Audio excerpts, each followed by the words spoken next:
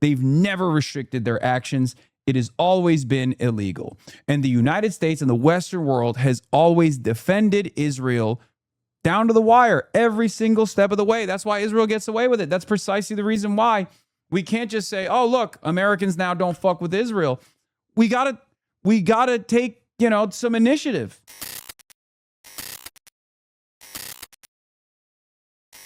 Let's just dive right into it, folks, because there's not really much else going on in my personal news. Let's dive right into it. We're diving into the Strait of Hormuz. We're taking a big gulp.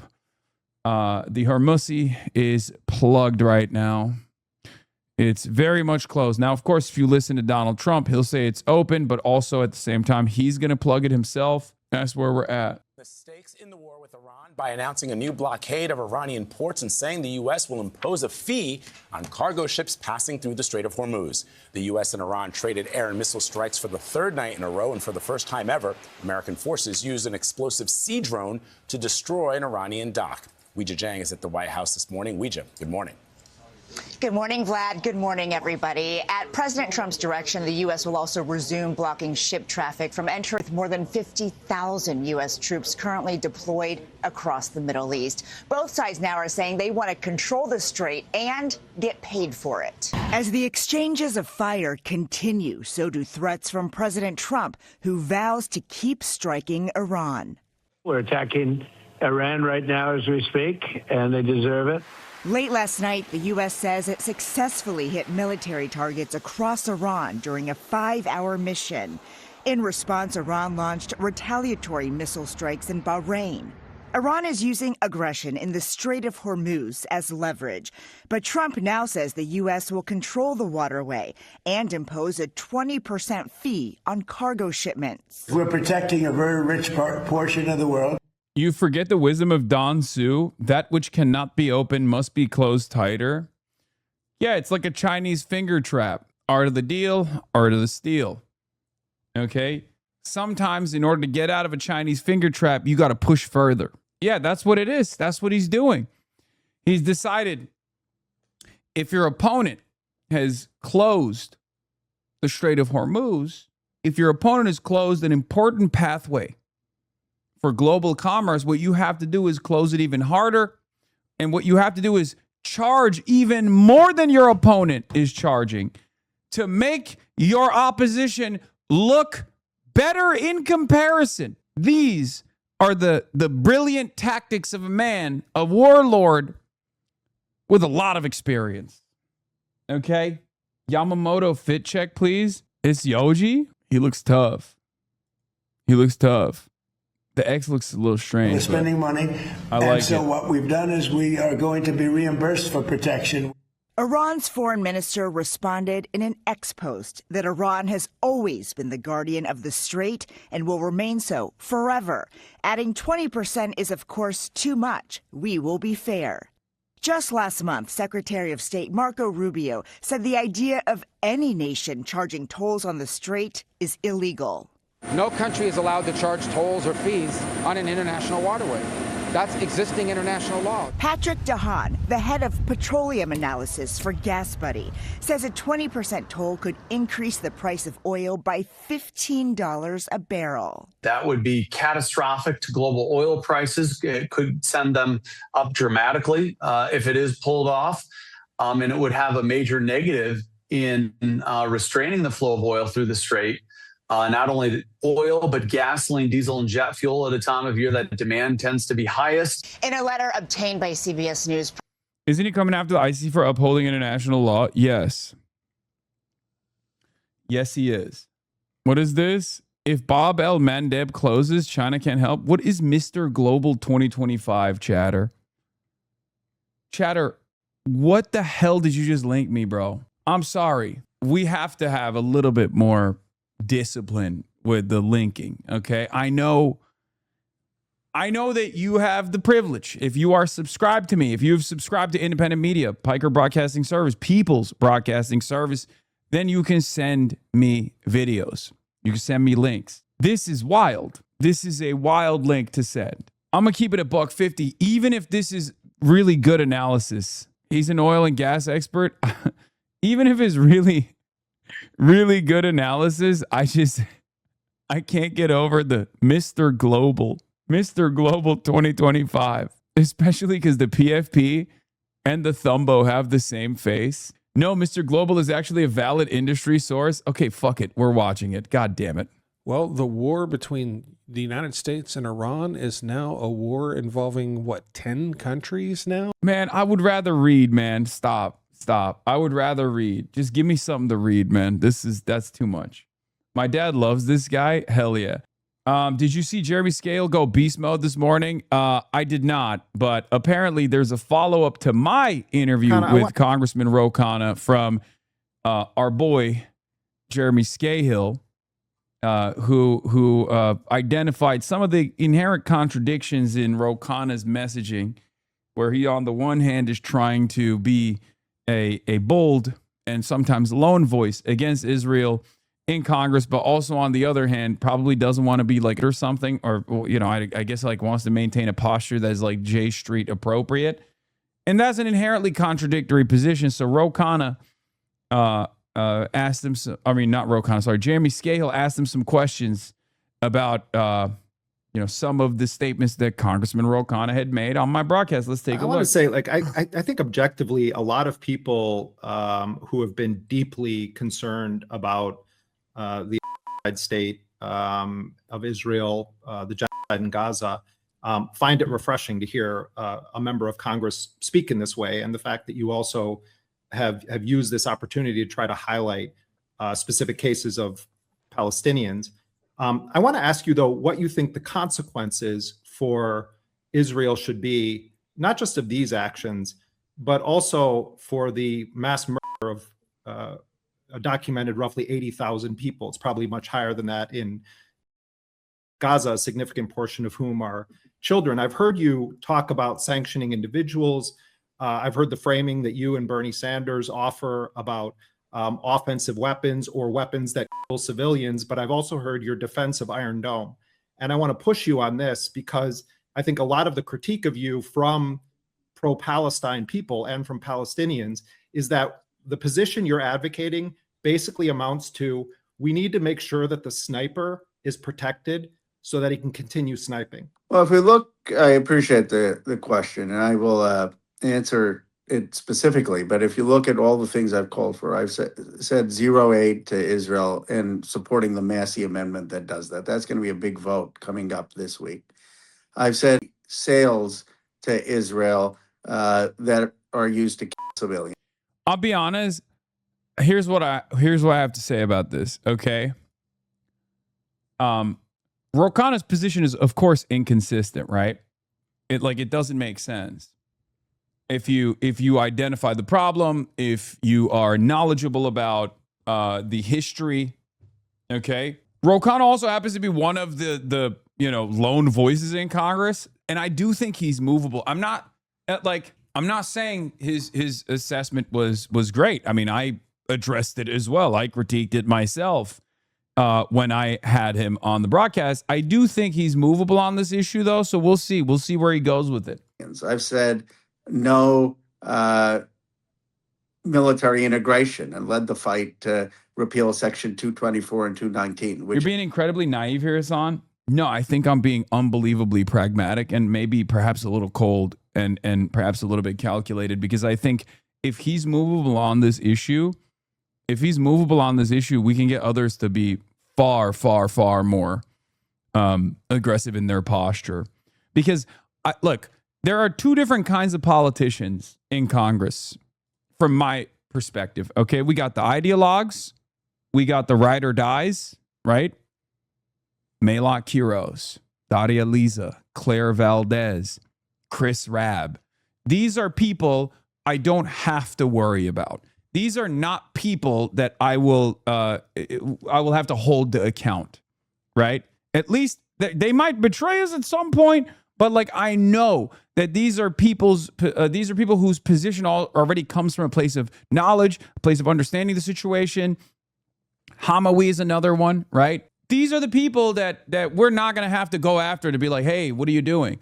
Ilhan Omar is another one of these people. Rashida Tlaib is another one of these people. These numbers are growing, right? But then you also have Then you also have people that are movable. Okay.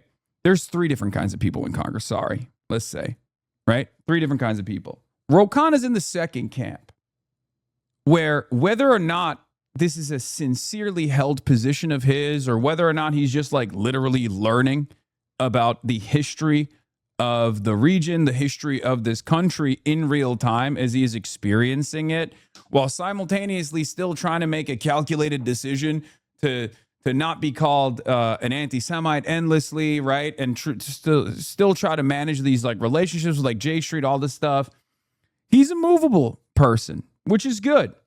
Far better than the third category of person that is bought and paid for, or ideologically a Zionist, right? So I'll take Ro Khanna over Chuck Schumer. I'll take Ro Khanna over Josh Gottheimer. I'll take Ro Khanna over people who are already there, people who are just like aggressive champions of this cause, Haley Stevens being another one, right? I'll take Ro Khanna over Haley Stevens. Do you see what I mean? That's where my pragmatism comes from. I'll take Ro Khanna over Cory Booker, right? So I'm being super pragmatic. There's a difference between trying to get as many congresspersons to move in our direction and in the direction of the truth, and holding them to account this way is a big part of it, okay? Private correspondence is another part of it, but holding them to account this way is also a major part of it. Arm's distance, but also a little push and a little pull. Do you see what I'm saying? Because at the end of the day, they're public servants.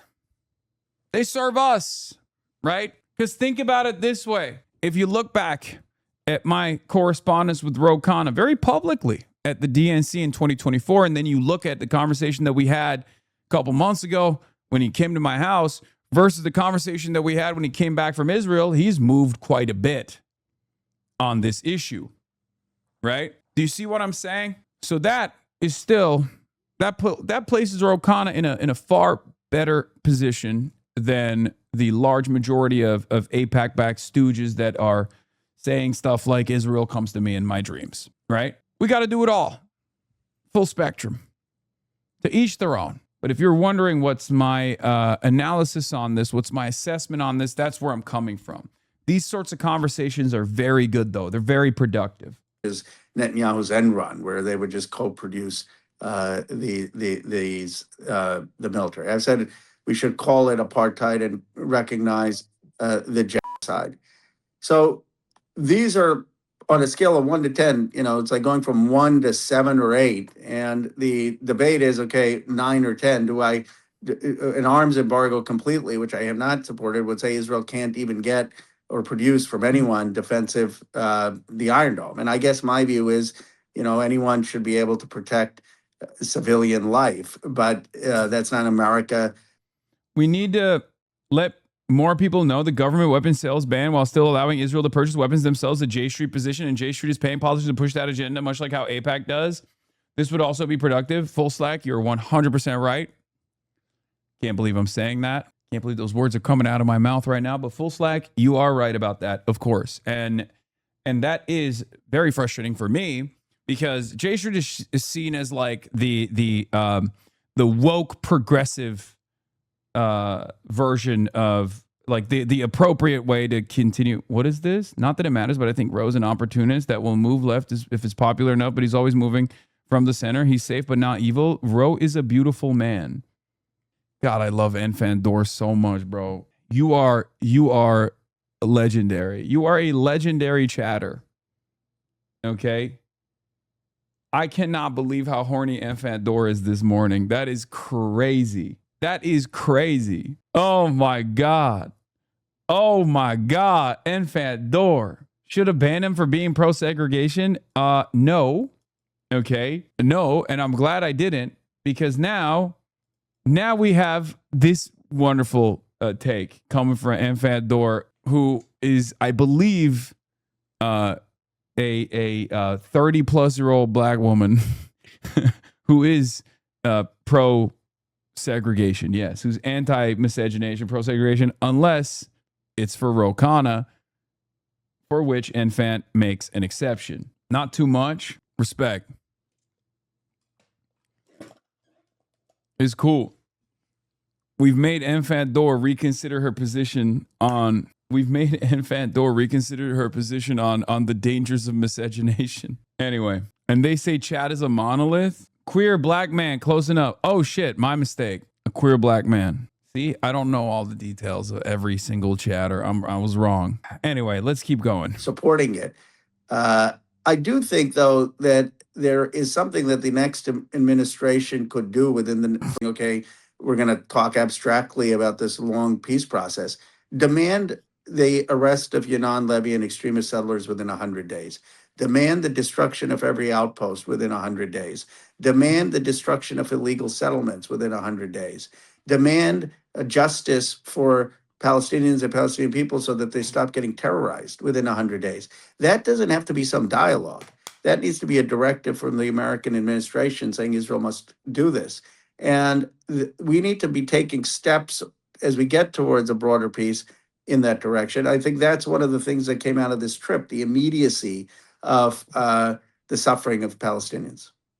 I still don't think this is answering the question. I mean, tell me where I'm wrong here. What you're advocating for, we are talking about not just Netanyahu. Sanders always says Netanyahu and his extremist right-wing government. But if you look at public opinion polling, there is widespread support for open genocidal policies. In fact, Netanyahu is often criticized by his political opponents for not having finished the job in Gaza or in Lebanon or elsewhere. And I want to know why it is that you are stopping on this, because so much of what you're saying, it's one of the clearest recognitions of the issue that you could hear from an American. This low-key also almost feels like, it feels like when people say, oh, we can't have Medicare for all, let's just do something else. I don't know what it is about politicians, but it's just like politislop, okay? It's the reverse of sloppyism. We got to find a term for it. You know how like some people will say, "Oh, it's sloppyism." We need a new term for it where like politicians will look at an issue and then we'll be like, "Well, you know, don't let perfect get in the way of good," right? Like there is a version where politicians will do it no matter what. Well, they'll be like, "I saw the apartheid. I experienced the racism. I understand how fucking evil this shit is." But also, politics is the art of possible. It's like, okay, well, you still move the needle. You still have your moral conviction, move the needle, and be a political leader. Now that you have established credibility in this space as someone who like experienced it, right? And no one's gonna yell at you for getting the needle across halfway, right? Do you see what I mean? Like it doesn't matter if you're pushing for an embargo, but then you're fine with half measures along the way to like advance those. It's good to advance those demands even if you're not going to get them, right? That's my attitude on it, and I don't understand why these guys won't do it. They won't push for it. Politician, and yet you still are saying, but the sniper needs to have protection. It's not the sniper. It's saying that we're not just so we have. There's no ambiguity on my position, which is also the position of Sanders or AOC or others, as I understand it. It is. I think also Ro Khanna doesn't realize that there's like a whole world out there, like far beyond AOC and Sanders. Like people like myself are kind to AOC and Bernie Sanders, and a lot of people will yell at me for it, but it's somewhat of a tactical decision as well, because I think like it's important for people like AOC to like move the conversation forward. And not everyone grades politicians on a curve in the way that I do, but like I have my own personal convictions and my own personal positions that go far beyond AOC and Bernie Sanders on this issue, right? So Jeremy's not gonna be like, oh, AOC said so, then I guess that's fine. Jeremy is another one of these people who understands the necessity, understands the history of it. That we have zero military aid to Israel, that we have no military sales that are used to kill military weapons that are used to be killing civilians. So that's the drop. I would argue Iron Dome is used to kill. I would argue Iron Dome is used to kill civilians because it allows the Israelis to have this American backing to operate with impunity by openly saying that I support this military technology for Israel. What you're saying is that when Israel attacks other countries who have a right to fight back, that my position is that that sniper, I wish he wasn't doing the sniping, but that sniper has a right to have the United States defending their sniping. But I don't think that that's the case if we're stopping all military aid and we're stopping giving them the weapons to kill others, and we're stopping protecting them at the UN, and we're demanding the actions in terms of justice. I don't think that their policies, whether it's Netanyahu or another Israeli government. Would you say this about apartheid South Africa? I've heard you talk well, about it. Because I think give me another example where you say it's okay to continue any level of support for an openly genocidal society that has mass murdered 80,000 people, more than 300 media workers, has invaded Lebanon, has bombed Iran, and you're saying, oh, but we need to protect civilians. This isn't about protecting civilians. See, look, it's a little push, a little pull, okay? Jeremy pushes, I pushed a little bit, and then I pulled a little bit. Jeremy's pushing further. That's good. This is a healthy and productive part of discourse, okay? Greatest threat to their civilians is their policy. And so I don't Sure you did? What do you mean? All the fucking clips that circulated, and part of the reason why Jeremy's pushing further on this issue is because, at least, you know, what he told me is like he's expanding on the conversation that took place where Ro Khanna revealed his positions a little bit further, where he said like, oh, you know, the I'm in favor of an Iron Dome for the Palestinians potentially. I'm not in favor of like taking away the Iron Dome from the Israeli civilians. I understand why you have even one qualified shred of support for a sniper mass murderer masquerading as the. Yeah, for AOC, we don't know what. Like, I don't think AOC's ever been pushed on her full spectrum position on this stuff. Like the last time DSA DSA basically petitioned her to demand a change in her position or a clarification on her position, she came out and she said, no aid, defensive, offensive, no distinction, it doesn't matter. And that made that the new progressive standard bearer. However, that's still a problem because that's the J Street position where, like, look, for people that don't understand, the entanglements that we already have with the Israeli military are far more comprehensive than what you assume, than what you would think, than what you know about. And I even addressed that with Ro Khanna, if you recall, because like we're currently talking about the NDAA and how the American military and the Israeli military are slated to merge with one another, right? That's a huge problem for a million different reasons. But what a lot of people don't know is that we already have this merger in certain instances with the Israeli military. Like one of the most common examples that I like to use is jet fuel. The American Pentagon, the American government already gives Israel jet fuel, okay?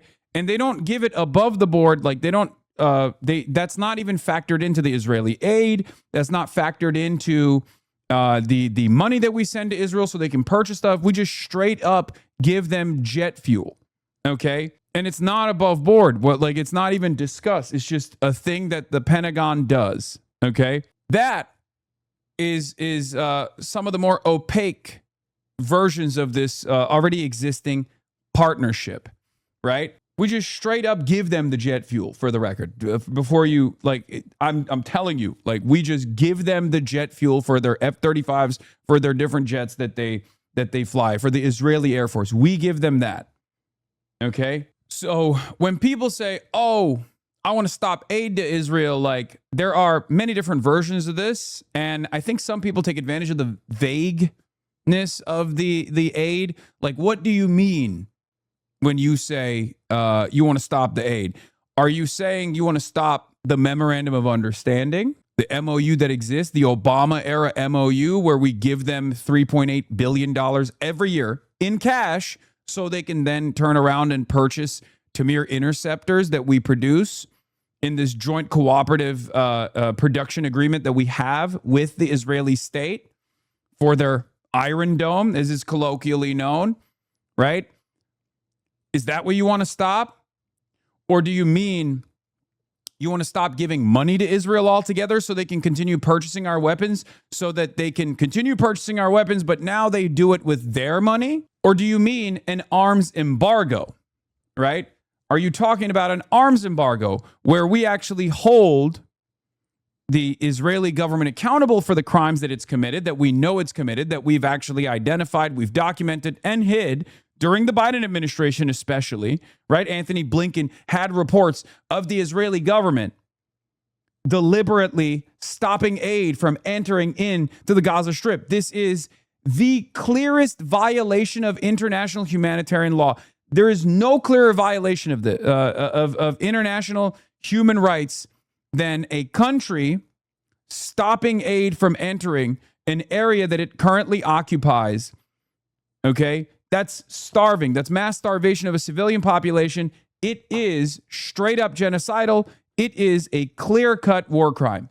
No ands, ifs, or buts. It is a definitional war crime that actually made a lot of people who were pro-Israel, Zionists, even openly admit that Israel was conducting a war crime and possibly a genocide and creating famine-like conditions in the Gaza Strip. There were people who were lifelong Zionists that work at like the Human Rights Watch, for example, that said, nope, that's it, I'm out.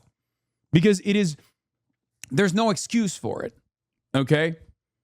So if we knew that, and we identified that, okay, when our State Department identified that and Anthony Blinken cast aside that report and hid it, that means from that, frame one, from that moment onward, we were aiding and abetting in war crimes that we knew Israel was engaging in, right? And we know that already here at the broadcast, but I'm saying like the American State Department also knows, and it also holds them legally liable for the participation in this genocide as well, which, makes this an even trickier situation for them, because then if they recognize it, if they admit it, then they're also basically admitting their moral culpability and their actual legal liability in the participation of this genocide, which, from my perspective, sucks to suck, tough titties. You shouldn't have fucking done a genocide, you dipshit.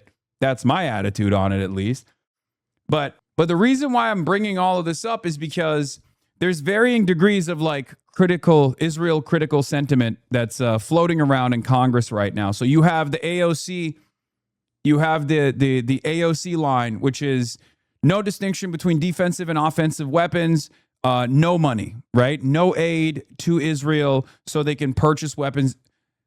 But does that mean Israel can now purchase weapons from us still? Weapons that they use to kill children, weapons that they use to continue bombing Lebanon and killing children in Lebanon, while they're purchasing those weapons with our money, with their money. Is that the distinction? Or is it further beyond? Is it a full-blown arms embargo? Is it full-blown sanctions? If you're interested in sanctioning the country of Israel or some of the financial institutions within the Israeli state, how comprehensive are you? How far are you willing to go? Almost every single candidate that I have endorsed and campaigned with, actually, I think every single candidate that I've endorsed and campaigned with has been in favor of a clear-cut definitional embargo. Okay? They want an embargo. They want to stop all arms transfers to Israel and hold them to account for the genocide. Every single one of them has pushed this position. Ro Khanna clearly is uncomfortable getting there right now. And I don't know if AOC is comfortable getting there, but the reality of the matter is Jeremy Ben-Ami, this is Adam Johnson reporting all the way back from April 16th. Jeremy Ben-Ami is the president of J Street. J Street's cut off military aid PR gambit changes nothing, says Adam Johnson. He wrote about this on therealnews.com. Love Adam Johnson, as you guys know. But this basically shows the PR move here, right? The PR move that J Street is playing here, where and I covered this at the time, I was very critical of it, where J Street's position now is, stop giving money to Israel to purchase weapons from America. They should purchase it with their own money. But that's not going to stop the issue, is it? That's not going to stop. Adam Johnson has some issues, none that I know of. And that's very strange that you're saying that, because he's been, I think, one of the most reliable media critics since I've been around. Probably one of the best posters. He just recently wrote a book as well about how to sell a genocide. But, J Street backs phasing out all U.S. aid to Israel by 2028. However you feel about J Street, anyone who's still saying they're indistinguishable for AIPAC is either unintelligent or a bad faith actor, wrote pollster Adam Carlson. Democrats are coalescing around ending military aid to Israel, boasted Executive Vice President of Center for International Policy, Matt Duss. At first glance, this move may seem like a major shift left for the liberal think tank and the broader Democratic Party consensus around Israel. But upon closer inspection, it's clear that this talking point is mostly a sieve, a PR tactic that provides a pseudo break from Israel, but does little to alter the material reality of apartheid and genocide, all while buying time for a Democratic leadership increasingly at odds with their base, 71% of whom now support cutting off military aid to Israel. This narrative that J Street and leading Democrats more broadly are all getting behind cutting military aid, while strictly accurate under certain interpretations of the word aid, is deeply misleading. The effort is explicitly aligned with a broader right-wing program to move from direct funding of the military to co-development and co-production of weapons, and is designed to provide Zionist Democrats a superficially appealing talking point that looks Israel critical while doing nothing to materially change the status quo. This goes hand in hand with the merger plan that we were talking about. So if the Israeli military and the American military merges and they have more comprehensive defense production strategies, then all of a sudden it makes it far more difficult to cut off weapons transfers to the state of Israel, which is why I brought up this problem to Ro Khanna as well. Okay? So the J Street attitude, the J Street strategy works in tandem with the Benjamin Netanyahu strategy here. Benjamin Netanyahu himself has said, "Oh, we're no longer gonna need aid from the United States of America." I mean, he's been saying that since the 80s, or since the 90s, sorry, but it doesn't really matter. I don't know if it's actually going to happen. But my point is, J Street also even mentioned Benjamin Netanyahu openly stating their desire, whether it's real or sincere or not, doesn't matter. They even mentioned Benjamin Netanyahu wants to cut off aid. You understand? So this inconsistency, of course, must be addressed. And that's precisely what Jeremy's doing here. Let's take a look. I'm going to start here. Sniping, but that sniper has a right to have United States defending their sniping.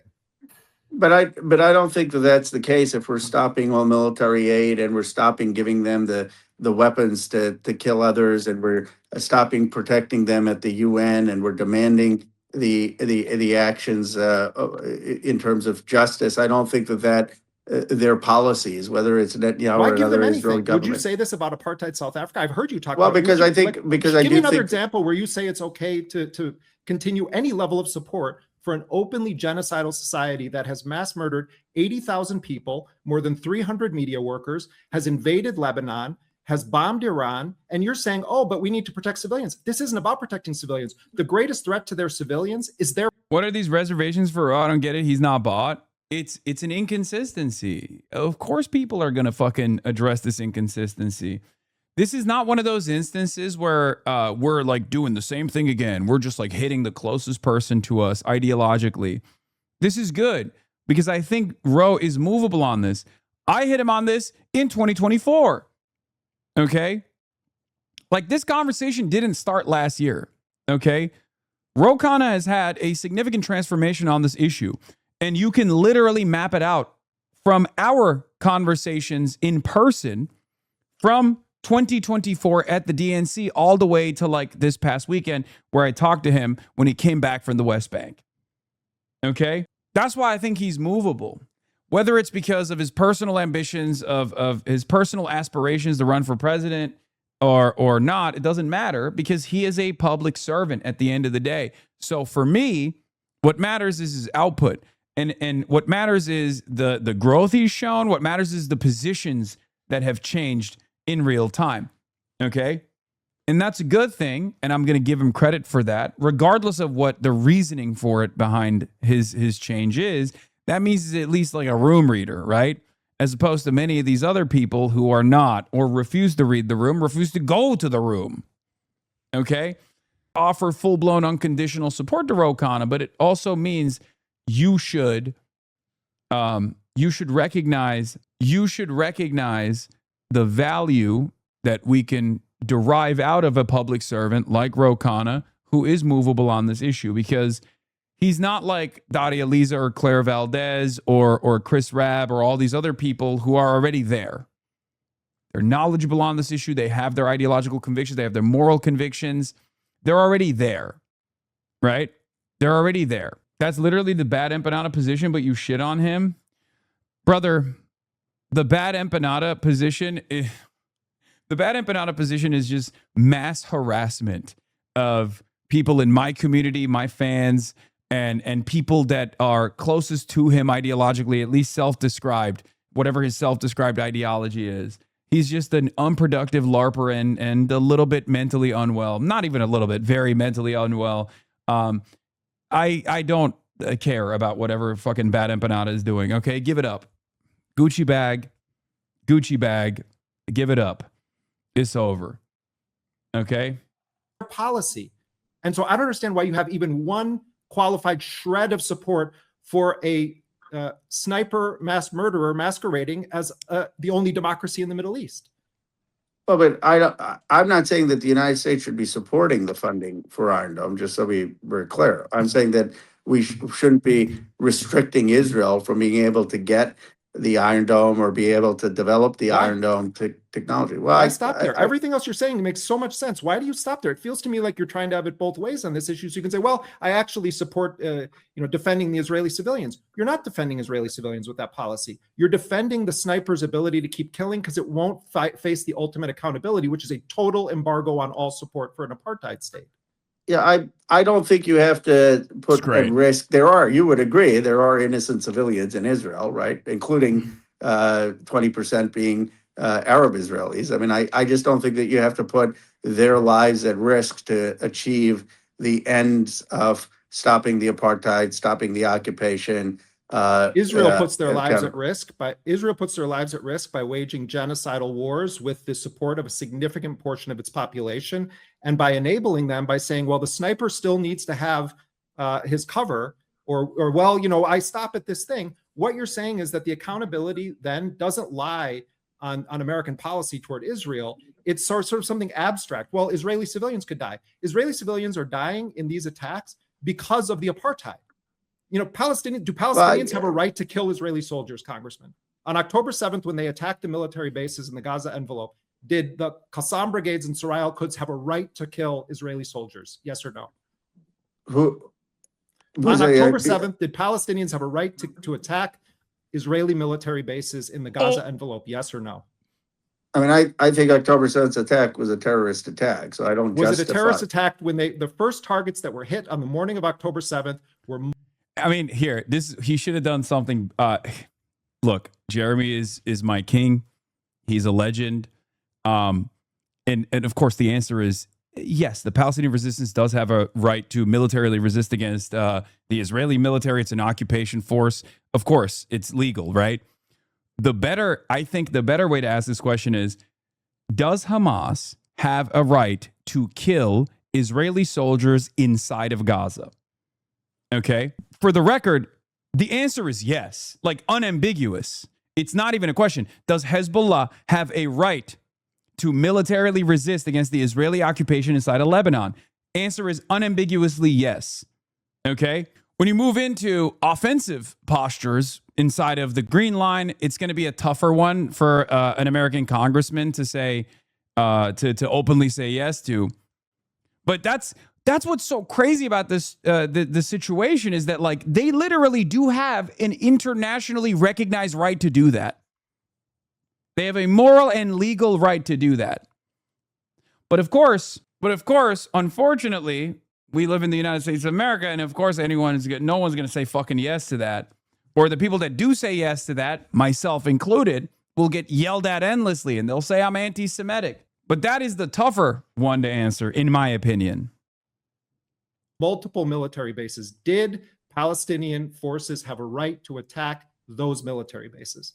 I am not for violence again in any way. I mean, I am for making sure that we And yeah, this is why I was saying like the one that the one that's a gimme. The one that's a gimme is the way I framed it. This one's even tougher because like no congressperson with presidential aspirations whatsoever is ever going to say at least parts of the October 7 military operation were technically legal under international law. They're not going to say that.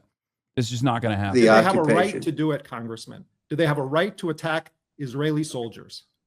no, I'm not going to say that Hamas had a right to attack Israeli soldiers or kill Israelis. Like I don't think that advances peace or advances Palestinian statehood. Does Israel have a right to drop a single bomb on Gaza in response to October 7th? I believe Israel had the right to get people. Nope, wrong. Again, wrong. Under international, I mean, dude, I said this on October 8th, 2023, and people never let me live it down. But no, wrong. Israel did not have a right to militarily occupy or bomb or do any violent military action in an area that it is the belligerent occupier of. Gaza is technically occupied by Israel. So no, Israel did not have a legal right to drop a single bomb on Gaza, whether it was post-October 7 or pre-October 7 on numerous sieges that Israel committed. They do not. They do not have that right at all. It's crazy.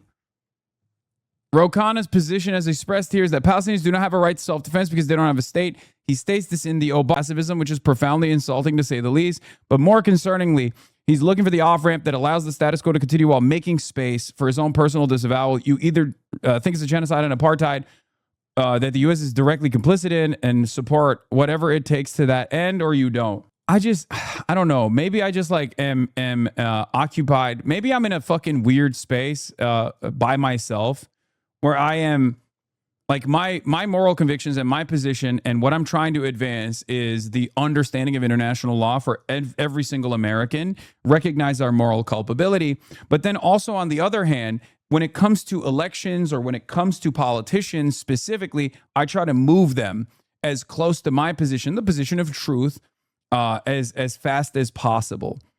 Okay? That's what is so frustrating. That's the reason why there's a lot of friction between myself and people who are who present themselves as further to the left of me. It's ironic because like we don't even disagree on basic facts about this issue. Like the Palestinian resistance have the right to militarily resist against the Israeli occupation. It's fucking clear. I've said that always. Okay? This is the reason why the ADL and all these fucking advocacy groups hate me. Not because they perceive me as being anti-Semitic or whatever the fuck. No, it's because of this. Because there are no major influences in American politics that will openly say the truth. That the Palestinian resistance, the Lebanese resistance has a legal right to resist against Israeli occupation. Militarily resist. Right? People who killed the civilians, but not in the way they went about it, which I've said is genocide. But the Palestinians don't have a right to attack the very military bases that are running the killing operations on October 6th, 2023, or October 5th, 2023. It's a double standard. You're saying there are ways that Israel should be able to kill Palestinians, but there is never a condition under which Palestinians can attack armed, uniformed soldiers of a force that is still considered an occupying force under international law. I don't make it make sense to me how those I two come things from are a not tradition totally of opposite. King and Gandhi. My grandfather was in jail for. I'm aware of your family history. Do you think King would say, "Well, there's certain they can attack the Viet Cong, but I don't want them to kill"? I don't think anyone. I don't know what Gandhi would say. I don't think my grandfather would say that the Palestinians should have armed resistance to Israeli occupation. I think they would argue for a much more nonviolent approach. But America, I think, in ending aid, in ending military sales, in not being a defender of Israel in the UN, just vetoing resolutions against Israel, would make tremendous progress. I mean, maybe we're on a scale of 1 to 10, and you're Again, Look, the most charitable interpretation of this is he doesn't know. The most charitable interpretation is he does not know that the Palestinians have done that for fucking 75 plus years, 80 years, and that has led to nothing, right? No, this isn't a defense. This isn't a defense. There's a difference between someone not knowing, learning about it, and then changing their perspective versus someone who does know and is deliberately trying to reframe the conversation in a way where they're trying to get you to understand their position. I think that there is a sense of opportunism here. Okay, there's a sense of opportunism here for sure, but also you're literally sheepdogging here, piece of shit. Oh my fucking God. I'm not even defending Ro Khanna's position. I'm literally saying Jeremy Scale is cooking.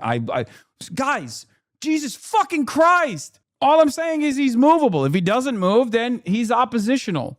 Fuck me. It's not defense, it's analysis. Why are you guys so fucking brain broken? I hate this. I genuinely fucking hate doing political commentary at this point because even those on the left will look at anything that I'm saying and go, if you don't say Ro Khanna is a liberal Zionist baby murderer right now, and if you even pull his transformation on this issue, whether it's personally just because of his aspirational goals of running for president or not, doesn't even matter, right? When you say he's moved on this issue, he's literally gone to the West Bank, okay? And he's movable because of his own personal experiences that he's had so far, especially if he learns more information about this stuff. And these sorts of conversations are very good and very productive for that reason. Okay? You immediately go, dude, you're sheepdogging for the liberal Democrats, for the Zionists. I'm not. I have no stake in this, okay? I have no dog in this fight. You know what my positions are. It's so goddamn annoying. Anytime we talk about like American politics and American Congress and congressional representatives, and I analyze it from the framework of like where the rest of Congress is versus where Ro Khanna is, and then I tell you where he used to be as opposed to where he is now, immediately people go, shut the fuck up, you're sheepdogging. It's just so fucking annoying. Holy shit. Ultras have become a plague on online discourse. I honestly don't know why I didn't expect them, but it feels like we're closer to making some change in this country the more insane they get. Please, let us interpret things as they're taking place, okay? At a 10, and I'm saying let's go to a 6, 7, 8. I don't know where that would be. And right now, America's at a 1. Well, we're at a 10 because of a genocide that was enabled, supported, armed, and funded by the United States. And I am baffled as to how you can say that Israel had a right to drop a single bomb on Gaza in response to October 7th, but Palestinians, according to you, have no right whatsoever to ever kill an Israeli occupation. Palestinians have right to justice, which is in the case of do they have a right to armed for resistance against Israeli occupation soldiers in uniform? Do they ever have a right to kill an Israeli soldier? I think if it's say it inside of Gaza, say it. Do Palestinians have a legal right? Well, it's not even a question at that point because it's just the truth. It's just the matter of law.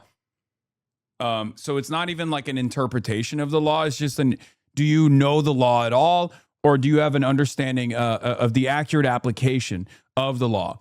Because like there's obviously the moral responsibility and the moral right that the Palestinians have to take up arms against an illegal occupation. But then there's also the legal right that they have to do so. That's why I always say, like, look, the Palestinian resistance, some of the forms that it has taken as an act of desperation through this evolution, this 80-year evolution, has led to things that, you know, everyone understands, like targeting civilians. That's obviously a response to the 80-year subjugation of Palestinians. The violence is set by Israel, the occupier. And of course, the violence and the political and the military resistance matches the violence of the oppressor, right?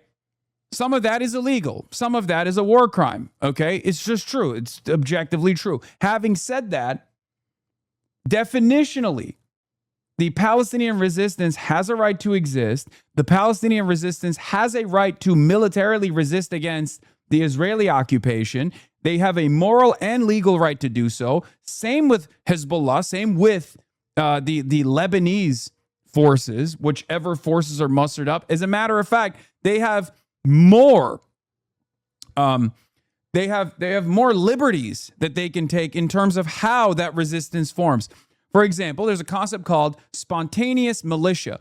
Under normal circumstances in international law, if you are if you're facing a military occupation, you have to be you have to have like clear-cut military garb, for example, right?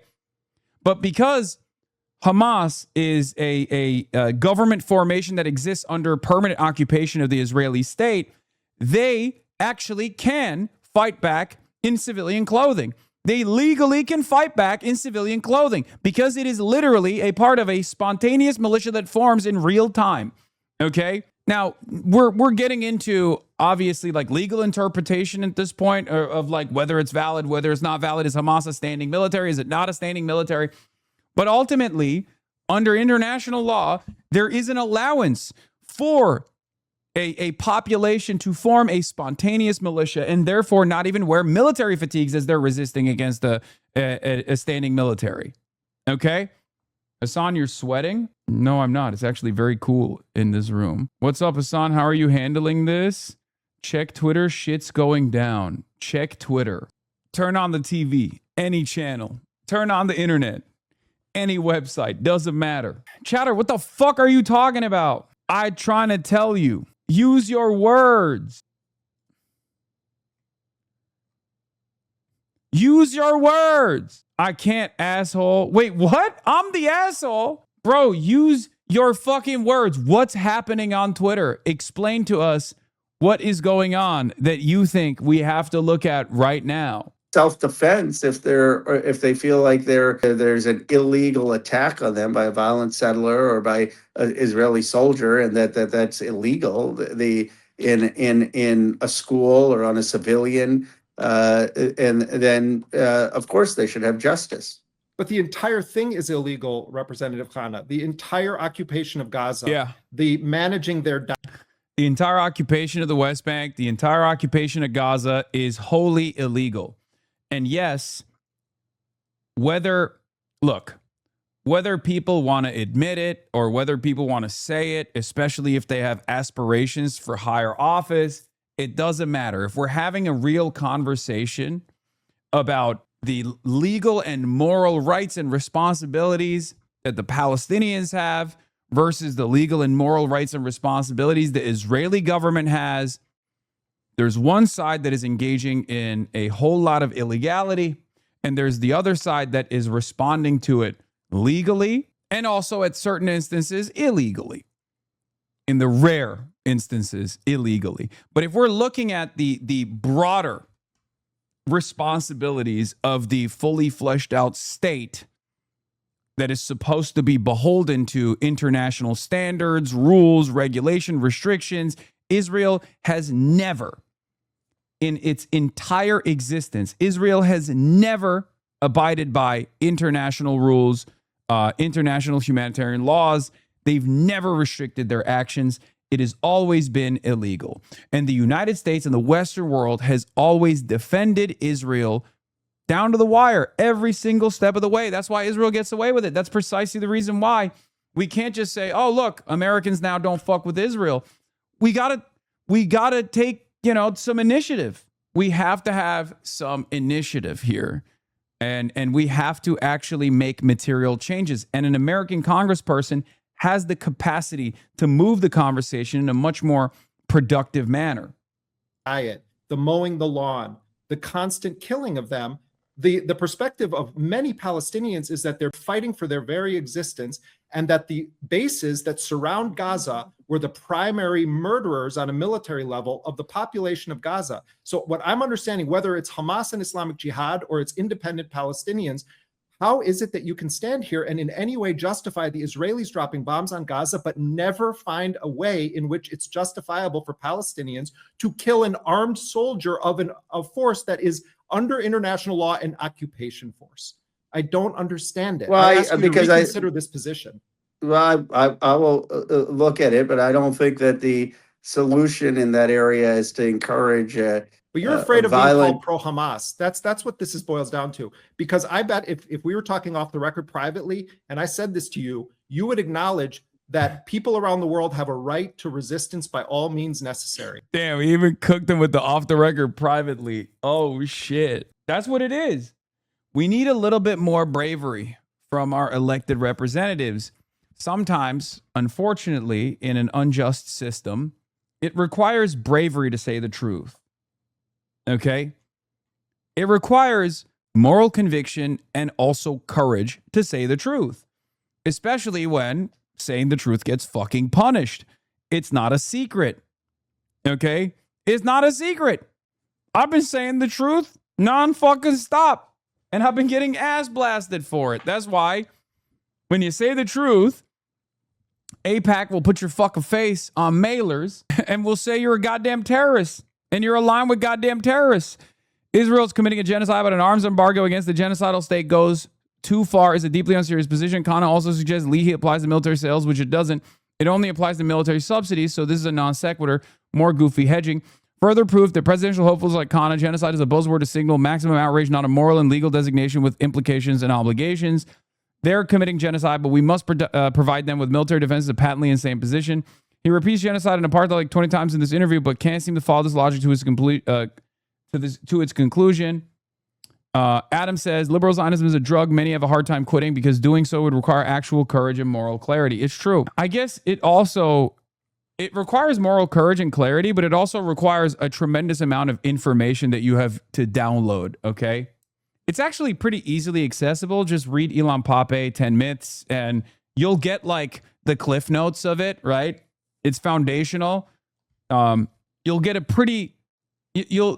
very easy to understand, fast track cliff notes version of this from an Israeli Jewish historian, right? And I do think that for a lot of people, they see right from wrong, right? I think that a lot of civilians, we're not talking about Roe now. We're just talking about the average American. I think or even like content creators. I've experienced this in my own personal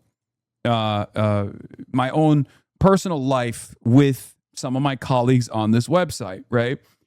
Not just this website, but also on YouTube and many other places. Like, here's what the problem is, right? It's not a secret that there is a concerted effort to silence any kind of opposition to Israel. And a lot of these institutions, a lot of these organizations that have embedded themselves in the liberal side of the political spectrum that aren't just like outwardly right-wing, these institutions that get away with claiming to be civil rights organizations like the ADL and whatnot, they're pretty aggressive with their posture. If you come out and you say anything about Israel, they'll immediately call you a Jew hater, right? And that's a pretty fucking significant smear.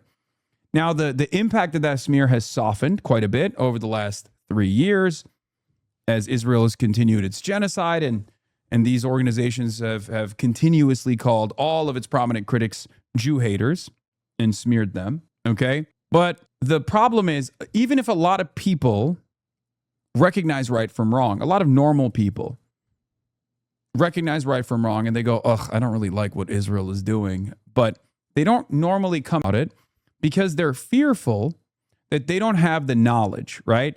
They understand something is wrong, but they don't want to be inundated with Hasbara. They see people come in and be like, you're a fucking terrorist, you're a Jew hater, here is why.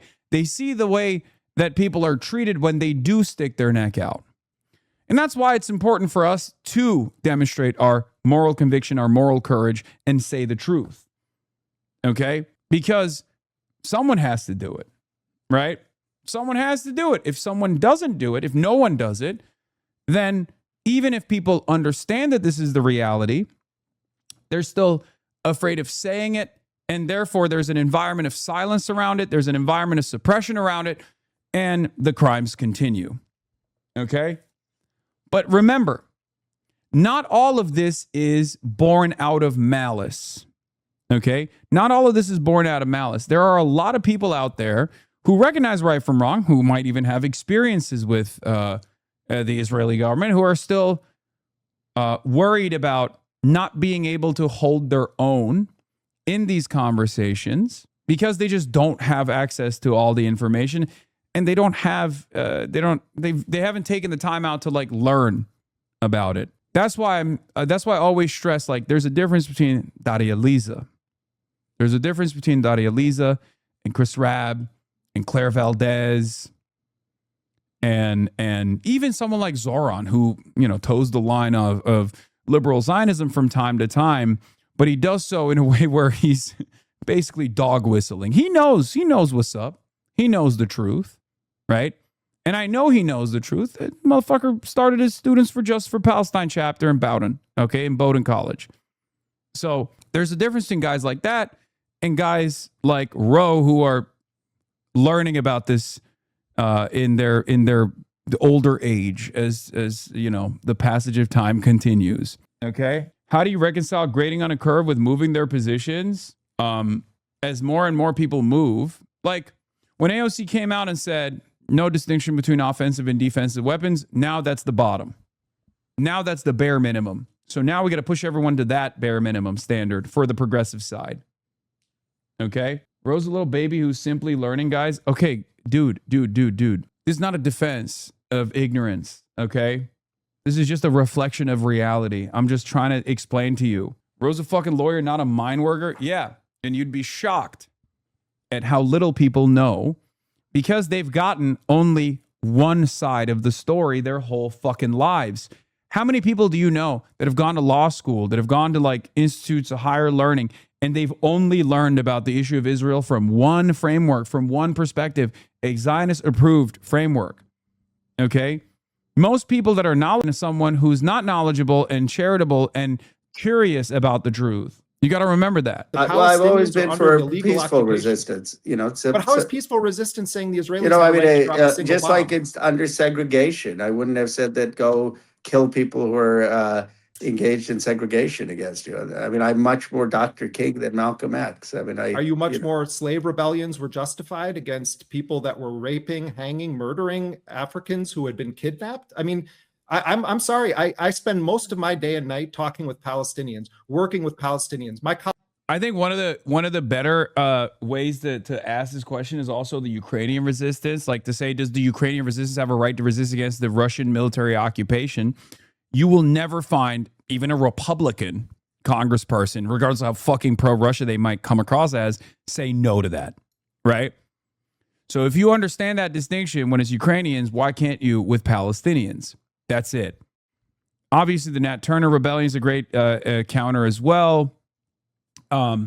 Any kind of militant resistance against like Jim Crow South and the apartheid conditions that existed in the Jim Crow South is another great example of this as well. Warsaw Ghetto Uprising is another great example, which I brought up to Ro Khanna in our conversation, right? I talked about the Jewish partisans and the sabotage that the resistance front committed, sometimes against civilian infrastructure. Colleague Hossam Shabbat By was the way, most of the Palestinians, most of the Palestinians I met, and maybe a few days, are not talking about the kind of armed resistance that you are. They just want to live their lives in dignity and peace and not have the Israeli. Yeah, I mean, you're an American congressperson. I don't think anyone's going to be like openly going to reveal to you that they're a part of like the resistance front in like Tulkarm or something. You know what I mean? Like, yes. There's levels to this, okay? There's levels to it. And yes, I think it's great. It's brave of Roe to go there. It's brave of him to go to West Bank and take a Palestinian-led trip. But that's just like a starting point. Settlers oppress them. But you're a member of the United States Congress who is justifying, albeit you've been very critical of Israel's war. Yeah, here's my son and my AK-47. Don't tell anybody. They're not going to. Yeah. Even speaking about resistance in the occupied territories is basically a one-way ticket to Sde Taimam. Palestinians know that more than anyone. Yeah. Against Gaza. But you seem to be drawing a line that says that there are some cases in which Israel is justified to attack Palestinians, but only those responsible for October 7th. But you can't find a shred of justification for any Palestinian to attack the very armed forces. I think in general, most Americans just do not believe in militant resistance. You're so wrong. You're so wrong. Ukraine is a great example of why you're wrong, because it's literally happening right now. And more so than Ukraine, there are historic examples. The IRA. The IRA is the number one historic counter to that. Okay? The IRA is a non-state militant resistance. The IRA is non-state militant resistance. The American congresspersons were illegally sending weapons to the IRA. That wasn't that long ago. I think the real answer is, in general, most Americans just don't believe in non-state militant resistance when it's black or brown people doing it, especially against what they perceive as a white state actor. Okay? Many always say this, but it's not true. Most Americans did not support the IRA. Irish Catholics supported the IRA broadly and sent a ton of money. Yes, but I think there was a reason for why this was overlooked by most Americans, is what I'm saying. And that's because they did not have, they saw it as like somewhat justifiable. There's no other comparison. There's never been another comparison of this. I think in general, most Americans just do not believe in militant resistance. It's a dissonant position, but it's sincerely held one by most people. I would say at least 2/3 of people who hate Israel, support Palestine, do not support arms resistance. It's not just something that Americans believe, even though that makes no sense. Our analysis fails when we believe every dissonant position is a cynical one. Oh, I don't believe every dissonant position is a cynical one. Yes, it's liberalism.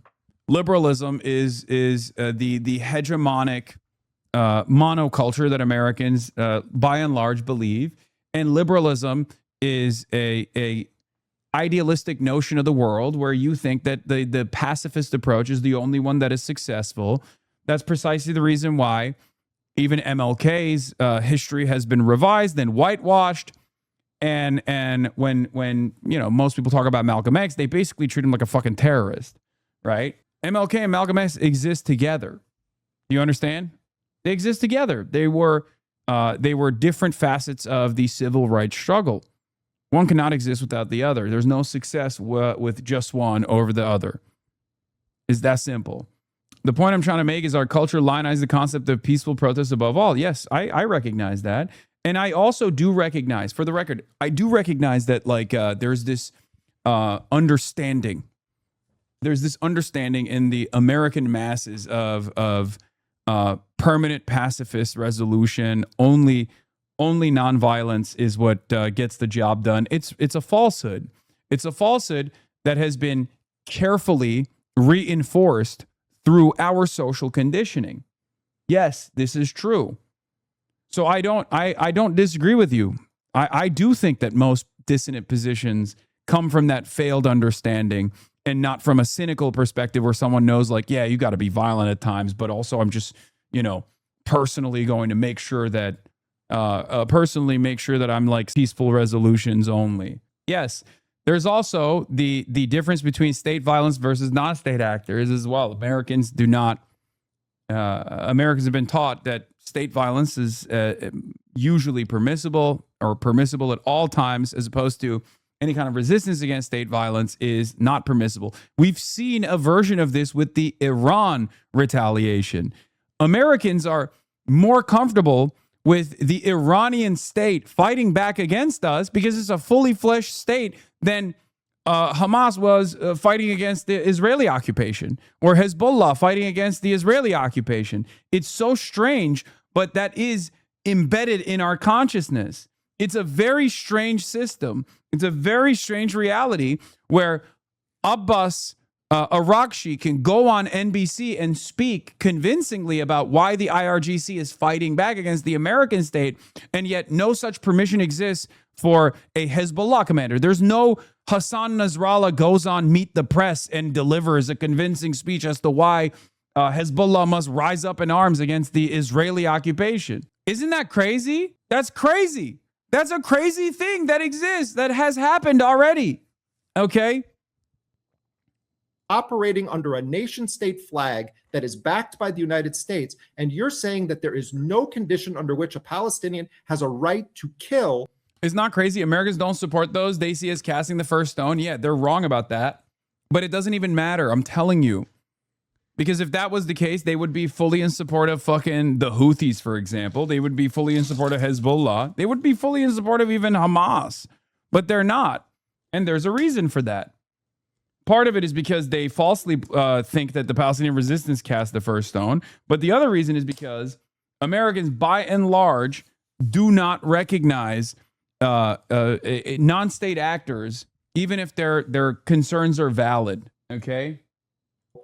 Soldiers who are posted at military bases enforcing by murder and forced starvation and deprivation an illegal occupation of Gaza. That's what doesn't make sense to me. I don't see how you reconcile those two positions. Because I think that the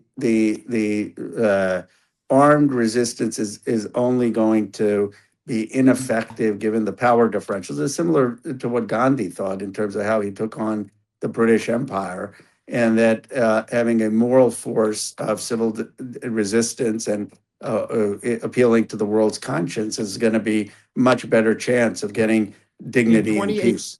2019, the Palestinians organized the Great March of Return, which was a mass nonviolent mobilization at the gates of the concentration camp walls and fence in Gaza. And you know what Israeli soldiers did, Representative Khanna? They had a competition to who could shoot the most kneecaps of Palestinians. Well, I think that the IDF also took ownership over that, and then they deleted it too. Those were backed by Yahya Sinwar, the head of Hamas. So there's a track record and there's a context. You're talking about tactical issues. The Palestinians have tried that. The Palestinians did. I think I think opinion is down. I think opinion is shifting now in America, where those kind of approaches would get a better reception in the United States. Those kinds of approaches would have gotten a better reception in the United States back then. It's just that there was no coverage over it. But at the end of the day, it doesn't matter. Okay. Then this is an unironic defense of Yahya Sinwar's, mentality. Why do those kinds of, why would the peaceful resistance now get a better reception in the United States? Because more Americans are aware of the conflict. More Americans are aware of the severity of the crisis. More Americans are aware of Israel's actions. Why are they aware of it? Well, because October 7 happened, and then Israel's unbelievably violent and disproportionate retaliation against the people that they are a belligerent occupier of made people aware of it. That was unironically the Yahya Sinwar position. So, in any case, this inconsistency, I'm glad it's being talked about. It's because I hope that this doesn't discourage others from leaning in to a deeper understanding of this conflict, and then becoming more courageous in their moral conviction in the process. America and Iran are trading blows. What is this? I was watching the Hasan derangement syndrome vid, but I was thinking Hasan just seems like a swell guy. Thank you. We got to get the embody chair back. I know, we're trying to fix it. You have a pool, rich boy? Yes. I have a pool that I've been inside of, I think, once or twice since I purchased this home. I'm trans Euro. Should I be scared about oil shortages? I can walk. I'm trans Euro. Should I be scared about oil shortages? I can walk everywhere now. What? Trans Euro? What does that even mean? Like, you're European and also transgender? Like, what? Were you assigned American at birth, but now you're European? You've transitioned into being European? Like, what does that mean? You don't like swimming? No, I love swimming. Just not in the ocean. A jump in oil prices in 6 years. Why? Well, new explosions reported in Iran as the U.S. and Tehran trade strikes for a third straight night. At 4 p.m. Eastern today, the United States says it will resume its naval blockade of ships going to and from Iranian ports. President Trump says the U.S. will become the guardian of the Strait of Hormuz. He also announced plans to... Yes, we're going to talk about Haley Stevens paying influencers $1,500 to say positive things about her. I hope the open mind on Palestine leads to the open mind of reparations. Yes, that too. Implement a toll, charging 20% of the value of cargo on ships as a reimbursement to the United States. That is in direct contradiction to things that his vice president, the Secretary of State, the Secretary of Defense, the Secretary of Treasury have all said. Let's get to CNN's Betsy Klein at the White House for the latest on what you're seeing this morning, Betsy. Well, the White House clearly watching those gas prices very, very closely with no signs of de-escalation for this conflict. The U.S. launching a third consecutive night of strikes across Iran, Iran responding in kind with attacks across Gulf states. But the Strait of Hormuz, that critical oil thoroughfare, continues to be the main point of contention here. Prior to this conflict, no one had full authority over this waterway. Iran now using it as a key point of leverage as President Trump announces that he will reimpose that blockade on all ships traversing to and from Iranian ports. He also says that there will be a 20% fee for all commercial vessels going through the strait that he says is for the U.S. provided security in that very dangerous area. Now, officials have previously said that it's really unclear if this can work. Secretary of State Marco Rubio has flat out questioned whether this comports with international law. President Trump himself had previously said that it's an international waterway and he didn't want tolls. But as we think about a path forward to this conflict, I just want to draw your attention to recent comments from President Trump about this memorandum of understanding. That is that now defunct peace agreement signed just about a month ago. When he signed that agreement, the president touted it. He said that it was an agreement that achieves everything he set out to accomplish. He pointed to Iran never having a nuclear weapon, the Strait of Hormuz being open, as well as ending this conflict. But listen to what he said about that memorandum of understanding just yesterday. It didn't look. Memorandum of understanding when you're dealing with sleazebags don't mean much. And they don't mean much when you're dealing with honorable people, too, because it's a memorandum of understanding. It doesn't mean much. And I said, why are we even, it's a standard tactic in the U.S. that you go to a memorandum of understanding. And I love what he says. A memorandum of understanding doesn't mean much when you're dealing with sleazebags. He's not wrong. It's just not the Iranian side that's a sleazebag. It's you, dumbass. Yeah, it's an admission. It's just an admission. That's what this is. Then you go to the deal. I said, just go to the deal first. But you know what? It was sort of a test, and they weren't there. Those comments raising major questions about the strategy going forward, and all of this is also kind of funny because he from what I understand, that was like a late night post when he was like, we're going to charge 20% to be the guardians of the galaxy. And then everyone was like, that's the dumbest thing you've ever said, Mr. President. And now he has to like back away from it. But fear not. He will probably arrive at that position again tomorrow when he feels annoyed. It's awesome, though. We are led by a moron, okay? We are led by a moron, a baboon with a child's brain. We are losing the war. We are losing the battle. As I've said from before, at this point, this is not about like coming to a peaceable conclusion, a managed resolution. This is just about stopping the bleeding. Okay? It's just about stopping the bleeding. Wait, what the? Hold on. Okay, there it is. Sorry. America has lost this battle. America has lost this war. Okay? They did. And they've lost it since pretty much April. Okay? They lost it when they started it. They lost it when Iran turned around and said, okay, Strait of Hormuz is ours now. Sorry, bye-bye. And since then, we've just been bleeding. And at this point, it's just about stopping that hemorrhaging, stopping that bleeding.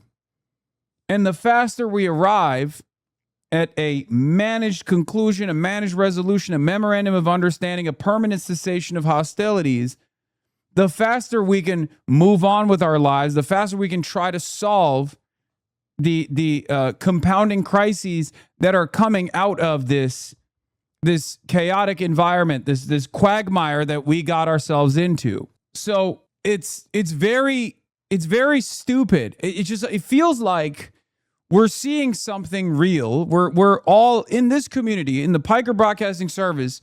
We have been paying close attention to the situation in the Strait of Hormuz, monitoring the situation, and we understand what's going on, but the average American does not. Here is Hasan al-Assad says to the taxpayers in America, if the Bab el Mandab is closed, as Hormuz was closed, and oil exports from Yanbu stop as they stopped from Ras Tanura, then how much, one wonders, will the price of an oil barrel reach? Your criminal administration uses the Saudi regime as a glove for its filth and cheap tool to ignite wars and crises in the region. But who will pay the price in the end? And first and foremost is the American citizen. You will swallow the consequences of your administration just as others swallow them today. Now, of course, this is wrong. Americans don't actually understand or even receive the negative backlash of the American state's actions for the most part. That's why they're oblivious. That's why they don't know who the Ayatollah is. That's why they can't point to Iran on a map. They don't know anything. Our proximity to the conflict historically has allowed us to be oblivious to the violent desires and the violent actions that we have committed all around the world. All we know about is burger. And the only thing we can understand is gas prices going up. And for most Americans, they're still going to be oblivious to who made the gas prices go up. But some, hopefully, will come to the recognition that it was our actions that made the gas price go up and therefore the burger price go up. Okay? That's the issue. The average American is utterly clueless about what's going on. They just kind of respond to stimuli. They go, oh my God, gas prices went up $1. What's going on? That's the average American. George W. Bush era political discourse sounds like Cicero compared to this shit. Exclusive. Nick Shirley reveals what a congressman told him at the White House's UFC Freedom 250 event. He said, because of all the fraud that you've exposed, essentially the war in Iran has been free because of you. Care to explain yourself, traitor? Yes. What, do you guys forget? Yes. Gillibrand 2020, baby. I fundraised. I gave a singular dollar to the Kirsten Gillibrand campaign as a meme.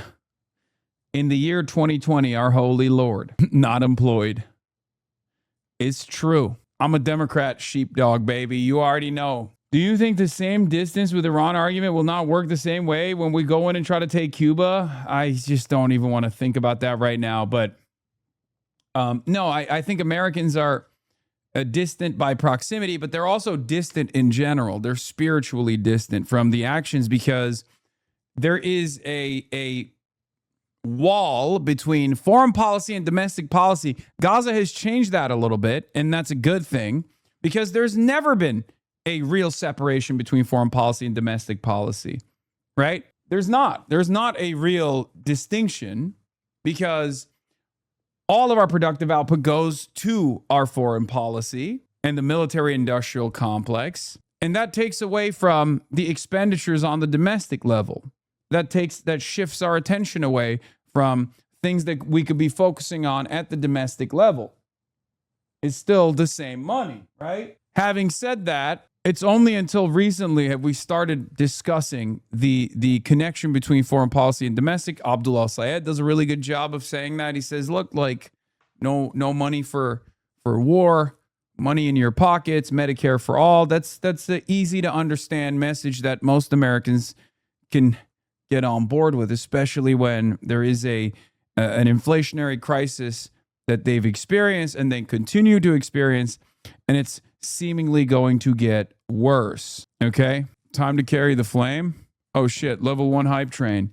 Yes, if we get, we will carry the flame as always. Yeah, especially for us as business-minded folks that really care about business and international shipping lanes. As you can check the suit, peep the suit. What does this tell you? I like business. What kind of business? International commerce, specifically transiting ships through the Malacca Strait and then parking them in the beautiful ports of the nation state of Singapore. Okay, I love Singapore.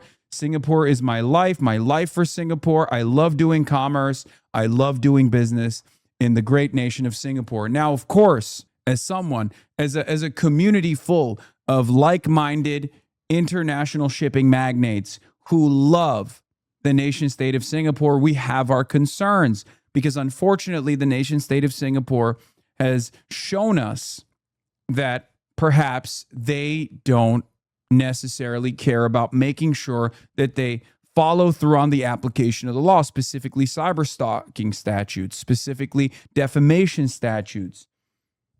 This has made it, unfortunately, far too difficult for me to continue conducting business with the beautiful nation state of Singapore. But that's why we talk about the Strait of Hormuz quite a bit, because while my heart is in the Malacca Strait, my mind and my attention is shifted elsewhere, because every time I think about the Malacca Strait, every time I think about how easy it is to transit ships through that strait, I then am reminded that there is a man that currently lives in Singapore. His name is MorePegasus, also known as MorePegaslop, also known as MPegasus, who has been consistently cyberstalking and also defaming and slandering me, and maybe stopping me from even thinking about the Malacca Strait. It's making me think that there is a blockade that Singapore has implemented on the Malacca Strait.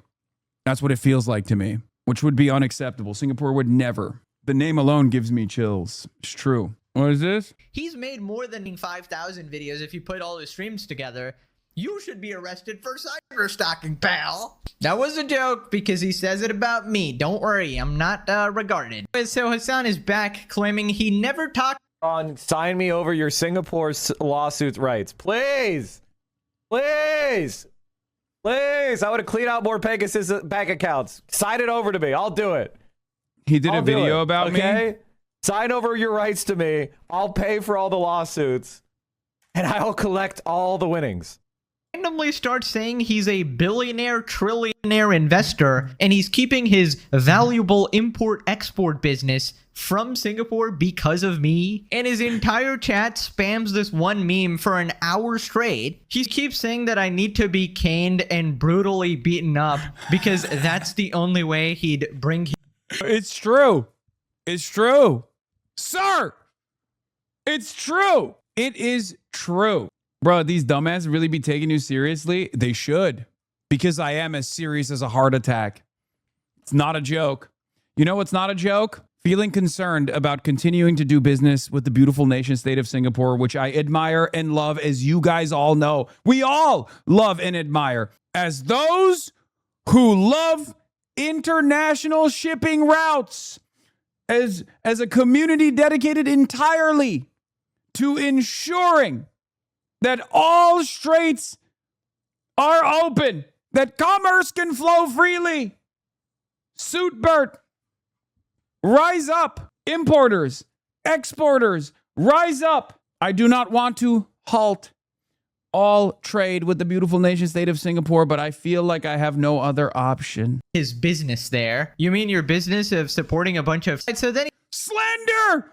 Once again! Slander! Where are the Singaporean authorities? Do you hear that? An accurate understanding of international law should not be reflected upon like this. This is slander, I tell you. That's 10 extra canings, sir. He starts saying that I need to be caned, right? And they call me like more caning in his chat instead of MorePegasus. And basically he wants me brutally beaten up for making YouTube videos on him. Totally sane audience, by the way. Totally normal people we're actually dealing with here. And he'll all hide behind, well, I'm actually joking, as he's actively like... Is he calling Singapore insane in a joke? That sounds very anti-Singaporean. Yeah, I'm beginning to notice a trend here. The level of disrespect that MorePegaslop is showing to the beautiful nation state of Singapore and its laws and the application of its laws is quite concerning. It's a secondary concern. Now, the primary concern I have, of course, is the fact that I want to do trade in the beautiful nation state of Singapore. I love its ports. I love shipping. I love international commerce. You all know this. I'm wearing a suit. It's obvious, right? The problem is I can't because I'm worried that they're not fully applying the law. Okay? It's a significant business concern of ours, not just mine, but the 27,258 of you in here that are also international shipping magnates. Now I'm doubly concerned. Because, here you go. Here's a shake. My life for Singapore. I dream of Singapore. I dream of living there. I live to do commerce. I live to do trade with the nation state of Singapore, and a full-blown application of the law is necessary here for us to feel more confident in continuing our trade relations with the nation state of Singapore. Pulling up social media accounts, legitimately getting his fans to spam like at these Twitter accounts or whatever. Known for its ports. Dude, no joke. This guy unironically does this for the entire stream. He thought this was the funniest joke of all time. It seems like we do find it quite funny. It seems like you don't. What happened? What happened? Guys, I thought legalize comedy. I thought comedy was legal now. Legalize comedy. It's like, damn, my stream is so dog shit and so boring, and I'm so unentertaining. My viewers are constantly leaving. I need to talk about Pegasus. I need to up those numbers, Let me talk about... Yeah, that's right. The ports. Let me talk about Singapore. He's like flailing around, like flopping like a fish out of water. And he's like, oh shit, I need to take somebody else down with me. I will admit, I think between myself and MorePegasus, there's only one person. There's only one person who's flopping around right now, and it's the guy who's like, I don't like these jokes. Please stop telling them. Yeah, this could be you. Stop playing with your meal. Bloomberg News retracted a story about the Singapore property market originally published on December 12, 2024 to comply with a court order after a Singapore judge found that the article was defamatory of two senior government ministers. Bloomberg contested the accusation in court.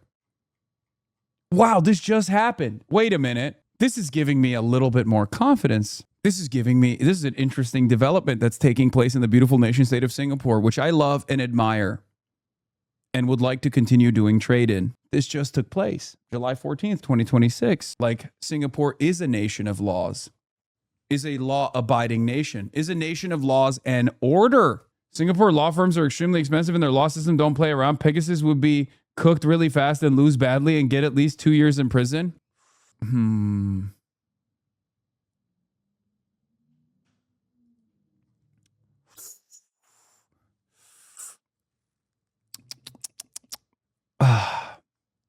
That was, of course, a cigarette, which I will be throwing out in a bin. I would never discard of trash in the beautiful nation state of Singapore by throwing it to the ground. I would never do that because I respect the laws. I respect the rules and laws in the beautiful nation state of Singapore. However, it seems others do not. I would never chew gum, never do that. But it seems like this defamation has gone on for far too long. Desperately trying to claw at anybody, any of his haters, I suppose, which is like everybody. And I guess I'm just like a prominent one, I guess. We do Singaporean arbitrations all the time. Let's get him. If you hire me to run your Singaporean litigation, I'll give 500 subs. That's crazy.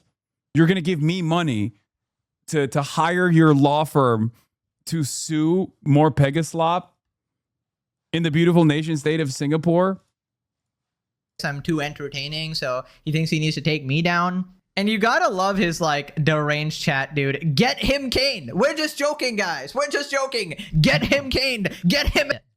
Of course, perhaps even more canings. That's my new name now, apparently. And the funniest part about all of this, on the 0.0001% chance that this deranged psycho is even allowed into Singapore, you would be the one more likely to be caned in this scenario, I'd say. What? Singapore! The beautiful nation state of Singapore. Do you see this? He is issuing a direct threat saying that I would not be welcome. That my money is no good. Look at the suit.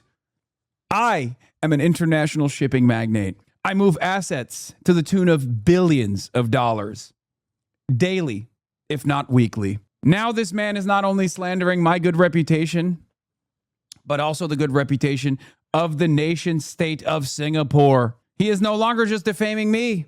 He is defaming the nation state of Singapore. That, to me, is unacceptable. I was about to book a 20K trip to Singapore and infuse cash into the local economy, but now I'm traveling to Japan instead. Many such cases. Many such cases. So I don't think people get it for making YouTube videos. That's more likely for drugs, you fucking moron. He must be on drugs if he is saying such things. I don't even understand it. My home state of Louisiana just announced the first ever 5 gig meta data center. Please help me bring awareness to it. Oh, you're cooked. I'm going to Brian kill me. What is this? It sure seems like many people on the far left throw the term establishment around when they'd rather be using the N-word instead. Jasmine, for us. Clap, clap, clap. I do really appreciate that he's very mad that we're cracking jokes. He hates that we're cracking jokes. He does not like it, which of course is going to only make me want to do it more. So thank you, MorePegasus. I hope if I'm ever frantically treading water on video like this, a loved one will do me the favor of telling me to turn off the computer and go outside. I was hoping to enjoy a visit to Singapore, as I hear their tourism industry is amazing. However, individuals like MorePegasus makes me uncomfortable. How am I to know if I would want to invest further in the land when I can't even visit in fear of this unstable person? I agree. An unstable slanderer of epic proportions. An unstoppable force of slander. It also calls into question the integrity of the Singaporean system, right? Like, I think it's one of the best systems in the world. I love it. I want it. I want to live in it. I want to, trade assets with it. But when I see the law not being abided by, the law not being applied, it calls into question the integrity of the whole system from my perspective. And I don't want to believe that Singapore would ever let a crime like this. Not only did Bloomberg lose, they had to pay 170. Okay, I'm licking my lips now. Bloomberg loses landmark libel case in Singapore. A judge ruled in favor of two Singaporean ministers in a closely watched defamation trial seen as a significant test of the country's libel laws and their implications for press freedom. Not only did Bloomberg lose, they had to pay $177,000 to each minister they defamed. Few topics in Singapore are as fraught as the soaring price of the city-state's coveted multi-million-dollar bungalows and the identities of those buying and selling them. In December 2024, Bloomberg News published an article reporting that Singapore's ultra-rich were acquiring these trophy properties through opaque trusts without filing the disclosures that would have made the purchases public. The article identified two who sold his bungalow and another one who had bought one in transactions each worth tens of millions of US dollars. Within days, the government invoked Singapore's so-called fake news law, ordering Bloomberg to place a correction notice atop the article declaring that it contained falsehoods and directing readers to the government's official fact-checking website. The two ministers then sued Bloomberg and its reporter, Lo Day Wai, for defamation. On Tuesday, the judge ruled that Bloomberg and Mr. Lo defamed the two ministers, Tan Si Leng, the Minister of Manpower, and Shanmugam, the coordinating minister for national security, and the ministers for home affairs, and ordered the news agency and the journalists to jointly pay 230,000 Singaporean dollars, $177,000 to each minister. During the trial, which began in April, neither minister disputed the accuracy of their reporting on their property transactions, but their lawyer argued that the use of words like shrouded, secrecy, and cloaking to describe Singapore's luxury real estate market hinted at impropriety. On the stand, Mr. Shanmugam said the article suggested that he was involved in a shady deal with the possibilities of money laundering. The legal standard in Singapore differs sharply from that in the United States, where public officials face a high bar to prevail in defamation cases. In Singapore, by contrast, courts have held that cabinet ministers are entitled to the same protections as private citizens. Government leaders argue that defending their reputation through libel suits is necessary because public confidence in a corruption-free government underpins Singapore's success. Very, very interesting. Very interesting. Very interesting development. The case was closely watched by many because Bloomberg was the first foreign news organization in nearly 4 decades to go to trial to contest the defamation lawsuit brought by Singaporean officials. Several legal experts have described it as the most significant libel case in recent memory. We are very disappointed by this ruling, but we will, of course, respect it.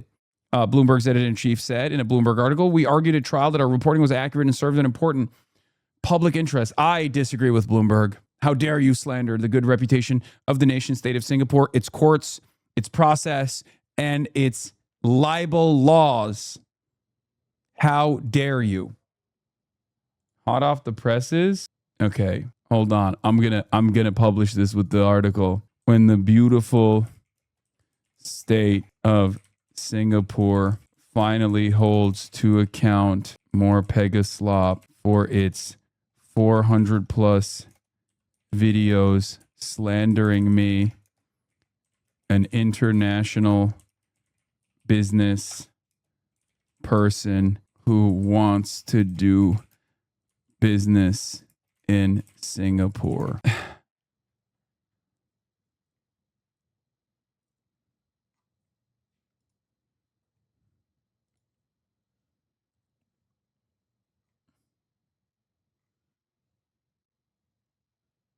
This guy used to make regular drama videos. What happened? I watched Pegaslop all the time before I found your channel. Back when he was somewhat sane, it's honestly a miracle I was able to escape that far right pipeline. Yeah, he decided to pivot his content in its entirety to just making videos about me, and then also people that have ever appeared on my show for some weird reason. But we're just having fun. He used to farm Mr. Beast before you. Ask yourself, would you feel good in my situation? See, he's still doing it. Keep talking. The More Legendary series is officially over. MorePegasus is living rent-free and his tiny head is diabolical. How can I be okay? The Legendary series is over. Look at the suit. What does the suit tell you? It tells me that you're still self-conscious about what Shuan had said. They live in a totally separate universe, too. Like, it's very strange. This universe that they live in is like an alternative universe where I'm doing things because of the videos that they've made or whatever. It's like terminally online and totally removed from the real world, which also makes me feel it makes me feel unsafe. It feels like defamation. It is defamation. As a suit wearer, it's very clear that I like business. Bro, you didn't even know he existed? I know, but now I do. And now that I know he exists, I now realize where all of this slander and the targeted harassment was coming from, because for the longest time, his fan base has also come into my chat to cause great emotional injury to me. That's right. Tremendous emotional injury. Anyway, we're moving on from MorePegaslop.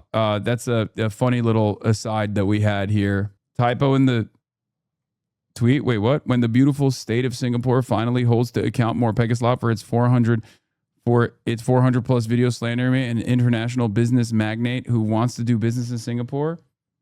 Emotional injury specifically relating to the beautiful nation state of Singapore. Yes. Oh, I said it. Yeah. Okay. That's for his 400 plus video slandering me. Thank you. Knowingly and willingly and intentionally, with malice, with tremendous malice, engaging in the act of defamation, slander, libel, rendering me incapable of doing business in the beautiful state of Singapore, which I love and admire, specifically its court system and its application to the criminal justice, the rules and laws, that it applies evenly and in a fair manner to make sure that there is permanent stability. I'm an environmental scientist, and I've already arranged travel plans to Singapore and helped build their shipping industry into the world standard environmentally efficient titan it deserves to be, but I'm honestly scared to travel there due to the risk of cyber stalking.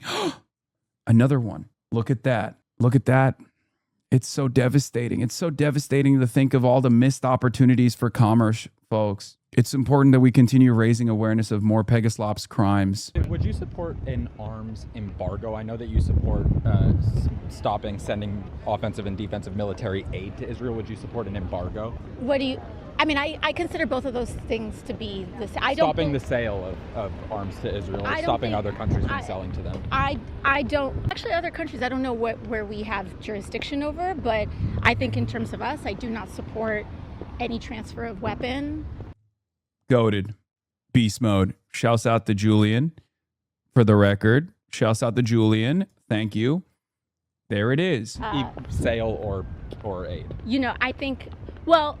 Here's one thing that I will say, like the actual ways that these things work is that they have to go. So anything that I have a vote for, here's what I'll say. Okay. Anything I have a vote for, I would not authorize that transfer. And I haven't, you know, I never have. I've never voted, to my knowledge, I don't believe I've ever voted for SFOPs. I've never voted for the military, NDAA budget. So in terms of my vote and what I have control over, I always vote no on weapons transfers. Would you consider taking a trip like the one that Congressman Khanna took to the West Bank? Oh, of course. You know, I think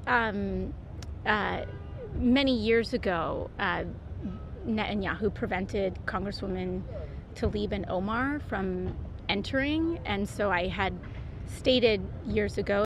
I think things are moving. Things are moving. It's not bad. Yeah. Matt Petty also called this out. It's something that I also brought up when talking to Ro Khanna, and I'm glad he wrote about this. He says, it's actually very weird that Democrats are treating banking sanctions on Israel as a less extreme measure than an arms embargo, and Rahm Emanuel's the only one honest about the implications. Rahm Emanuel literally went to Tel Aviv University and was like, what do you think banking sanctions are going to look like if we implement them? Which you deserve, by the way. Every bank has a branch in the West Bank. Every Israeli bank would be sanctioned. Targeted sanctions would destroy the Israeli economy. Yes, and I'm fully in favor of targeted sanctions on the Israeli financial system. It's beast mode, but it's also, you know, in some instances, bare minimum. It's beast mode for Congress, but it's bare minimum for humanity.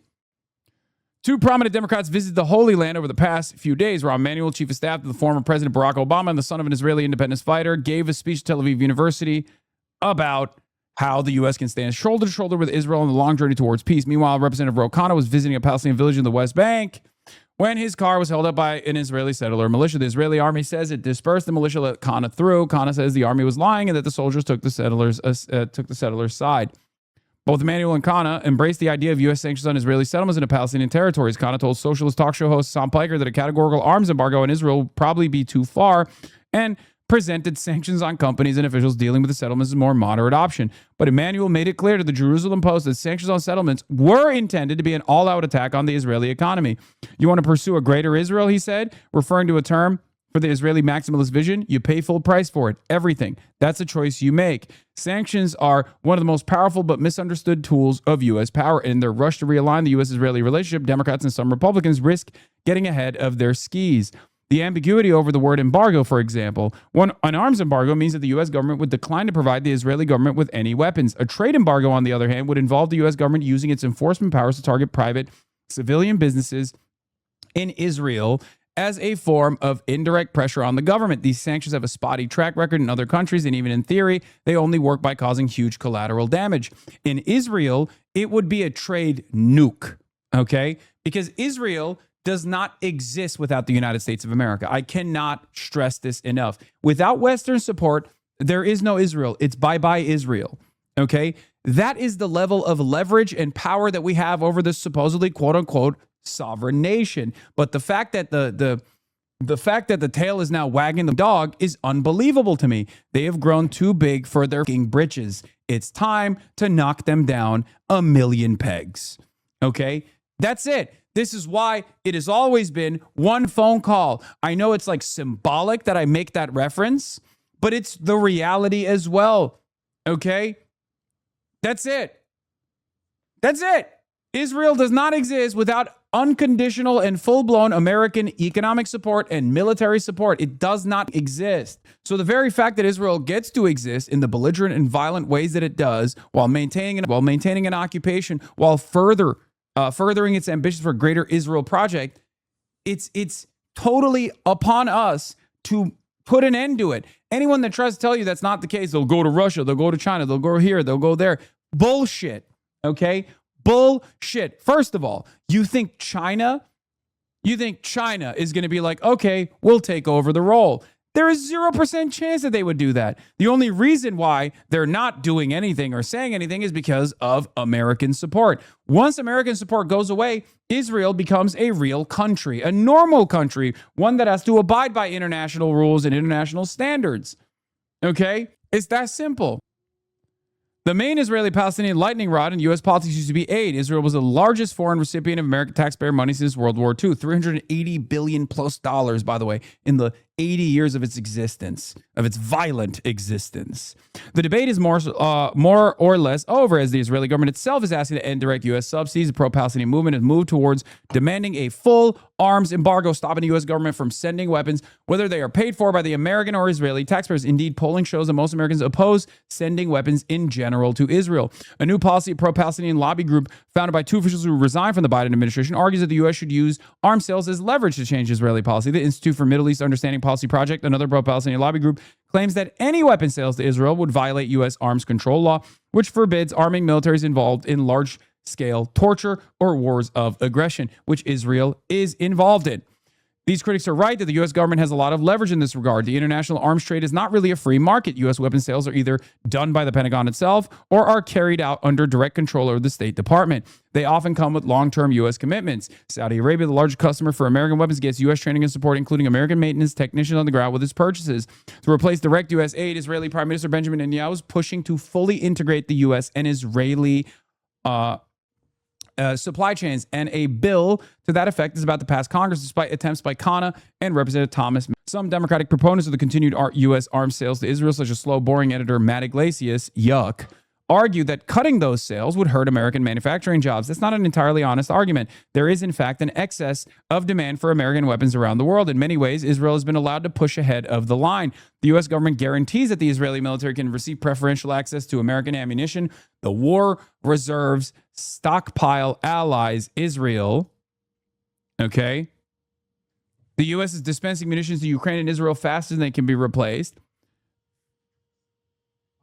Baba ya hiç konuşma şu anda baba. Yani bir şey yapıyorum. Sonra konuşuruz. Biliyorum. Okay. Anyway, the Pentagon, where was I? Is your dad naked? Yes. Okay, Kaya is escaping. Where were we? They often come through long-term U.S. commitments, full integration. Boring editor Matt Iglesias argue cutting those sales would hurt American manufacturing jobs is not an entirely honest argument.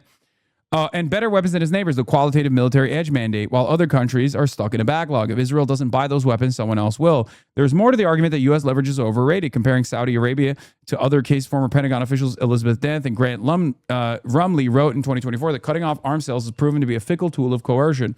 Although Israel could not wage its foreign wars without various types of U.S. support, the Israeli-Palestinian issue is a much older and low-tech form of ethnic conflict.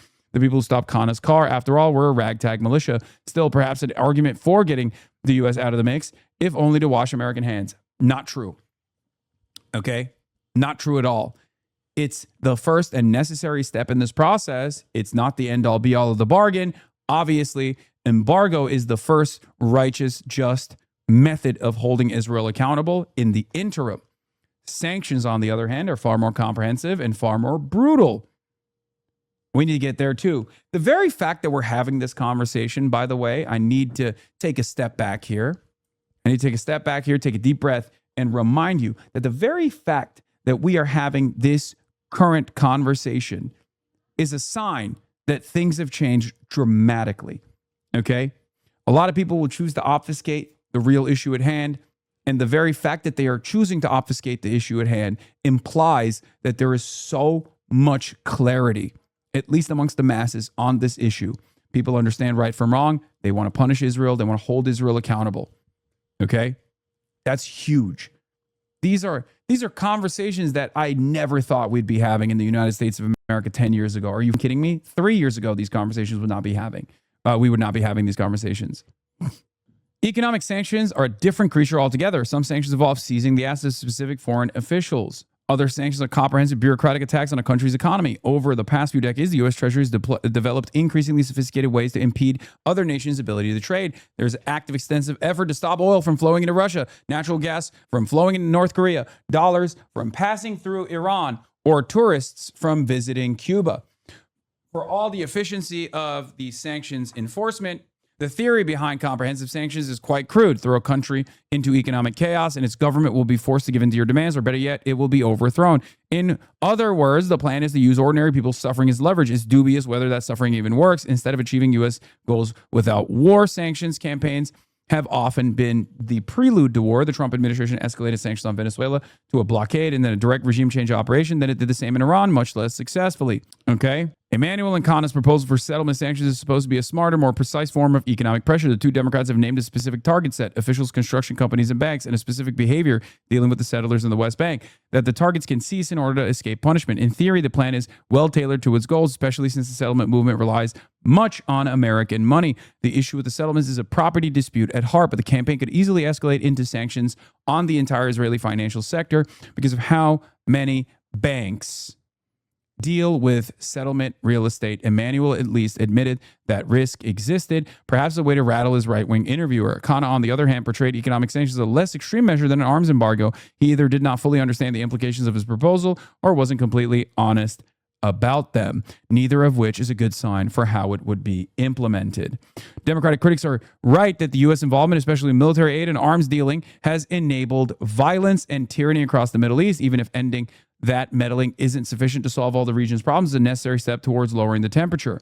And yes, the reason why we're reading this is because AOC is now in favor of a full-blown arms embargo to Israel, complete restriction of arms to the nation state of Israel. That as long as they were opposing entry to them, but I certainly would be open to visiting and would be happy to. You know, I've never taken an APAC funded trip, and I don't take. Seems fun though. Yeah, I mean, I don't know about that, but you know, I've never taken like those kinds of. Dude, what the fuck was that? All right, we're back. That was fucking weird, man. That was weird.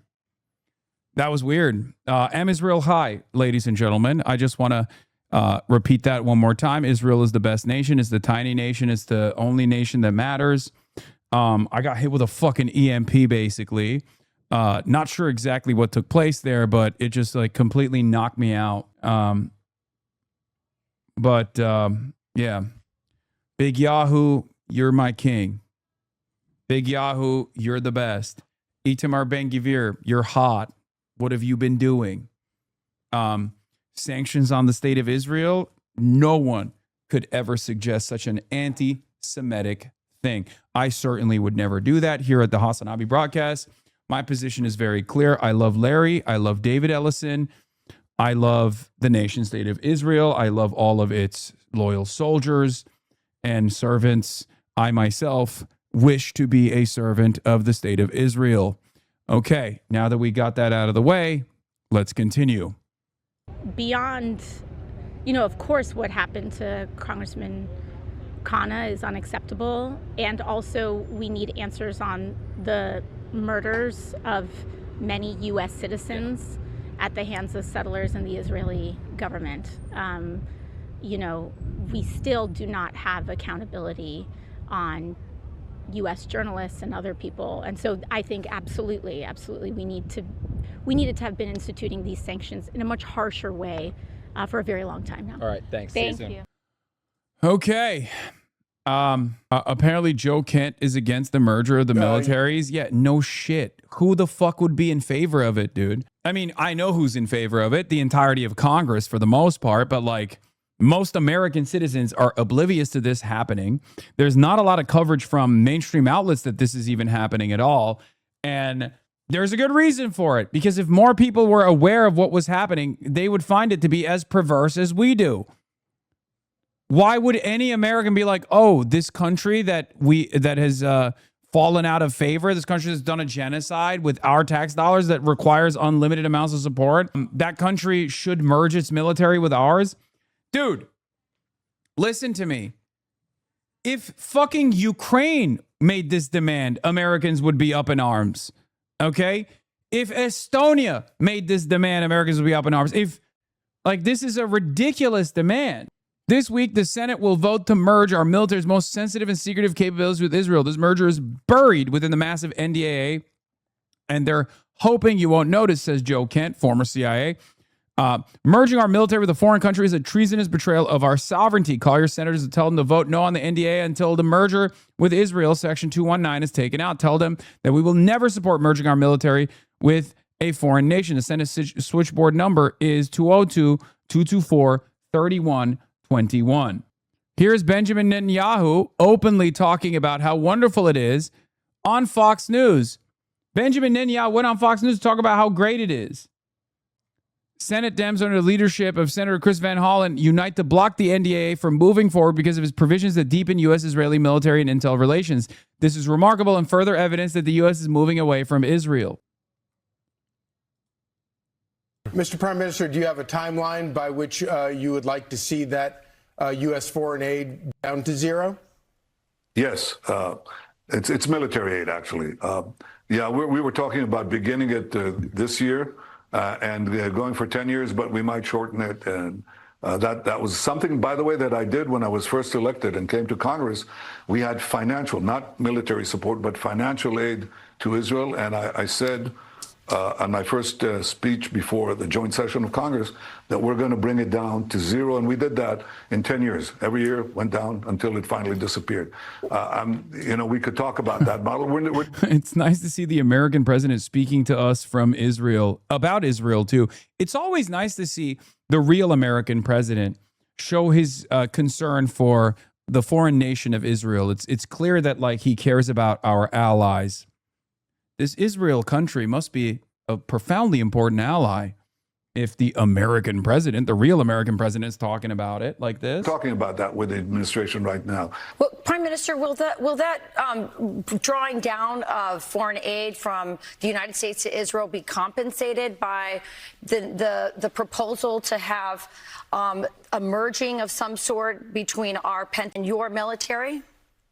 Yeah, I'm calling it from aid to partnership. So we take away the money that is given to Israel, which is one part. But the other part is we co-invest in equal measures in the new technologies that are needed to give our military and your military the advantage. So there are some unbelievable projects. So we invest jointly and take the fruits equally. You move from aid to partnership, and I think that represents what Israel is. And remember, the other thing is that we share with America unbelievable intelligence to save American life.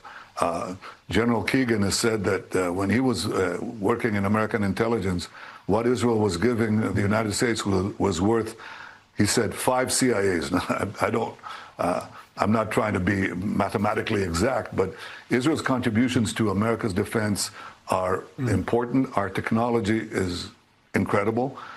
And since you're... Yeah, the Israeli intelligence is so good that it notoriously led the Trump administration to take military action in Iran that has gutted and eviscerated American force projection capabilities and greatly accelerated the timeline of the demise of American empire. So congratulations to the beautiful nation state of Israel, the tiny nation the size of New Jersey, for that one. That's how phenomenal Israeli intelligence is, by the way. It's bullshit, okay? The idea that Israeli intelligence is phenomenal is bullshit, and it's propped up by a lot of mainstream media propaganda as well.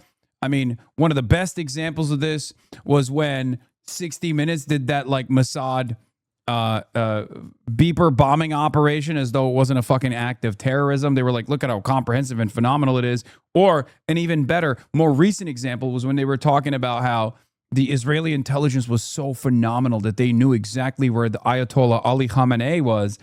Yeah, dude, he was at his house. Okay? He was at his house tending to his fucking garden. The fuck do you mean that was brilliant intelligence from the Israeli side? Wow. It's like here's some brilliant secretive intelligence from the minds of the HasanAbi espionage facilities. The president is currently at 1600 Pennsylvania Avenue. That's right. The United States president is currently at the White House. Wow. Such phenomenal intelligence. How could I have penetrated the American State Department this hard? I'm doxing the president. Is incredible too. And you're the great champion of liberty and free markets. I think the meshing of our two great countries of talent would strengthen America's position, competitive position, both in the military battlefield in many important ways. So that's the idea. The idea is to take away aid, one-sided aid, and move it into bilateral investments for common benefit. It certainly brings up some issues of sovereignty, but we'll have to work that out later. Thank you so much, Prime Minister. We appreciate you joining us. Exclusive. Our investigation into Israel's secret operation to cultivate Ahmadinejad to turn him into an asset. His trips to Budapest were a front to meet Israelis, including Mossad chief David Barnea. This was the New York Times reporting. Why would U.S. intel, presumably Israeli intelligence, share this recent operation with New York Times, burning a prize asset and scaring away IRI recruits? Maybe they want to burn Ahmadinejad because he burned them, double agent, ? Or planted this to sow paranoia and he's collateral damage. Is totally ridiculous. You would never burn such a high-level asset. Wait, what the fuck? Is it effing again? What is happening? I am not seeing it. I am good on, it's good on my end. What the fuck? It's fine for me. It's all good on my end. I don't know where you guys are getting this from. It was just a mini stutter. That's it. I was choppy for a few seconds and you guys made it seem like the stream got knocked out the grid. Anyway, AOC had another good moment cooking Susan Collins on her support for ICE, obviously. But we'll get to that in a second. Speaking of the bills that are passing through the House with the NDAA, well, I guess before we get to the bills passing through the House with the NDAA, let's continue with the Memorandum of Misunderstanding. As President Trump has formally notified Congress that the U.S. military has resumed action against Iran, he says that that action will be limited. We want to start charging people to go through international waterways.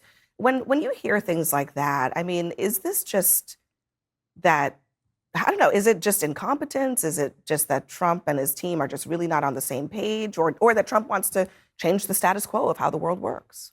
Well, I think more than anything else, it's Trump making things up as he goes along, which is very much on point with him, which is very much part of the brand. He was asked a question, he needed to come up with an answer, and that's the one he came up with, which is pretty consistent. Look, here's what it takes.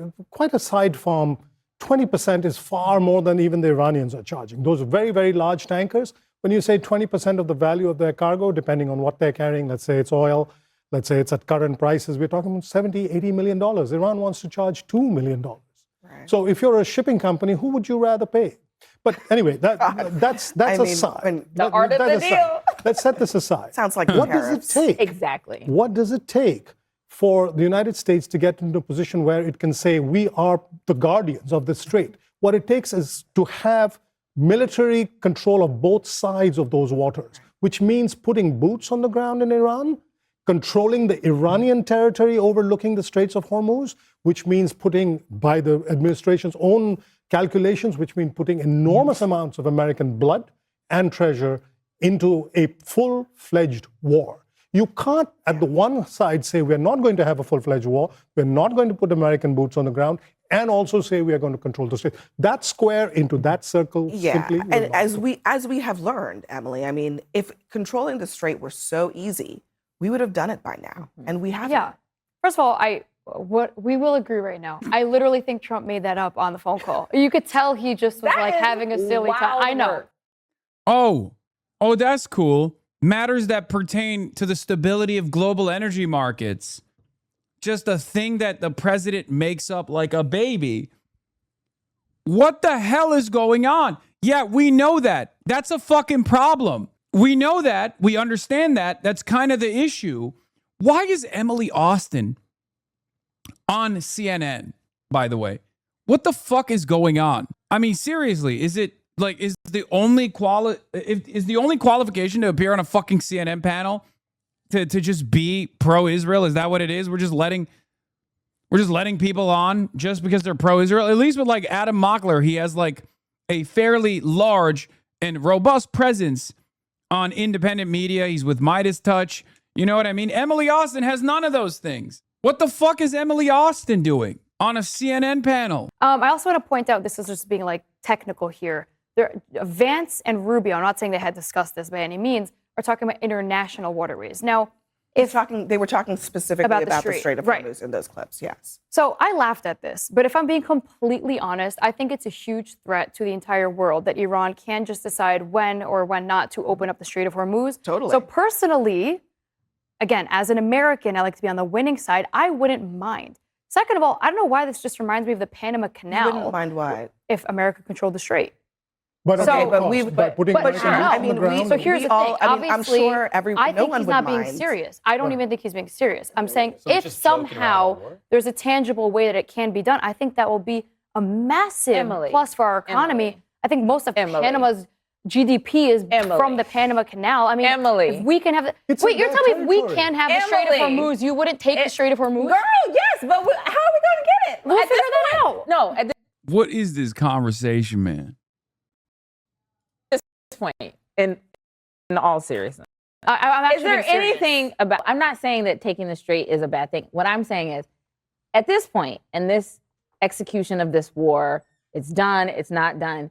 Do you actually think that there is a plan from Donald Trump to get us out of this situation? Right now, this minute? Yes.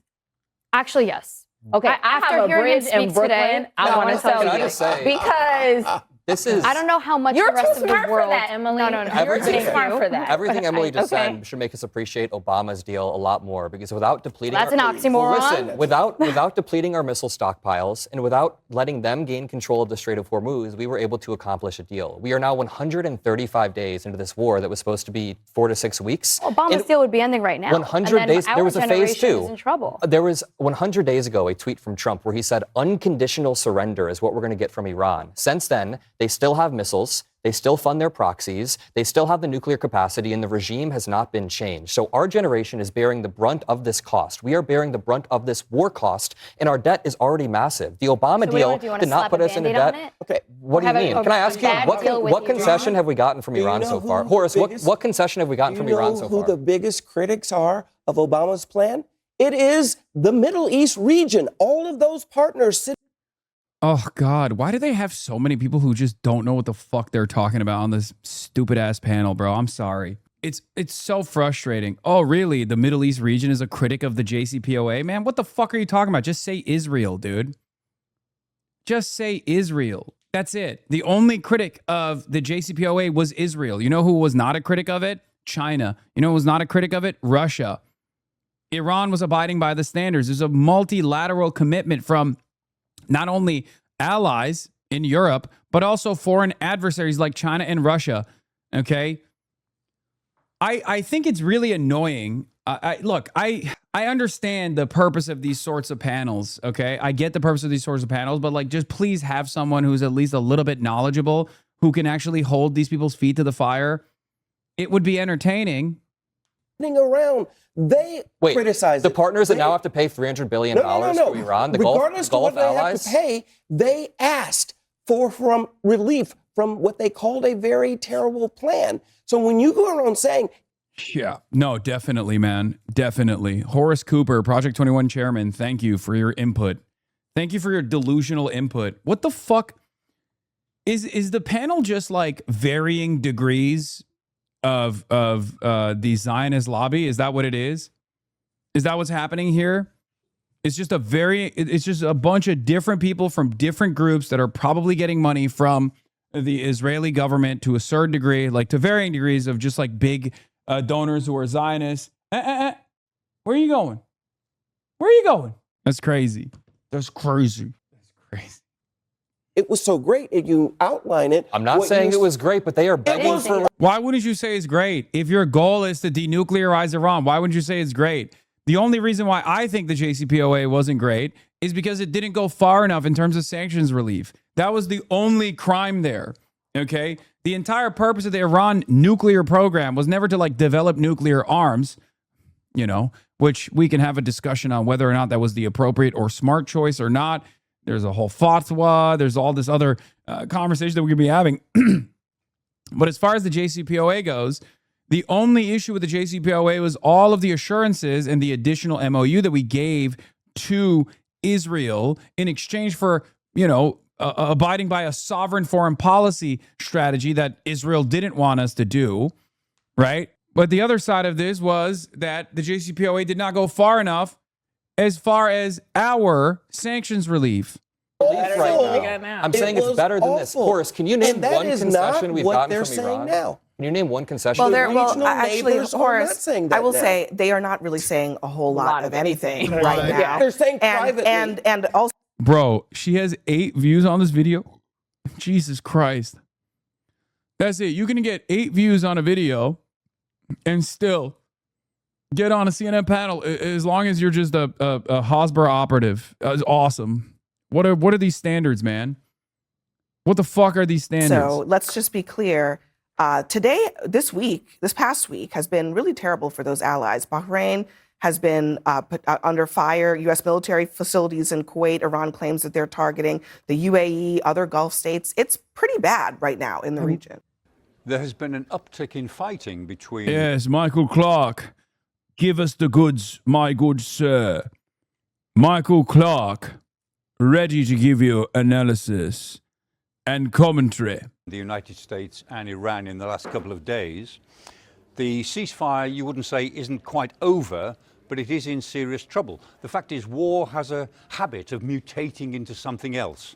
And while they could still do much worse to each other and to the rest of us, the fact is they're both fighting with a certain sort of restraint, because this war has... I mean, in all fairness, that video was posted 30 minutes ago. Dog, it had 8 views in 30 minutes. What are you talking about? How many views do you think it's going to get? Okay, here it is.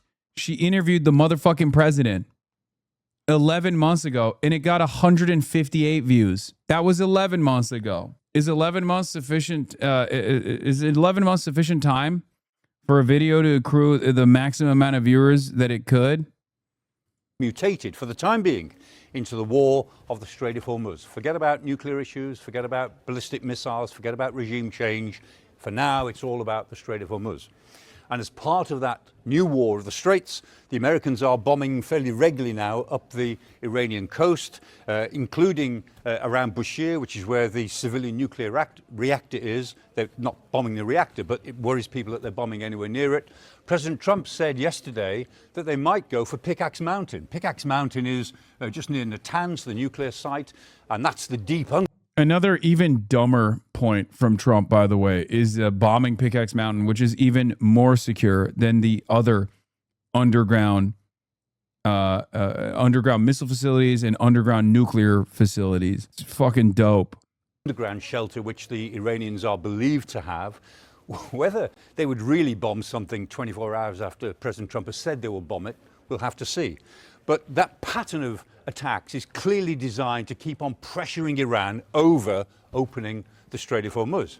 And of course, in response, the Iranians are attacking American bases in the region. They're particularly interested in the bases, the air base in Kuwait. They're particularly interested in Bahrain, in the naval base of Bahrain, the headquarters of the 5th Fleet, the big air base in Qatar, and of course, various facilities that the Americans have in the UAE.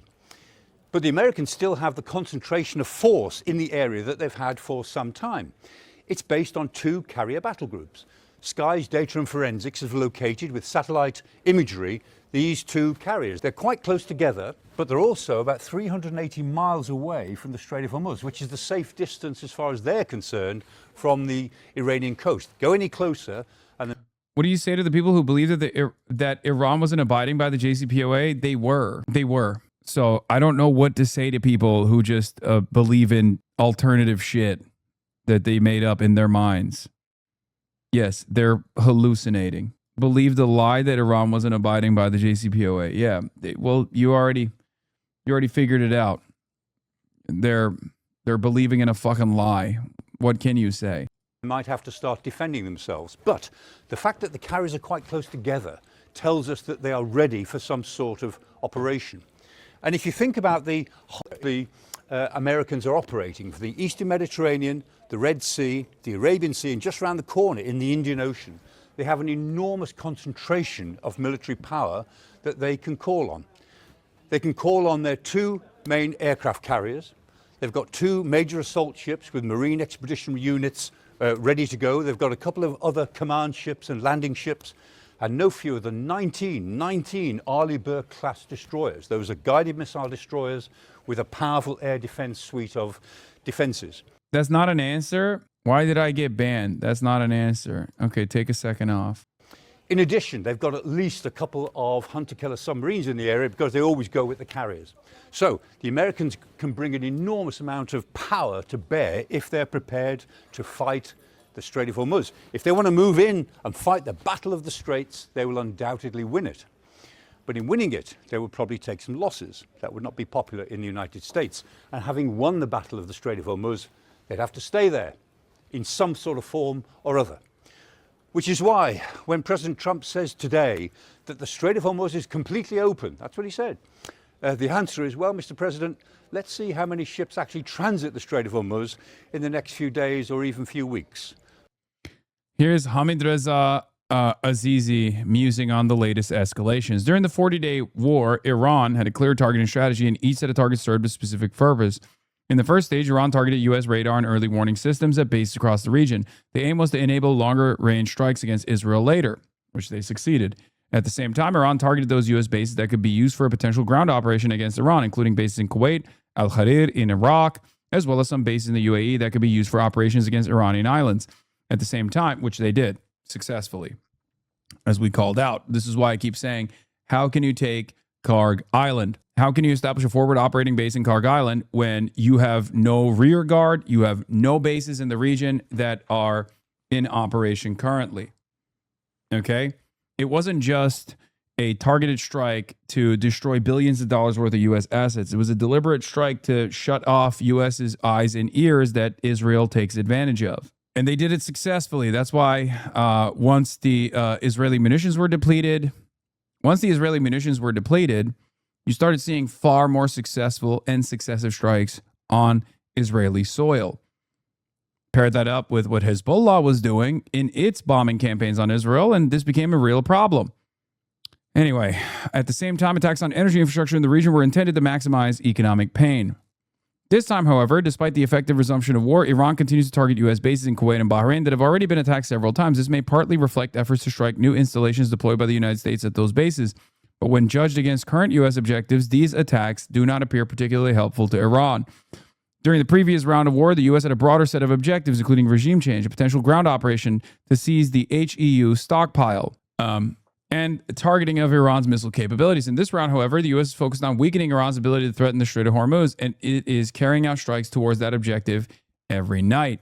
These operations rely primarily on capabilities that the United States already has in the region, as well as on the reimposition of the naval blockade, which depends on U.S. warships and naval forces. Iranian attacks hurrying the United States from continuing its strikes. Therefore, it appears that Iran's only strategy at this moment is to keep the strait closed for as long as possible. The United States continues drawing down its strategic oil reserves until the impact on the global oil market and the U.S. economy becomes irreversible. Iran hopes that this would push Trump to reconsider his position. Of course, this is a risky bet at a time when Iran remains under constant and heavy attack. Of course, we gain nothing out of this. And the United States, as we know already, is incapable of meaningfully diminishing Iran's capabilities of controlling the Strait of Hormuz. Because, as I've said over and over again, it's a relatively cheap and unbelievably effective strategy to just deploy these drones and these missiles on commercial ships that are transiting through the Strait of Hormuz. It's that simple. Okay? It's that fucking simple. There's new Israel-Palestine polling. 15 minutes ago, Detroit News, sample 500, U.S. Senate Michigan Democratic primary 2026, Haley Stevens at 48%, Abdul El-Sayed at 41%, undecided and other at 10%. We'll flip that. It's expected. Good results for Stevens, although it is worth noting that Glenn Gariff has been consistently strong poll for her this primary. They've had her ahead in every survey they've conducted so far. I don't know their methodology, but I would expect this poll to probably underestimate youth turnout. But of course, as is the case, every single outlet will turn around and aggressively posture as though this poll is the new lay of the land. Stevens is winning. Abdul's done. It's over. But it was expected. As I told you, McMorrow staying in the race was actually eating away at Haley Stevens' base a little bit. Okay? Stevens had a higher ceiling, unfortunately, because she has $50 million in outside expenditure. This is, unfortunately, a very real part of the problem. Okay? Is it hope that Obama would show up for Abdul? I don't think Obama will show up for Abdul, but it doesn't have to happen that way at all. Anyway, we're going to continue with this stuff, and then we'll get to Abdul. We'll get to the Abdul mania. Haley Stevens has zero grand game, no get out to vote effort, nothing on the ground. She's relying on old people turnout in Detroit, which is historically abysmal primary turnout. I know. Zoran Bump could help him a lot. No. What are you talking about? Get real. Zoran is the mayor of New York City. Okay, sure, he's a very popular figure, but he's not going to fucking go out to push for a U.S. Senate candidate in Michigan, okay? Obviously, everything helps, but be a little bit more realistic with your expectations. He's the mayor of New York, okay? Also, what you have to remember is this weekend, there are going to be massive events for Abdul El-Sayed. Alexandria Ocasio-Cortez and Bernie Sanders are coming to the state. They're going to do huge events starting tomorrow, I believe, all across the state. This is going to greatly boost turnout and also greatly boost his excitement, okay? It's going to show up in the polls as well. So just wait. Get your ass on a plane to Michigan. Dog, I'm going to Michigan. Just not this weekend with the AOC Bernie wave. I will be going to Michigan right before the actual election. Okay? I'm going to be a part of the final push. As far as what you can do right now, if you're wondering, if you're worried, if you're concerned about Abdul's chances, because he has received an unfathomable amount of attack ads and smears to the tune of $50 million from outside expenditures from corporate PACs, many of which is coming from AIPAC, then the best thing you can do is phone bank for him. Okay? The Stevens El Sayed contest tightens in a dead heat when considering primary voters who say they're definitely committed to voting for one candidate or the other, with 34.1% identifying as definitive Stevens supporters, with 33.7% as definitive or definite El Sayed supporters. Bernie put the boss call to keep you in LA. What? What boss call? Brother, I have a life. Okay? Yes, Abdul El Sayed is the Black Democratic primary voters, which are, again, depending on the demographics here, I suspect that if they are underestimating youth turnout, then yes, these numbers look like that. But if you actually look at Abdul El Sayed's youth turnout, if you look at the black vote in the primaries with the expectation that youth turnout will also increase, then these numbers look far closer to one another. Okay? It's all about how much they estimate youth turnout. If they underestimate youth turnout, then yes, Haley Stevens looks really good. I assume that given that Glenn Gariff has consistently polled Haley Stevens as higher than Abdul El Sayed, they're probably underestimating youth turnout by a lot. Many polls have done so in this election cycle so far. That's the reason why Daria Liza was seen as a loss, challenging an incumbent. Haley Stevens always looks good. Okay, true. Yeah, Melot Kuros was underestimated. Daria Liza was underestimated. Even Claire Valdez, to a certain degree, was tremendously underestimated. You have to remember that. No, this is not done pre-AOC endorsement. This is 7/8 to 7/11. It's recent. It's actually post debate. So it's the newest poll that we have on this race. We're gonna continue. Is there a Hasan Act Blue link for Abdul? Yes. Poll where Michigan Democratic voters stand with U.S. Senate candidates Stevens and El Sayed. Detroit News poll finds Senate primary race between Haley Stevens and Abdul El Sayed is close. Michigan Democratic voters were asked in a recent poll if how they felt about the 2026 U.S. Senate primary election in the state. A poll conducted by Detroit News asked Democratic voters from across the state about their opinions on various topics. Name recognition-wise, Abdul El Sayed is at 88.5%. Haley Stevens is at 90%. His favorabilities are 51% favorable, 15% unfavorable, 21 no opinion. Never heard of is at 10%. Don't know refuses 0.6. Never heard of for Haley Stevens is at 8. No opinion is at 20%. Unfavorable is at 21%. Okay. Definitely Abdul El Sayed voters are at 33%. And overall, Abdul El Sayed is at 41% and Haley Stevens is at 48%. Okay.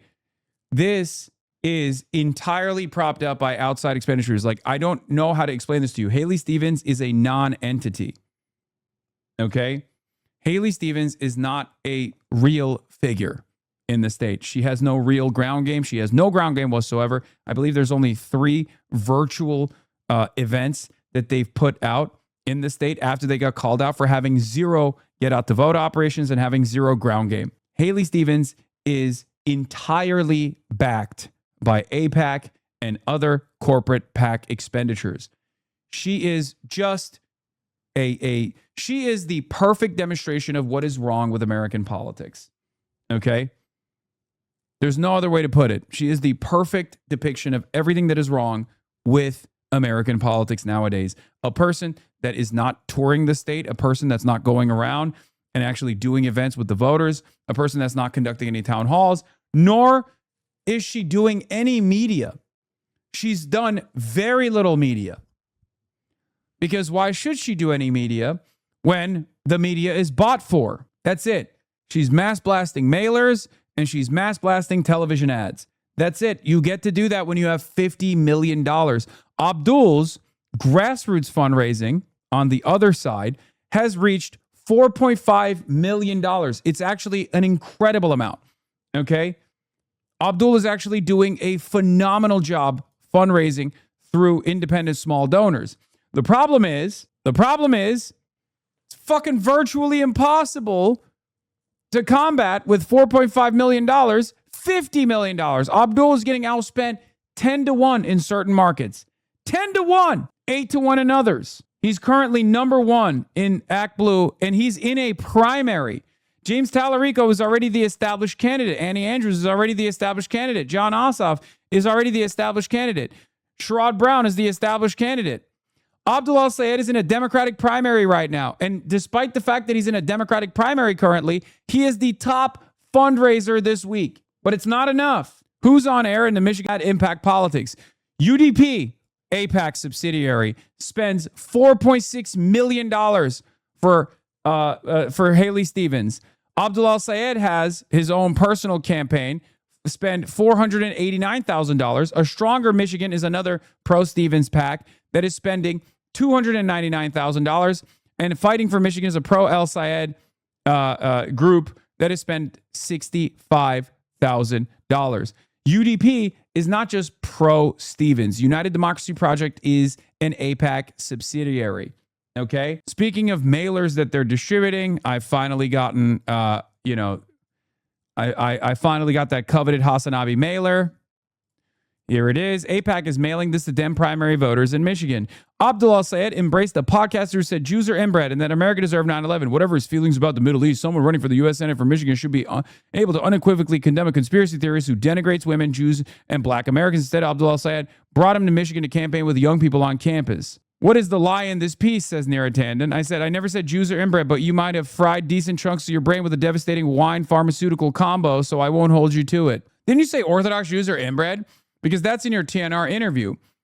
Is it okay to say any groups of Jews are inbred? Feels like a sign of weakness in your argument that you're doing is ad hominem attacks. You build the lie, you keep repeating it What? No, it's not. I checked. Yeah. You build a lie, and then you keep playing a game of telephone around this lie, establishes a fucking truth. So now Neera Tandon can turn around and say that. No, I didn't even say Orthodox Jews are inbred. I was talking about fucking settlers. Okay? And it was a pejorative that I used towards all matter of racial supremacists, ethno-supremacists. It doesn't fucking matter. When a lie is repeated enough times, it becomes the truth. And that's where we're at right now. What is this? Their fucking exclusive senior advisor to Melania Trump, Mark Beckman. I believe that our first lady, our current first lady, Melania Trump, is the single most consequential first lady. Jesus Christ. In any case, it doesn't end there. All of these people that I've shown you on the timeline, there's a good reason for why I've been just like constantly criticizing them, constantly railing against them. Because Neera Tandon is at Center for American Progress. Okay. And she is at the heart of the anti-Abdul attacks. She's propping up Haley Stevens. She is at the heart of this war that's waging within the Democratic Party, where Center for American Progress, which should be called Center for American Poo-Poo, okay, the P should not be for progress, let's be real. Center for American Pieces of Shit is one of the vanguards against the outsider insurgency candidates that are coming out, okay? Not your best, whatever, shut up. Center for American Poopy. That was really hard of you. I know. I'm going beast mode on Center for American Pieces of Shit. I'm requesting a refund. No refunds. You're a grown man, dog. I am a grown man and an international shipping magnate. Are you at risk of you yelling at me? You got to close some of them tabs, HasanAbi. I know I will. I'm going to clear them after this. Anyway, the candidates will get results for Michigan Senate. The candidate will be a fighter that stands up. Donald Trump is at 38%. Haley Stevens will not do that. The candidate that represents my values at 19%. The candidate that can win in November and beat Mike Rogers at 25%. So those two are the top priorities. Abdul can do both. Haley, I call into question if she can at all. Anyway, so AIPAC mailer comes out. I said, I retweeted. I said they did this with Zoran, Daria Eliza, Chris Rabb, and with Melot Kiros. Anyone who criticizes Israel will be branded a terrorist by the apartheid nation that murdered 20,000 children and is currently working to merge our military with theirs. This is how they buy their seats. They also did this with Abdul al-Sayed. Peter Stern says she isn't doing it now. Why was she changing the Senate? Exactly. A great question. The question should be asked, do you feel like anything positive has come out of the current establishment Democrats? Less Obama connections that haven't materialized in the last decade or so, and more so a connection to Chuck Schumer is a necessity here because Chuck Schumer is the one who's pushing Haley Stevens. Let that not be forgotten. It's Israel that is pushing Haley Stevens. This person is proving that polls bias. Detroit News endorsed Stevens, and Glenn Garrett polling has been way more favorable to her than other pollsters this year. Well, you can't say that it doesn't spook you. It motivates me. We knew you're corrupt, genocidal corporate overlords, which grassroots fundraiser in the country right now and is being outspent 8 times by AIPAC. Progressives don't have the money, but we have the people and we can outwork you. Exactly. Remember, they have the money, but we have something far more important than that. We have people, okay? They can mass blast smear campaigns all over the TV, okay? They can try to freak out the older voters to try to get them to go out and vote, okay? Negative campaigning often depresses voter turnout. This is something to remember. So all of those negative ads that they're spending against Abdul, we can combat that. We can use that to our advantage, okay? There is nothing more powerful than making a phone call and having a real person-to-person conversation with a likely voter, okay? We can use the ads for name recognition and then fight back against those smears and turn that name recognition into something that is objectively powerful and positive for Abdul al-Sayed. But the only way we can do that is if we are disciplined, if we're organized, and if we continue doing these phone banks, okay? The only way that we can fight back against $50 million of ads, 40 million of which coming from AIPAC and AIPAC subsidiaries, is if we go out and door knock, okay? That's it. Abdul al-Sayed has reported over $4.5 million raised in the second quarter, the biggest quarterly haul of the campaign since its launch. This is good. This will allow Abdul's team to be able to put ads out that combat the misinformation. This will allow Abdul to be able to pay canvassers, okay? Pay for the system that allows people to go out and canvass. It's very important. Do not forget, organized people beats organized money. They got the money, but we got the people. Haley Stevens has nothing. No real motion, no real excitement surrounding her campaign, no real policies whatsoever. The only thing that I've ever heard her consistently talk about is, saying that she loves Michigan. That's true. She does say that a lot. And also, she loves the nation state of Israel and wants to defend it. Okay? In a since-deleted site, for a prior campaign, Haley Stevens said the U.S. relationship with Israel must go unquestioned. Hard to overstate what a radical stance this is. To her, it's illegitimate for voters to even question U.S. support for Israel. She is an extremist. Go run for office in Tel Aviv if you really love Israel that much. Get the fuck out of the Michigan Senate race. Ridiculous. Chatter has some success phone banking.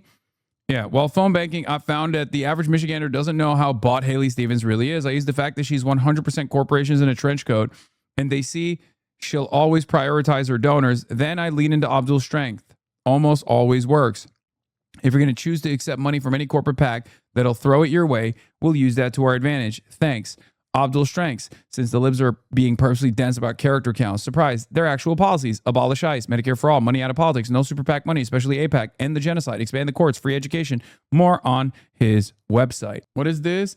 I'm not phone banking for an avowed supporter of capitalism. Okay, man, well then don't. Okay, suck my dick. What do you want me to say? You see $50 million coming from every corporate PAC known to man, flood the marketplace with smear campaigns against this guy, and you don't think that that's a threat to corporations? You think they're just fucking doing that for no reason? You think they're just doing that for fun? I'm glad that you maintain your morality, chatter. I'm glad that you actually are principled. The principled stance here is to say, well, sorry, This guy who has an identical platform to Bernie Sanders doesn't say he's a democratic socialist, so he's not getting my support. Sometimes it's good to not only look at the policies, which are plenty with Abdul's campaign, and see if you identify with them, see if you appreciate them. Because remember, this is a Senate seat.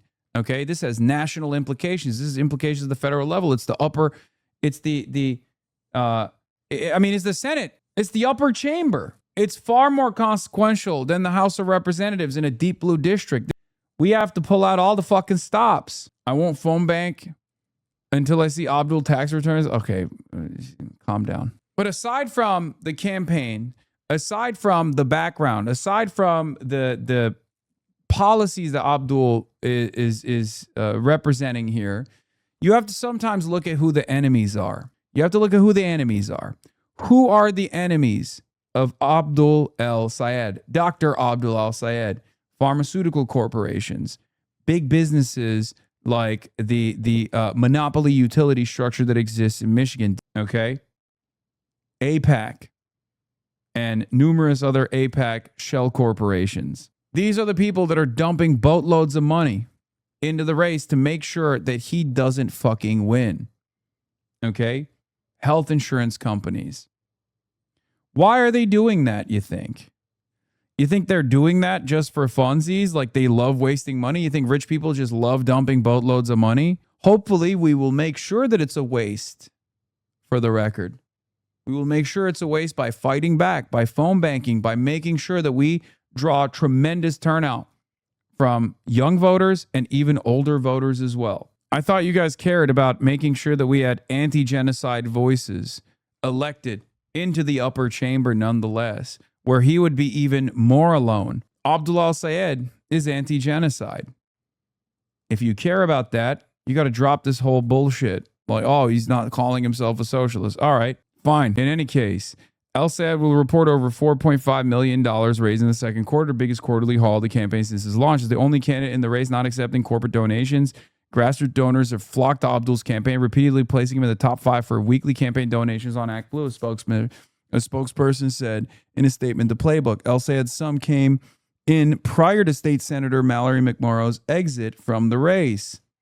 The campaign had its best single day number following the second debate last week, notching $150,000 in donations. Haley Stevens does not need any singular donors, individual donors. Abdul won't release his tax stocks because he doesn't want the world to know how much dark money he's gotten from the world shipping power of HasanAbi from Singapore. Okay, dude. Yes, it's true.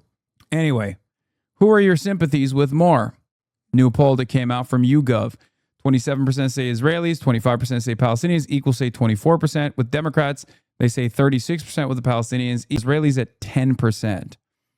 With Republicans, 58% say with Israelis, 18% say equal, and 6% with Palestinians. Equal is a dumb choice. Should the U.S. provide military aid to Israel? When you ask all people, the number is at 44%. Among Democrats, the number no is at 54%. Among independents, the number no is at 57%. And with the Republicans, the no votes is at 25%. Obviously, Republicans are omega cuck. They're a part of a cult. And they're, just violent people in general. So it shouldn't come as that much of a surprise that this is the case. Having said that, no aid to military, aid to Israel, no military aid to Israel is at 44% overall, with yeses at 33%. Also, new poll shows that 65% of Americans want the Iran war to end ASAP. Only 15% support continuing the war. Every audience measured is in favor of ending the war. This includes MAGA at 51% and Trump voters at 49% that want the war to end immediately. Has Abdul said anything that would make that chatter think he's a capitalist, or are they purely being bad faith? Yes, he has literally said he's not a socialist, that he is a capitalist. He said that to me too. He said that to me sitting in my room, in my home, sitting right here a year and a half or 2 years ago, almost, or a year and a half ago at this point.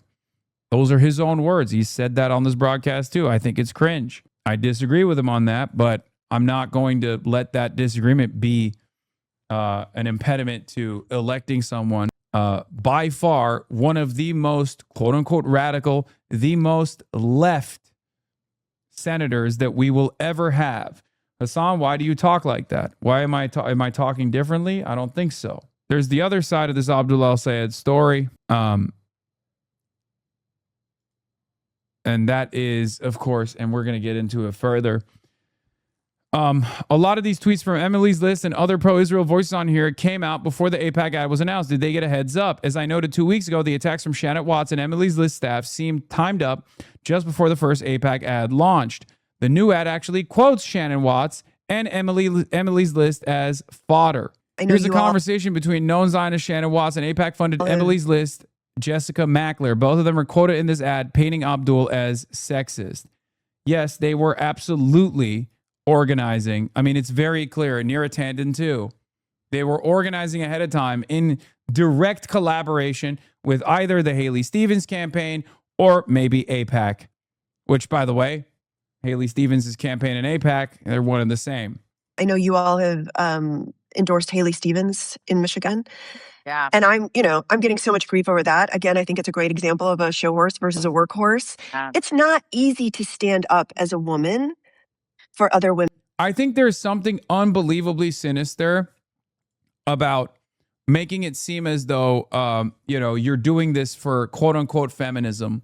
There is something so nasty about being in favor of a candidate that is almost entirely propped up by pro-Israel dollars. To claim that you're doing that because of not just your own personal career ambitions, but because you're doing that for feminism is disgusting. Okay? Nasty business.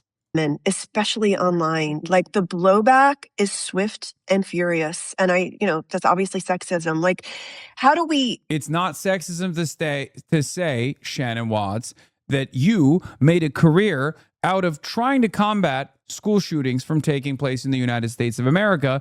And now you've decided to take your career to a new level where you are actually allowing more school shootings and school bombings to happen elsewhere. Okay?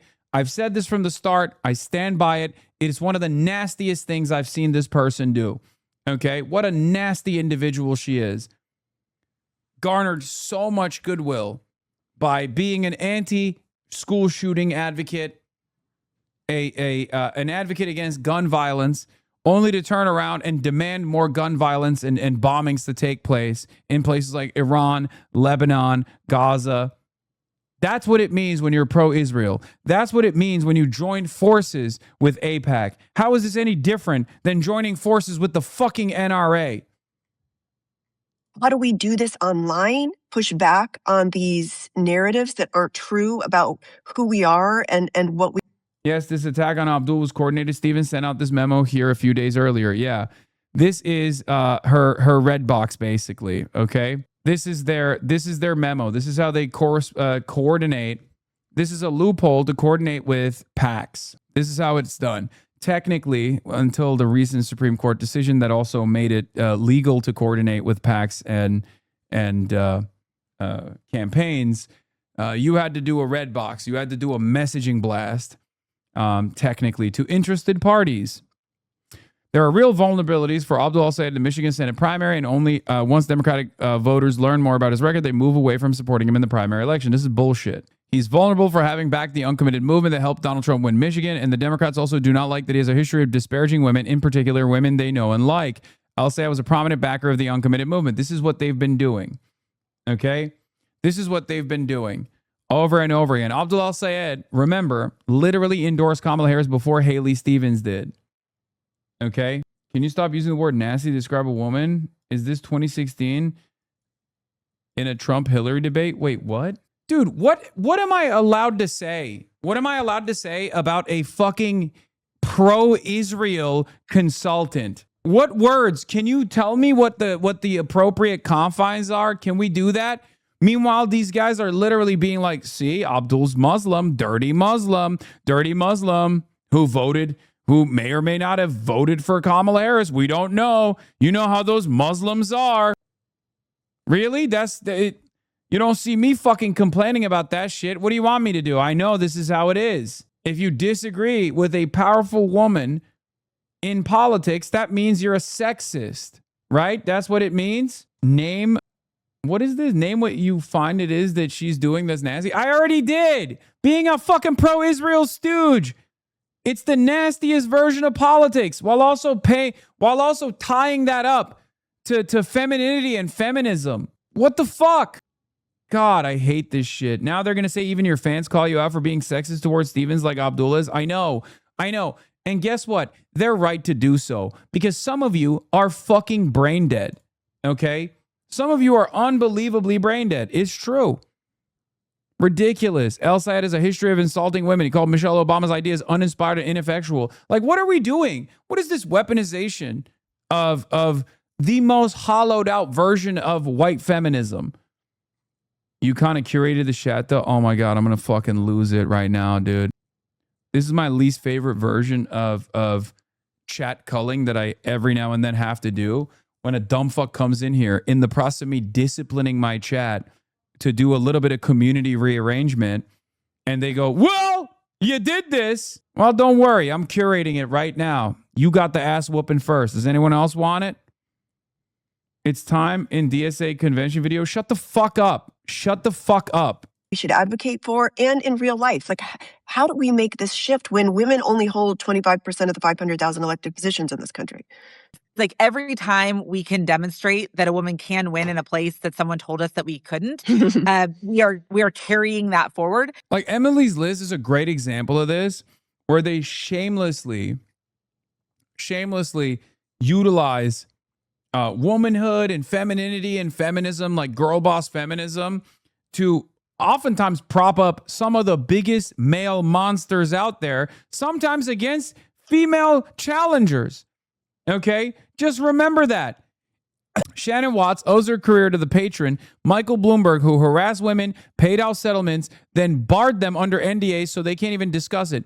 And Haley Stevens endorsed them for president of the United States. They are cynics. They don't believe in what they say. Always remember that. Yeah, does Shannon Watts support DSA women, Daria Liza, Claire Valdez? Does Shannon Watts support Maylok Quiros? Does Shannon Watts support any of the candidates that we propped up, that we fought for? No, because this is an ideological battle. These people, it's not even an ideological battle. It's just about money, okay? Are they defending Cori Bush against Wesley Bell? No, they're not. Do you want to know why? Because they're cynical charlatans. They're disgusting operatives of a dying system where all the next paycheck is coming from. And they know that the establishment Democrats are who is going to give them money. It's that simple. And they clearly don't shy away from taking money from horrible groups like AIPAC or horrible people like Michael Bloomberg. We know this shit was always going to be difficult. We have to exercise messaging discipline in this process. Okay? But I also think, it's why, even though anytime you say even just a simple positive thing in some of these races, you could end up being eviscerated online for it, that we keep showing up and doing it, right? And we need to keep showing up and doing it because that is so critically important to our ability to push past this. Otherwise, we're just handing it over to them, right? We're kind of like, here's the cesspool of the manosphere and you can take it. We have to be willing to stand up and say, no, these attacks on Haley Stevens are sexist, and we're not going to let that stand, even when... Yeah. Any criticism of a corporate stooge, an Israel stooge like Haley Stevens, is actually sexist. You know what's not sexist? Just voting for Haley Stevens and supporting Haley Stevens. That's great. Great argument. Thank you. Yeah, we're actually both quoted from tweets that say sexism has been wielded against both McMorrow and Stevens in this race. Neither of us mentioned El Sayed specifically. My tweet wasn't used in context, and I wasn't asked for permission to be included. And you'll notice that in this interview, we don't mention El Sayed at all. Where did my replies go, Shannon? I edited my posts, so they're gone, but feel free to repost, and I'll respond again. Bernie Sanders is sexist. Oh, my God. You're in the fucking AIPAC ads, Shannon. Ironically enough, there was another candidate that tried to do this in the exact same state, and she lost. Her name was Hillary Rodham Clinton. What are we doing? This kind of stuff is so unbelievably insincere. AIPAC is spending more than 8 times as much as the entire pro-Abdul El-Sayed campaign, and Haley Stevens isn't even on the air. I'm not even sure I've ever seen anything like this in a Senate race, says Dan Pfeiffer. Like a total non-entity. The only time I can remember something like this happening was with Joe Biden. In the Super Tuesday victory that came after a insane barrage of free media that Joe Biden received from the predictable South Carolina victory in the primary.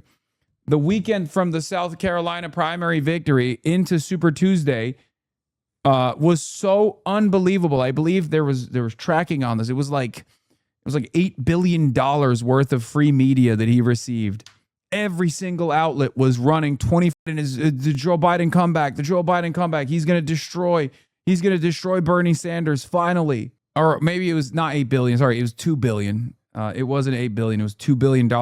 And then that coasted Joe Biden into an easy victory in Super Tuesday in states that he had never even gone to. Remember when is the lowest form of conversation? What? Oh, yeah. What about pro-AES super PACs? The actual dark money. How much is our revolution spending on him? Dan Pfeiffer says, this includes everyone on the air this week, including any dark money. Like, these people are bots, man. They hear the talking points and then they immediately lean into it. It's so strange. It's from The Sopranos. Okay, whatever. I don't care about that right now. Speaking of which, if you're frustrated by all of this, here's a funny story. Breaking: Haley from Michigan is paying influencers $1,500 per post and asking them to sign NDAs. David says stuff on IG. I received a confidential influencer brief from Haley Stevens' Senate campaign. The interesting part, it says it's covered by an NDA, but I never signed one. It's a confidential document. It's covered by an NDA. The only problem is I never actually signed an NDA. So, shh. Let's not tell anyone. Let's go through it together. It's an influencer brief from the Haley Stevens Senate campaign in Michigan. Right at the top, it says that the rate for this video is $1,500. So apparently, that's the going rate for a do-nothing candidate. Okay, so let's quickly get to the goal. So our job is to educate. I didn't even think about that. All the women that were running, they said nothing about Quiroz, Bush, Daria Liza, Valdez, or any of the women candidates that lost their primaries.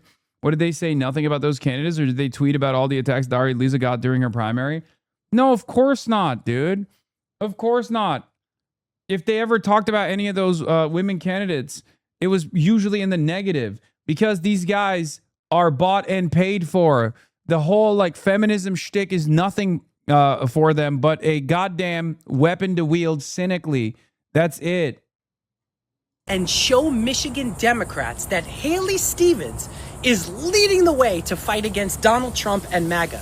Okay, so let's see what we got. So the first instruction says, share a proof point where Stevens has stepped up to fight MAGA. So sure. So just like Trump, Haley Stevens says that we can't afford universal health care, affordable housing, student debt relief. But when Congress had a chance to put limits on how long the president could keep U.S. involvement in Israel's war, she voted against those limits. Meanwhile, American taxpayers have paid at least $29 billion, with a B, supporting Israel's war. Funny how we're always broke until it's time to fund another war. Great fucking, by the way, great video from this guy. So the next instruction says, make this personal. Why does stepping up to MAGA matter to me? This is fun, isn't it? Not signing an NDA and blowing it up? Love it. So it matters to me because I believe politics should be about earning people's support, not renting it for $1,500 like Haley over here. So if you're really the fighter in this race, you shouldn't need to pay influencers to convince people. That's crazy. Okay, you have to look at this. Sorry, I have to show you this right now. It's so funny. Okay, so she propped open the door. She propped open the door and started barking at the door because I got food delivered. She's still staying in here, but she's monitoring the situation. She's making sure the situation is good and monitored. She thinks she's a fucking guard dog. It's crazy. It's crazy. This dog is out of her dang mind. Can I get chopsticks and the no, the small cup sauces that I have for like the small cup sauce that I have in the fridge, but chopsticks for sure. Situation has been sufficiently monitored by Kaya. You should be able to beat Abdul on your record. Abdul is talking about healthcare, affordable housing, getting money out of politics, and taking on corporate power. Haley's campaign is sending out influencer briefs that require an NDA. So now on to my favorite part. You do not need to endorse Stevens. So think about that for a second. They're basically saying, we don't need you to believe in Haley. We just need your followers to think you do. They're not buying your vote. They're leasing your credibility. And that's really why I wanted to show you this document, because if your record speaks for itself, you don't need influencer briefs. You don't need talking points to sign an NDA, a rate sheet. You need supporters. That's the difference. Vote Abdul. He is a person that will represent you, not corporate interests and not Israel. Hell yeah. Beast mode. Beast mode. Beast mode. Beast mode. Beast mode. Anyway, get ready for the most annoying victory laps that Haley Stevens will absolutely take over this new poll that came out. If they haven't already, the campaign hasn't put that out yet. They're desperate. This TikTok is anti-Semitic and misogynistic. Yeah. The thing one has to understand is that Bernie Bro playbook on Al-Side is being deployed because it's all they have. They know the Stevens campaign is zero juice and they're getting hammered from the left. So all they can do is contrive an ostensibly quote unquote left-wing attack by throwing out baseless charges of sexism. And there exists a turnkey Zionist pseudo-feminist apparatus to just do this. That's what Emily's List does. Emily's List took $500,000 from AIPAC this cycle. And it's not because AIPAC is deeply committed to feminist practices. It's because their only play is picking off suburban women to the cause of genocide by painting Al-Sayed as a shifty, marauding terrorist cartoon. They have nothing moral narrative, just Walmart donations, AIPAC money, and a 2016 zombie neoliberal PMC identity stuff. It's the most cynical posture that I thought we had moved beyond. And I think it requires a lot more closer examination by the base when they don't have enough time to recognize what's going on. I worry that these narratives will still dupe enough people, but there are still dumb fucks, at least even in my community, that fall for it. So we will get girl boss feminism until further notice. Like, think about this line of attack. It only works against the left. Can you imagine Haley Stevens coming out and being like, you're being sexist to the Trump-backed Mike Rogers in the fucking general? Are you insane? Mike Rogers would put up LeBron numbers. Okay? Like, this is not a way to campaign. The only time this works ostensibly is in a Democratic primary. Hi, and welcome to Michigan Matters. You don't need me to tell you we have a red-hot U.S. Senate race going on in our state. Today, we're going one-on-one with the two Democrats still in the race, Representative Haley Stevens and Abdul Al-Sayed, who are facing each other in Michigan's August 4th primary. Plus, the roundtable's waiting in the wings to talk about that race, the gubernatorial contest, and other things. If politics is your cup of tea, you've come to the right place. Let's get started. Okay, I love this. I'm already locked in. From CBS Detroit, this is Michigan Matters with Carol Kane. Michigan Matters is brought to you in part by Cure Auto Insurance. And we're joined by God, local news is so fucking awesome. Abdul Al-Sayed, who is a Democratic candidate for U.S. Senate, who hopes to win your vote in Michigan's August 4th primary. It's great to see you. Honored to be here. Thank you. It's been very busy since the last time I saw you up at Mackinac Island at the Chamber's Policy Conference. Slightly different view, but yeah. Well, this is an incredibly busy week for you. And let's talk about a couple things that happened this week. First of all, Mallory McMorial announced that she was suspending her race and pulling out. Were you surprised by her decision? I mean, we were. She was running an extremely strong race. She looked like the candidate to beat just months before. I'll be honest with you, I don't spend as much time thinking about the horse race of it all, though. There are a lot that she and I agreed on, some things that we disagreed on, but she made her case and fought a great campaign. I reached out to her. I've been in the position where I've lost a primary before. I know how that feels. And so a lot of what we're doing right now is reaching out to the people who she inspired to show them that so much of what she and I agreed on is so much bigger than any of the things we disagreed on, and inviting them to join us. And now that it's a two-horse race with you and Haley Stevens, and Mallory's no longer part of the equation, are you adjusting your campaign in any way, and your strategy in these last few weeks of the primary? So I'll tell you this campaign has been more than a year in the making. We've been to 110 different cities, 450 public events. And across them, I have a simple message. I want money out of politics, money in your pocket, Medicare for all. But the contrast couldn't be clearer. I'm somebody who's never taken a dime of corporate money to run a campaign.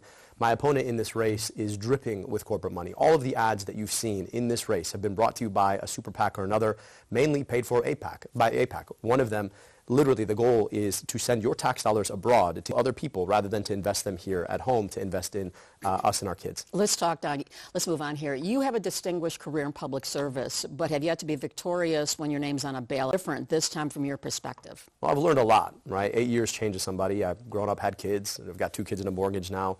My kids are 8 and 3, and they teach you a lot about patience. I've also realized that Michiganders are less interested in the critique. They're a lot more interested in the solution. So if you're somebody who wants your politics to work for you, if you're somebody who believes in unions, like the unions believe in me, the UAW, AFT, National Nurses United, if you're somebody who believes that we need to take on the oligarchs and the monopolies that force us to pay more for the stuff we got to buy, if you're somebody who believes that our money should be spent here on us and you believe that you deserve guaranteed health care, then this campaign is for you. But I'll also tell you that the mood has changed, right? 8 years on, people are just angrier. Things have gotten harder. It's harder to afford your groceries, harder to afford your rent, harder to afford to believe that you could ever afford a home, harder to believe in the school that you send your kid to.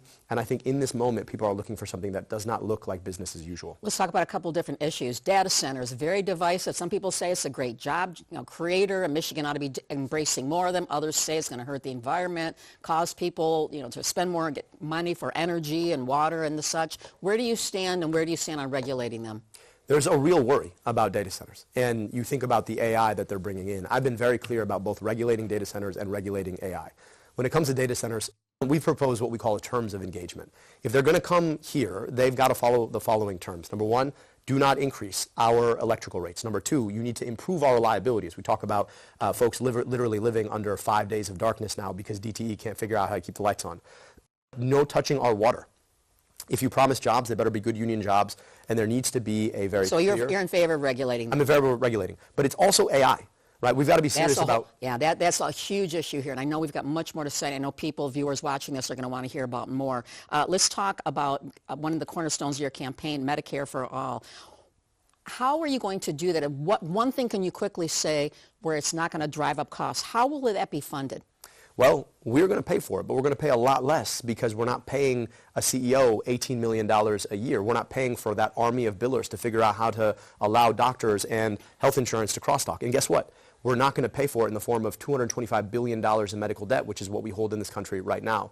This will be cheaper, more durable, and without the pain or the worry about I can't see a doctor, which is too much of an issue for too many people in this country. You represent the more progressive wing of the party, been endorsed by AOC and Bernie Sanders, UAW. Some people think after whoever wins in the primary, the Democrat left standing, taking on Mike Rogers at a progressive, is going to be a harder fight. Well, I'll tell you this. I think the real fight is not between progressive or conservative or moderate.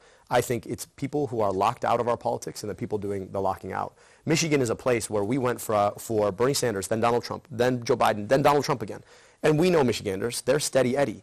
It's just that they keep going to the buffet and not finding what they want. So if they know that their opportunity to support somebody who's not bought off by a corporation, who is actually trying to fight for them, I think they're going to choose that opportunity every day. We're winding down here just real quickly. I'm going to give you 20 seconds here to just tell people. Goat status, beast mode. He's very good. He is fast, efficient, straight to the point. I mean, what else can you say, man? He's just fucking good. That's why I have consistently said Abdul al-Sayed, I think as far as his background goes, is perhaps one of the most impressive candidates in this cycle. Like across the nation. If you think Zohran Mamdani is good because of like his messaging discipline, because of his charisma, because of the impassioned pleas that he can make, and be able to like communicate as a earnest fighter for justice, Abdul has that too, straight up. And unlike Zohran, he also can put up 3 plates on the bench. So people why they should vote for you. I'm going to give your opponent, we talked in the next segment, Haley Stevens, the same opportunity. You got 20 seconds here. I'm the only candidate in this race who's never taken a dime of corporate money to run a campaign. I'm the only candidate who's standing up to guarantee you health care through Medicare for all, who understands that we have to abolish ICE, who's done work in the bowels of government in Detroit. Bro, Zoran and can't Wayne even do County. one play. If you want somebody who is a public servant fighting for you and not the corporations who are buying the campaign, not for AIPAC, who's buying their campaign, I hope that I can earn your support to get money out of politics, put money in your pocket, and pass Medicare for all. Abdul El-Sayed, thank you so much for joining us. This certainly is a race we're going to be watching all the way through here to the end here. Appreciate you, Carol. Thank you. Okay, and keep it right here. We're back with more Michigan Matters after this. And welcome back to Michigan's woman, Haley Stevens, who's hoping to secure your vote in the U.S. Senate Democratic primary taking place in just a few weeks. And my, oh my, what a campaign this has been. It's great to see you. Thank you. Well, the big news coming out was that State Representative Mallory McMorrow decided that she was dropping out, leaving the field of 3 down to 2. My question, were you surprised by her decision? Look, I think Mallory McMorrow ran a very dedicated, engaged, and spirited race, and I respect her decision. And her supporters are welcome into my campaign. I really believe that together we can beat Mike Rogers, tell a story for Michigan, and push back on some of these abuses of power that we see coming out of Washington right now. How does her exiting the race impact you and how you'll approach the campaign in the last few weeks of this primary? Well, look, I'm continuing to get out there to share my message and my story for Michigan. I was born here. My parents are small business owners, and they taught me that value of hard work, and that's what motivated me to work on the U.S. Auto Rescue. This is what's always motivated me to tackle tough issues facing Michigan, fight for us, and win for us. And boy, do we need some. I don't know why she talks like this. I know that that's like a point of contention. It's becoming a point of contention. Like, is she exaggerating it? Does she think it makes her sound more like folksy? Because it does come across as like too exaggerated. And apparently she didn't used to sound like that. I'm Haley Stevens, and I was Chief of Staff to President Obama's Auto Rescue. We saved over 200,000 jobs and strengthened Michigan's advanced manufacturing. Like, that sounds like a normal Michigan accent. I'm Haley Stevens, and I was Chief of Staff to President Obama's Auto Rescue. We saved over 200,000 jobs and strengthened Michigan's advanced manufacturing economy. That's our future. I'm Haley Stevens, and I was Chief of Staff to President Obama's Auto Rescue. We saved over 200,000 jobs. I'm beginning to believe the Haley Stevens body theory, the Haley Stevens body double theories. Like, I feel like she went to Israel and they cloned her. And this is they brought back a new Haley Stevens that just like sounds different, looks different. Am I crazy for this? Look, I mean, look, she sounds normal here. Strengthen Michigan's advanced manufacturing economy. You better believe I'm going to be doing it with a little bit of joy, a little bit of enthusiasm, a little bit of energy, and a little bit of stick it to them. Because that's the Michigan way. Rockets. And you better believe I'm going to be doing it with a little bit of joy, a little bit of enthusiasm, a little bit of energy, and a little bit of stick it to them. Because that's the Michigan way. Rockets. And you better believe I'm like, what the hell happened when she went to Israel? They must have body swapped her, bro. Anyway. Who wants to fight for us right now to lower costs, to lessen our dependence on China, and to create more of those good manufacturing jobs so people can live and achieve the American dream right here in Michigan.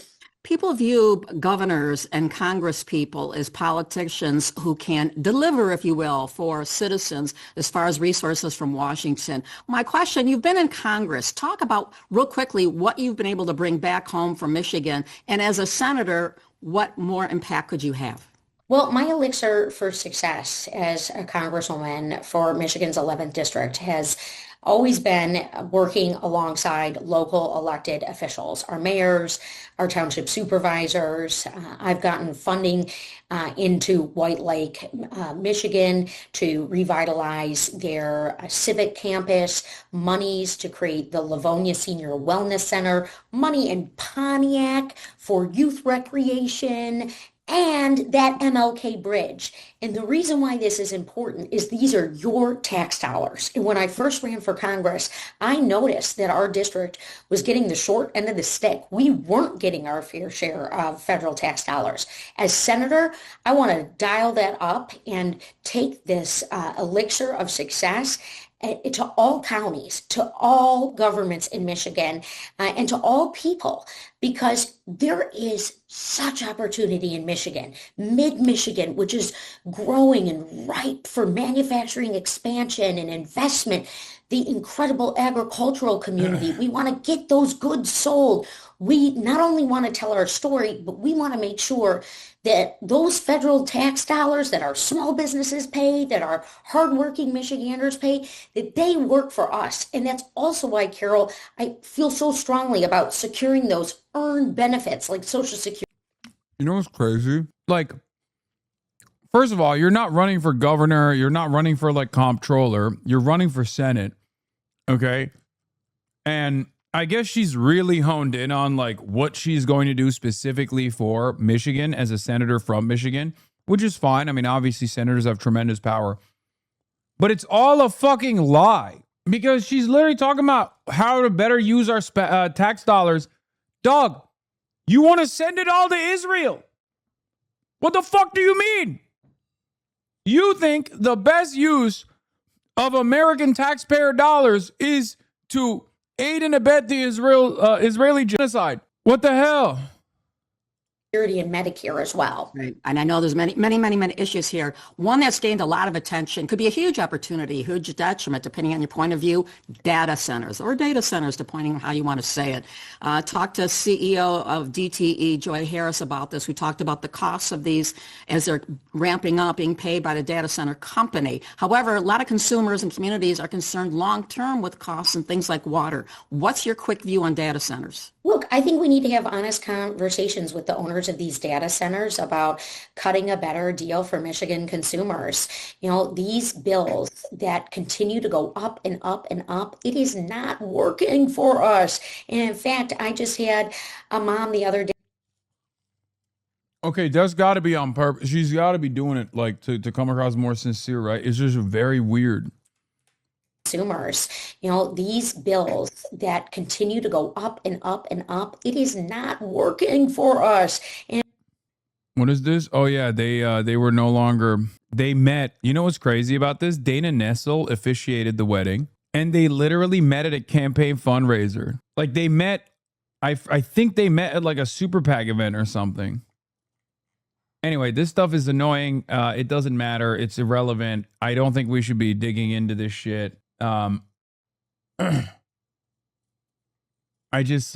think people are going to use people coming after her accent as like a sinister line of attack about her person or anything or some shit like that, when the entire conversation should be around her being a stooge for Israel, her being an empty suit for every corporation that will buy her seat. in fact, I just had a mom the other day tell me that at the end of the month, she's left with nothing. I had another friend say they were at the grocery store and the person in front of them broke down because they couldn't pay their grocery bill. So we have got to lower costs, and I have the plan to do that. And that's one, by making sure that these utility companies, if they're raising rates, sorry, you're going to have to lose your federal funds. These data centers, if they're investing here in Michigan, they should be guaranteeing that no one pays more than a certain amount of money for their energy bill, for their water bill. I do a ton of work with the Great Lakes Water Authority. And man, I want to get them the monies, the federal monies, to replace their pipes. And we're running really short on time here. Real quickly here, you've been endorsed by Jennifer Granholm, Debbie Stabenow, AG Dana Nessel, Emily's List. You've got a lot of Brenda Lawrence, yes. You got a whole. Abdul went in person, and her asks of Abdul was, how are you going to pay for Medicare for all? I know she was cordial, but the questions were, how are you going to pay for Medicare for all? No Israel question for Haley Stevens, really? Like not even a little bit about her Howard campaign is being propped up by $50 million? How is that? How is that for fucking Michiganders? If Michiganders love her, why is it that the only people that are funding her campaign are corporations that are fucking over Michiganders? Where are the small dollar donations coming from all across Michigan? Why isn't she in Michigan? Whole list of people there. You and as your opponent has called you, you're the establishment candidate. How do you see that playing out in August, given your candidate, your opponent rather, is and your opponent on the progressive side? Real quickly, we got about 10 seconds here. Look, I've been effective. I've delivered for Michigan. All those people have fought for Michigan and won for Michigan. That's what this moment is about. That is what I've been consistent about on this campaign. Michigan knows me, trusts me, and knows I will work for them in the U.S. Senate. You got 20 seconds here. You got 20 seconds to tell people why they should vote for you. 20 seconds. I'm going to time it here. Go. Well, your vote is sacred, so get out and place it, but know that I would be humbled and honored to earn yours, to continue to tell our state's great story in the U.S. Senate, and to make sure that we are heard at every step of the way and that these abuses of power end. Haley Stevens, thank you so much for joining us. We are certainly going to be paying close attention to this race as it plays out in August into November here. Again, thanks so much for joining us. And we're back with more Michigan Matters right after this. We're back with the roundtable's been waiting in the wings, watching closely as we welcome Susie Avery, former chair of the Michigan Republican Party, Marvin Beatty, Detroit champion, community activist, and businessman, and making her debut is Lauren Gibbons, senior Capitol writer at the Bridge, Michigan. It's great to have you with us and great to have all of you with us. It's great to have her here. Yeah, Terrific. Here we go. Well, my, oh my, this has been quite a week in politics here. Let's start where we started the show from. Let's talk about this U.S. Senate race. We're now down to the two candidates in the August 4th Democratic primary. Lauren, you cover politics. Mallory McMorrow announced she was dropping out. Who does that help between the two with Haley and Abdul? You know, I've talked to a lot of people about this, getting their opinions, and I don't think we know just yet, although we did see some folks coming out of the wings who had previously been on the sidelines when it was a three-person, now coming out endorsing. I think Emily's List, a very Democratic organization coming in support for Stevens, Attorney General Dana Nessel, for example. So we did start seeing some Democrats who hadn't yet made a decision start making a decision. I think we'll continue to see that. So when it comes to the voters who are going to support her, and just kind of looking at the selection here, you have almost now a battle royale between the traditional base of the party and also with the more progressive wing of it here. Marvin, you're obviously you've been supportive of Democratic candidates through the years here. How do you see that race? Well, look, I mean, I think it's going to be a tight race, but I think it's important that people understand the dynamics of each one of these candidates.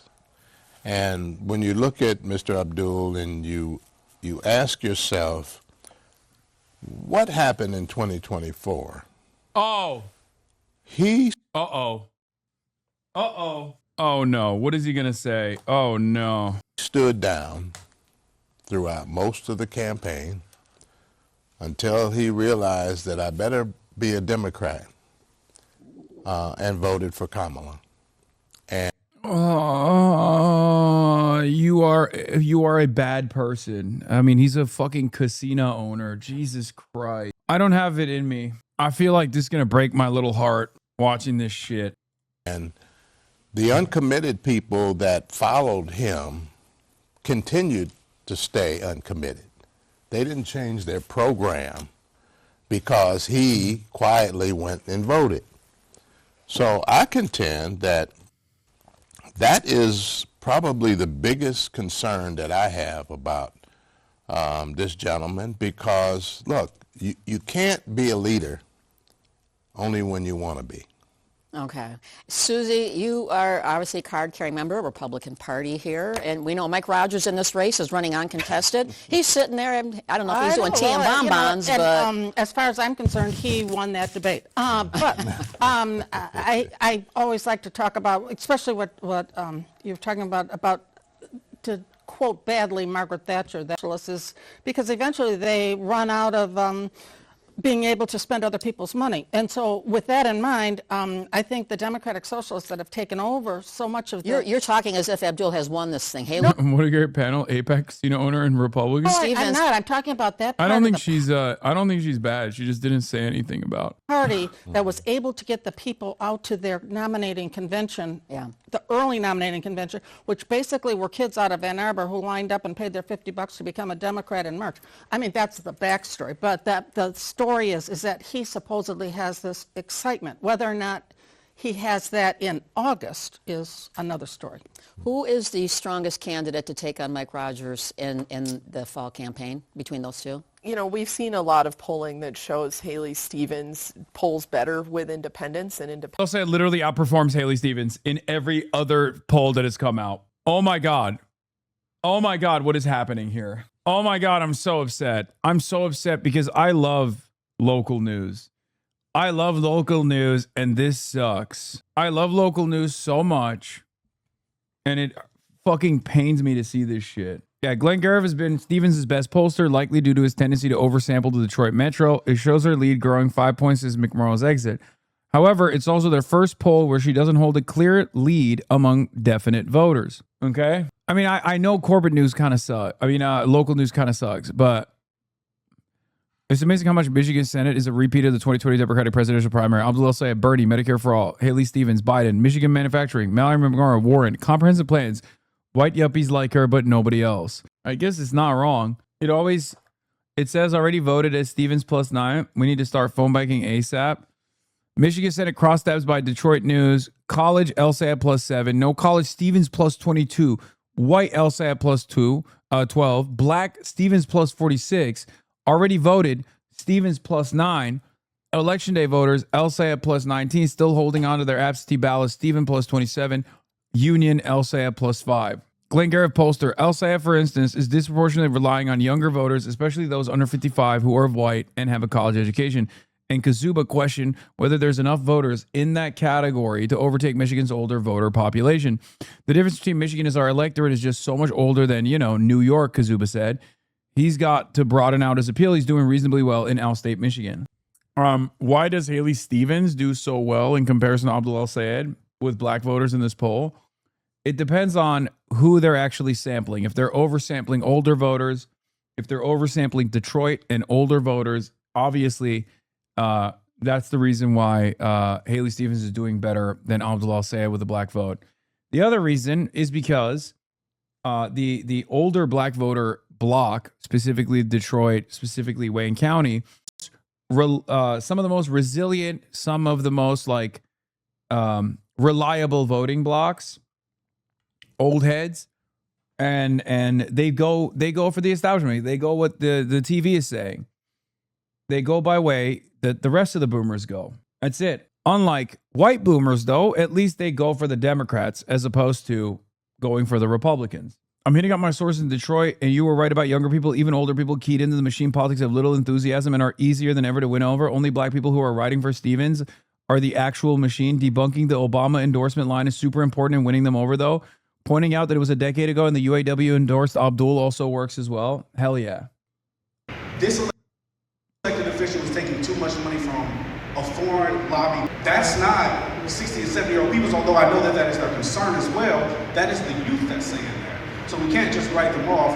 We do have to uplift them. We have to create a path. So my question for Gilchrist and Kenny, what is y'all's path for the youth? By the way, insane drip. Just pointing that out, not relevant to the conversation. This is the Donovan McKinney.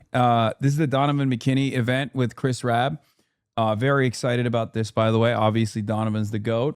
As a black man, I'll tell you this. Older black voters would rather vote for a white lady than an Arab. The division is real. Don't kill me. It's the truth. No, that's not true. No, that's not true. It's not racialized animus. It's not racialized animus. There is a racial tension associated with it, but it's not like, I hate Muslims type shit. First of all, I've already explained this. 1/3 of the black population in Michigan is Muslim. Okay? Just, remember that. 1/3 of the black population in Michigan is literally fucking Muslim. So that's already stupid. That's not the real tension. The real tension is that, especially in Michigan, there's a lot of vote bashing. There's a lot of blaming the voters. Kamala Harris is a black woman. So obviously that also plays a role in this as well, where some of the black voters who fucking understandably despise Donald Trump, who are still very much anti-Israel, by the way, look at Dearborn voters as a reason as to why Donald Trump became president. That's the problem. They don't hate Muslims. No one in Michigan hates Muslims, really. I mean, there's a lot of Muslims out there. So it actually, yeah, it's the Obama ad. That definitely had an impact. Let's be real. The Obama ad definitely had an impact. The other thing is like the uncommitted one, where Haley Stevens and AIPAC are very deliberately trying to get the black voting bloc in the state to be like, oh, he's just like those Dearborn Muslims who didn't vote for Kamala, who voted for fucking Donald Trump. And that's where it's coming from. But they do love Israel Trust. I've talked to some of these old heads. Yes. Some old churchgoers do fuck with Israel. But again, as far as approval ratings for Israel goes, black people, by and large, are far more anti-Israel than any other racial demographic in the country. It's not even fucking close. I guess with the exception of Muslims. There is not a single issue. There is not a single issue where black voters are not far more woke as a whole than any other racial group in the country. Okay? Nothing.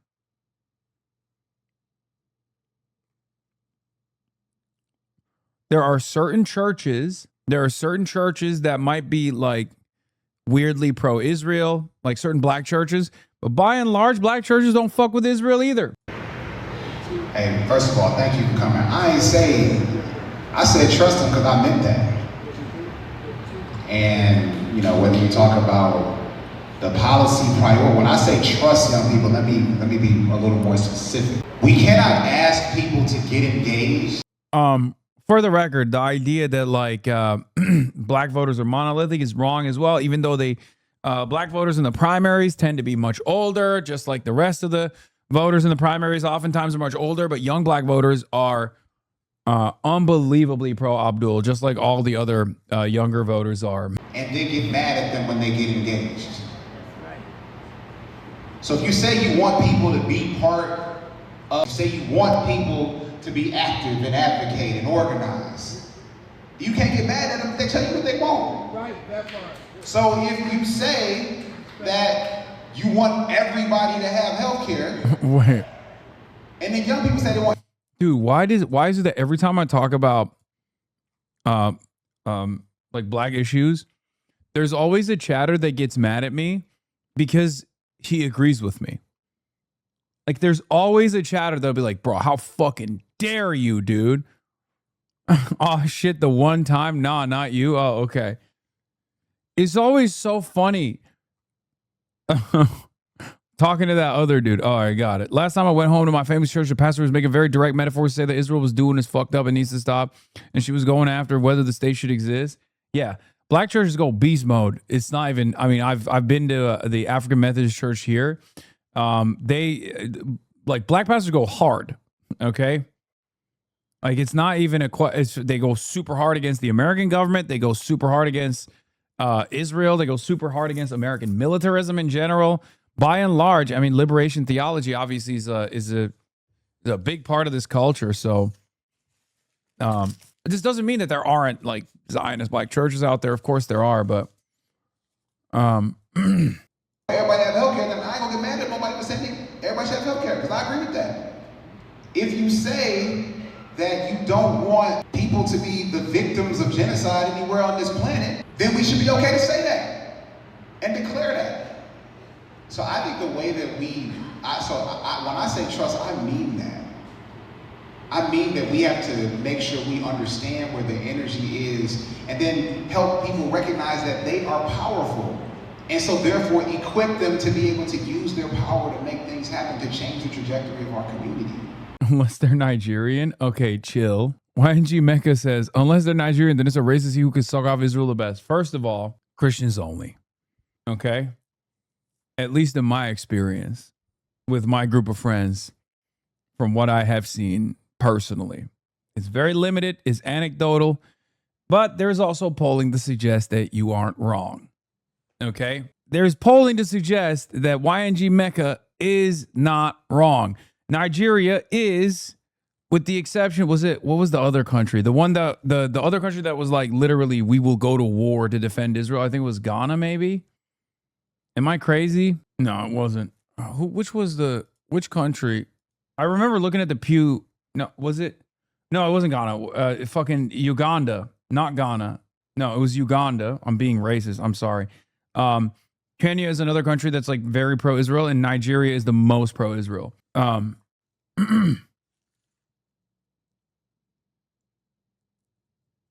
Clip it. Okay, stop. My goat. Stop. Not while my goat is on screen. Tradition is not new. Listen, there's this false dichotomy between young and old, whether it's in the black community more broadly, that older people are more conservative. And there's some truth to that. It's a stereotype. It goes to the bell curve. 80% may be more moderate, whatever. But there's... So you hate us Nigerians? What? No, man. What the fuck?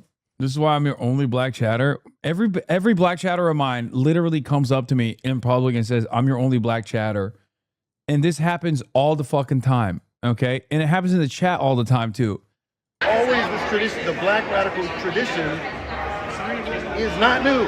It is a long-standing tradition. And the people who are elders, and if you want to include me as an elder, as a Gen Xer, so be it. We're the ones who are talking about King. King had a very strong anti-capitalist analysis. He was anti-militarism, anti-imperialism, anti-poverty. These are things that our own Democratic Party today will not speak out on. So this is something that transcends generation, it transcends ethnicity, it transcends geography. My brother Justin J. Pearson, who's running in Tennessee, they tried to cut up his district. It went from 65% black to 32% black, and it includes a town in his new district that is the birthplace of the Klan. Yeah, it's Uganda. Uganda is preparing to deploy troops to Gaza at the request of U.S. President Trump. The state-owned newspaper New Vision reported Monday. According to the paper, Trump asked President Yoweri Museveni through his board of peace to contribute to the International Stabilization Force tasked with maintaining order, protecting civilians, and supporting aid and reconstruction. Museveni reportedly agreed the initial deployment of about 500 Ugandan troops is expected to establish a logistics base on the Israeli side of the Kerem Shalom crossing before any move to Gaza, New Vision reported. No, I'm your only over 50 woman black chatter. You are not. You're actually wrong about that. Like 100% you're wrong on that front. And he told me when I saw him in Chicago. Yes, Nick Pollum's mom. Recently, that 130 white people showed up in Pulaski, Tennessee to support this young brother. We need to get away from these binary assumptions that all white people this, all black people, all old people, all whatever. We can't do that because there's too much nuance in our humanity, and we understand that we can reach people where they are, and we can have progressive. New HasanAbi head was not aware of your DreamCon game. Wait, what? Speaking of DreamCon, the legendary Kami Mommy's emote is still not added to the Hasan channel. Yeah, this was fucking awesome. DreamCon was so dope. I should have gone this year, bro. I fucked up. Hasan, I have the clip. In the spirit of DreamCon being held, this is the cutest clip I just discovered of Hasan Piker. They were so excited to meet him. I was excited to meet them. All right. Here you go. Hi. Oh my God. Oh, of course. Oh my God. Also, happy belated birthday. Oh, thank you. Thank you so much. This oh is my insane. God, you guys are amazing. I need to get out of here. Okay. Sorry. Okay, you want to be in this photo? Help. Help. They love him. Look how happy he is. I wish I was him. Game is game, baby. Hell yeah. It's called Aura. Back when I used to show my shoulders like a slut. We used to have fun around these parts. Oh my God. I didn't go to Anime Expo either. No fun. I'm Mr. No Fun, dude. That's just how it is. Mr. No Fun. All right, I'm skipping the rest. All right, we'll talk about the man that was shot by ICE. A little bit more detail into his background. It's unbelievable injustice. The demand for answers in Maine after the second deadly by an ICE agent. This one, the last 2 weeks. The last person to be, his name is Johann Sebastian Guerrero. He was a Colombian immigrant. An official says he was not the target of the operation. It led to protests and new allegations of reckless behavior by federal agents. They have shot at least 8 people since President Trump began his immigration crackdown. Lilia Luciano is in Biddeford, Maine, with the latest. Lilia, good morning to you. What can you tell us? Good morning, Gail. Well, the governor of Maine called the way immigration enforcement is carrying out its operations, quote, reckless and haphazard, as the community here in Biddeford continues reeling from this tragedy, the second deadly by ICE across the country in less than a week. Anger and shock in Biddeford, Maine on Monday after a man was fatally by ICE in his car. The victim is Juan Sebastian Guerrero, an immigrant from Colombia. A 28-year-old man was by a truck while fleeing immigration agents in St. Augustine, Florida this morning, officials said. It's the third death involving ICE this week after agents shot a man in Maine yesterday. Jesus Christ. According to a source with knowledge of the investigation. This doorbell camera video captured the sounds of on Monday morning. This video obtained by CBS News shows the victim's car, a white sedan, turning slowly in circles at an intersection. Then another vehicle appears to intercept the sedan, stopping it. ICE officers then approach the car and pull Guerrero out from the driver's seat. This video shows agents surrounding Guerrero laying on the ground, as this picture shows multiple bullet holes through the sedan's windshield. They pulled the body out in the corner. Corey Pullen's pawn shop and laundromat. Yeah, he was dead. That is across the street from where the... They basically handcuffed the corpse. They slammed his lifeless body, his lifeless head into the pavement too. Unfolded, and his security camera recorded parts of it. You believe the car was rolling because he had already been... Yes. Yes. We believe. We don't know. Immigration advocacy groups say Guerrero was 26 years old and had both a work permit and a social security number. This was a father.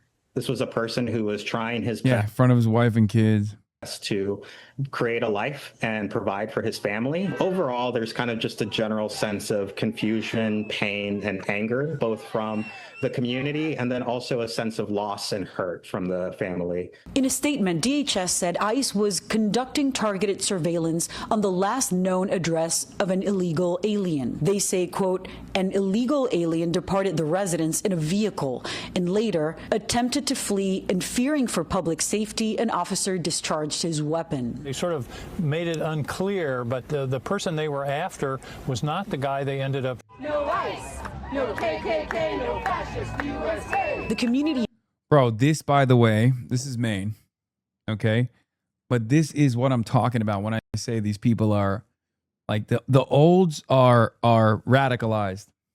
Okay. Oh, the olds are radicalized. The boomers, the grandmas, the grandpas. I'm not even kidding when I say this. Like, they're always out there, bro. They're always out there. Maine is now demanding answers, with this happening less than a week after ICE officers fatally 52-year-old Lorenzo Salgado Araujo in Houston, who DHS officials said also was not the intended target of that arrest. And there are growing questions about the sequence of events because the officers were not wearing body cameras. Advocates are questioning how can there be accountability without that kind of evidence? Jolene. And we are back with breaking news. Reuters. Yeah, and then this led to ICE suspending vehicle stops for U.S. immigration enforcement. Reports that ICE is suspending vehicle stops for immigration enforcement. I guess the silver lining here is the recognition that this stuff is totally untenable. So the administration is far more responsive to the negative feedback, the negative pressure. Because, like, they didn't do this. They didn't do this at all, right? They didn't do this for the longest time. It's temporary, but still. In the last year, my boomer mom has hit more IRL protests than me. Yeah, I'm telling you, man. I think older people also want this change. That's why I feel a lot more confident about these left flank candidates running. White nativist screed from Waters while talking about this murder. Oh, no. And they actually want to abolish the agency that's doing the work. So we can't work with these people. We can't work with these people, and we know why they're doing it. We used to win landslide elections in this country. Remember Nixon? Remember Reagan? 49 out of the 50 states. Why? All of a sudden, we bring in all this foreign-born population. Democrats are all of a sudden competitive. They didn't change how persuasive they were.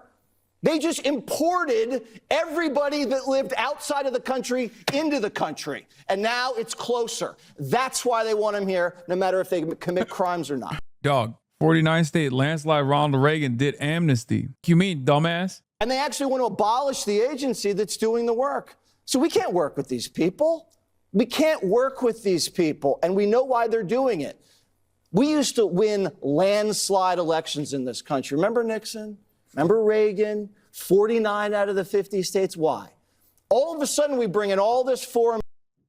Are you ever going to go on Fox News? No, none of these outlets will ever have me on.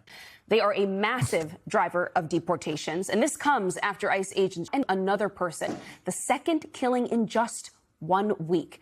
Johann Sebastian, the 26-year-old Colombia native in Biddeford, Maine yesterday, was a delivery driver, husband, and father.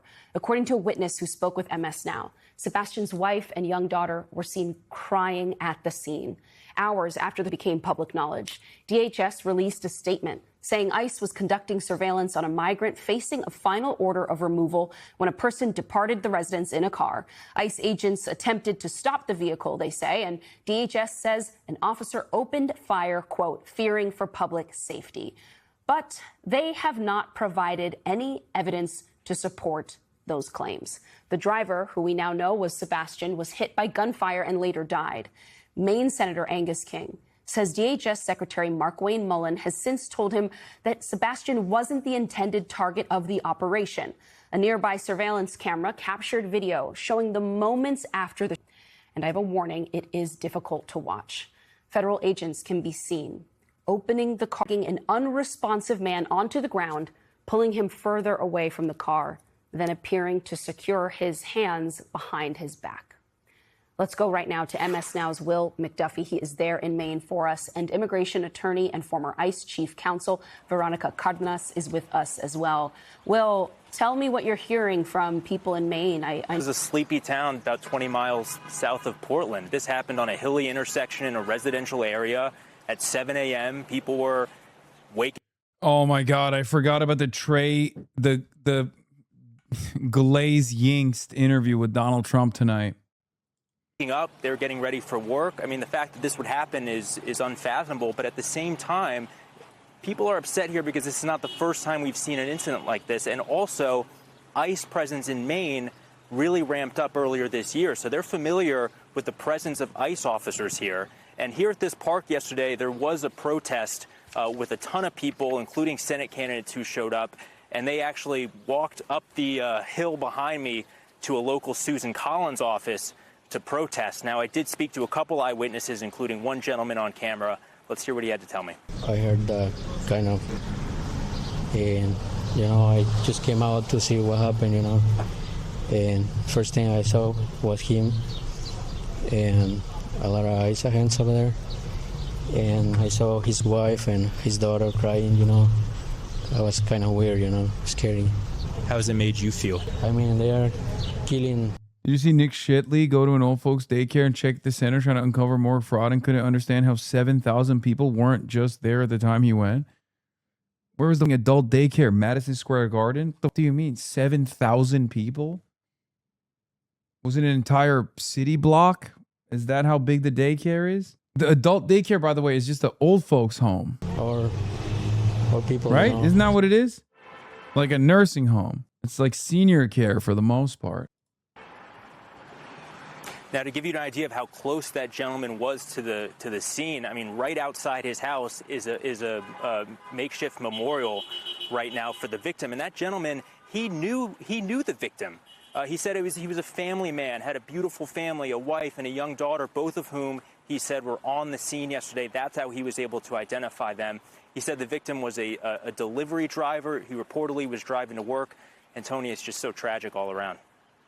It's incredibly heartbreaking. Veronica, I want to get your reaction to what we just heard from that man there. As he's saying basically that it feels like ICE, that federal agents are going after us, his community. Given what we've seen happen in Maine, what we know is happening in Texas right now, there is continued outrage and protests over the killing of Salgado Araujo there. I want just your reflection on what's happened over the past 7 days. Yeah, and I've frustration. We heard Lorenzo's son state that he went to lawyers before this incident happened to see how he could best comply. And when we look at Joanne, one of his last statements was that I tried to stop. Have a very vulnerable immigrant community and their allies who are trying to comply with ICE directives, who are trying to comply with what ICE wants so that these situations, and there's so much focus on communities, right? Like even in the statement that was put out, this illegal alien, that is not true. This person was going through the process, Joanne. He had a work authorization. He was going through the process that the administration has laid out for non-citizens to go through. Despite all of that compliance, we have DHS not being reckless at this point, but being very deliberate in focusing on the numbers at whatever cost and whatever comes with that. And I thought that, the death of Renee Good, Alex Preddy, there was a new Secretary of State. And without cams that are required, it doesn't mean anything, dude. Come on. Police already have body cameras. It doesn't do shit. Body cameras. Dude, body cameras. Fucking the dickhead that killed Renee Good literally had a phone camera in one hand. He was filming himself murdering her. Body cameras are just a talking point for people to be like, oh, we're doing something. It's ridiculous. Almost all of these incidents are already filmed, like full spectrum coverage from every fucking angle too. It doesn't even matter. That things may have been a little bit different. It's still far better than nothing. No, the alternative is not nothing. The alternative is abolish ICE and punish ICE. That was only 6 months ago. And like ICE as a unit, this isn't to say that there is no need for like INS or something, but it's a paperwork crime. So the punishment and the apprehension or the regulatory agencies need to fit the crime. Okay? It's a paperwork civil misdemeanor. Why are we militarizing a group that's supposed to handle civil misdemeanors? It's not even fucking criminal. These guys do not have a criminal apprehension law enforcement mechanism. Okay? It's not real. That's not a real thing. I'm so confused. I guess I'm not confused because everyone just lies about it, but it's just so fucking frustrating to constantly have to explain this to people. But I guess I'll just keep doing it over and over again. ICE is not a regular member of law enforcement. Okay? They're not. Their job is literally, has been historically, to basically just issue paperwork notices to people. Okay? ICE does not prosecute people. ICE does not investigate people for the most part. Like there are certain segments under ICE that used to exist under the FBI or other federal law enforcement agencies, like the ones that identify like pedophilia rings or sex trafficking, like things like that. They always existed. There's obviously a need at the federal level for some kind of enforcement against these sorts of crimes. ICE is a unnecessarily militarized law enforcement arm that has no real law enforcement power. Okay? They have no real law enforcement capability. They don't like solve crimes. They don't stop rapes. They don't catch rapists, right? Police do. Local law enforcement does this. Okay? Local law enforcement catches criminals if they even get to do that. They're usually not very good at it, but let's say in a normal world, in a perfect world, you got detectives that are investigating crimes. You got local law enforcement that's like catching criminals. And then you have prosecutors that prosecute them through the regular court system. And if the person also happens to be an undocumented immigrant, the criminal happens to also be an undocumented immigrant, then depending on the severity of the crime and depending on the state statute to have the Department of Corrections even cooperate with the federal authorities, specifically ICE, You can then inform the federal agency that there's an undocumented criminal that has been convicted of a crime. And then you make the determination on whether or not you want to make sure that this undocumented migrant that's also a criminal serves out, like carries out the end of their sentence and then gets deported, or they get deported immediately without carrying out their entire sentence. This is how it works. Anyone that tries to explain to you this alternative universe, okay, this alternative universe where there's like ICE agents are actually, they have a task force and they're sitting around and they're like solving crimes and they got like the ADL anti-Semitism data center, you know, that kind of thing, where they're sitting in a fucking bat cave. Like, it's bullshit. That's not real. Okay, that's not real. The way it currently works is they have one goal and one goal only. Okay, ERO. What they do is internal removals. Okay, interior removals is when you send ICE and you give them a list of people, a list of addresses, because of course, obviously, the federal government has all of the information of all of these non-citizens. Before we also forget, most of the non-citizens that live on U.S. soil are constantly in correspondence and contact with ICE and the Department of Homeland Security. Many of them have long-standing immigration court cases, for example. Many of them are following through on their paperwork. 90% of them are following through on their paperwork, okay? More than 90%. So the federal government knows exactly where these guys are. They know exactly where they work because the IRS also has their information, okay? So what these guys do is they get a list of people, and because they have quotas for interior removals, they will literally just go to an area and be like, all right, today we're just packing up one of these guys, one of these random people. That's it. You're saying it's not a common issue if it was done efficiently? Wait, what? It's not a common issue. There is no issue. The issue is not supposed to be handled by this agency. There's no need. The agency began to exist after 2003. This is not a real problem. It's not a real problem at all. If you're going to say like, oh, undocumented immigrants vote, they do not.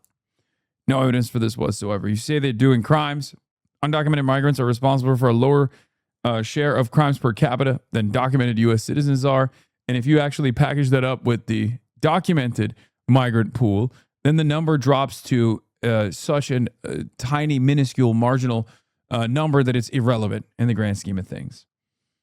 Okay? That's it. It's totally ridiculous. The punishment does not suit the crime. The crime itself is not even a crime. And I'm not saying that as like a, abolish borders kind of guy. I'm saying that as like, it's just literally not like a serious crime at all. It's just a paperwork violation. The real crime is that the system has kept these people in legal limbo, has kept their legal status in limbo by design, so that there is a permanent underclass that can be exploited even more so than the documented labor force in this country. This, of course, depresses wages for the documented labor force as well. And our capital owners know that very well. And that is precisely the reason why there will never be mass deportations in this country, because Americans love capitalism, or rather, capital owners love capitalism far more than they actually want to be a white supremacist nation. Okay? That's it. You got the Stephen Millers of the world, and Donald Trump leans into their racialized agitation and their white nativist anti-immigrant agendas, but only to an extent. If you recall, early on when they were doing these mass removals, they would go to places of work, right? Places of business. They would go to hotels. They would go to farmland. Why the fuck were they going to places where people were working? I thought these guys were just a strain on our resources, okay? Why were they doing that? Because they knew exactly where the documented and undocumented non-citizens would be, okay? Trump put an end to that. Why did he do that? Because farmers and hospitality business owners reached out and were like, what the fuck are you doing? You're not supposed to arrest our cooks. You're not supposed to arrest our barbacks. You're supposed to arrest the fucking criminals.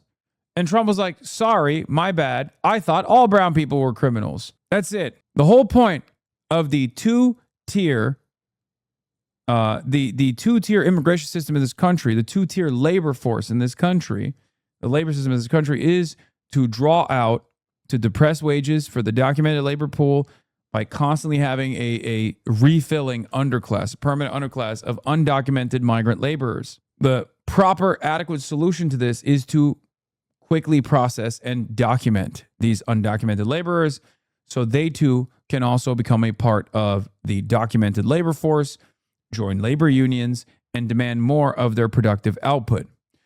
As it stands currently, and this will, by the way, improve wages for the existing documented labor force as well as the undocumented one. That's it. That's it. But good luck explaining that to Americans who would rather be fearful of people who just look a little bit browner than they do. It's the easiest way to trick people. The easiest way to trick people.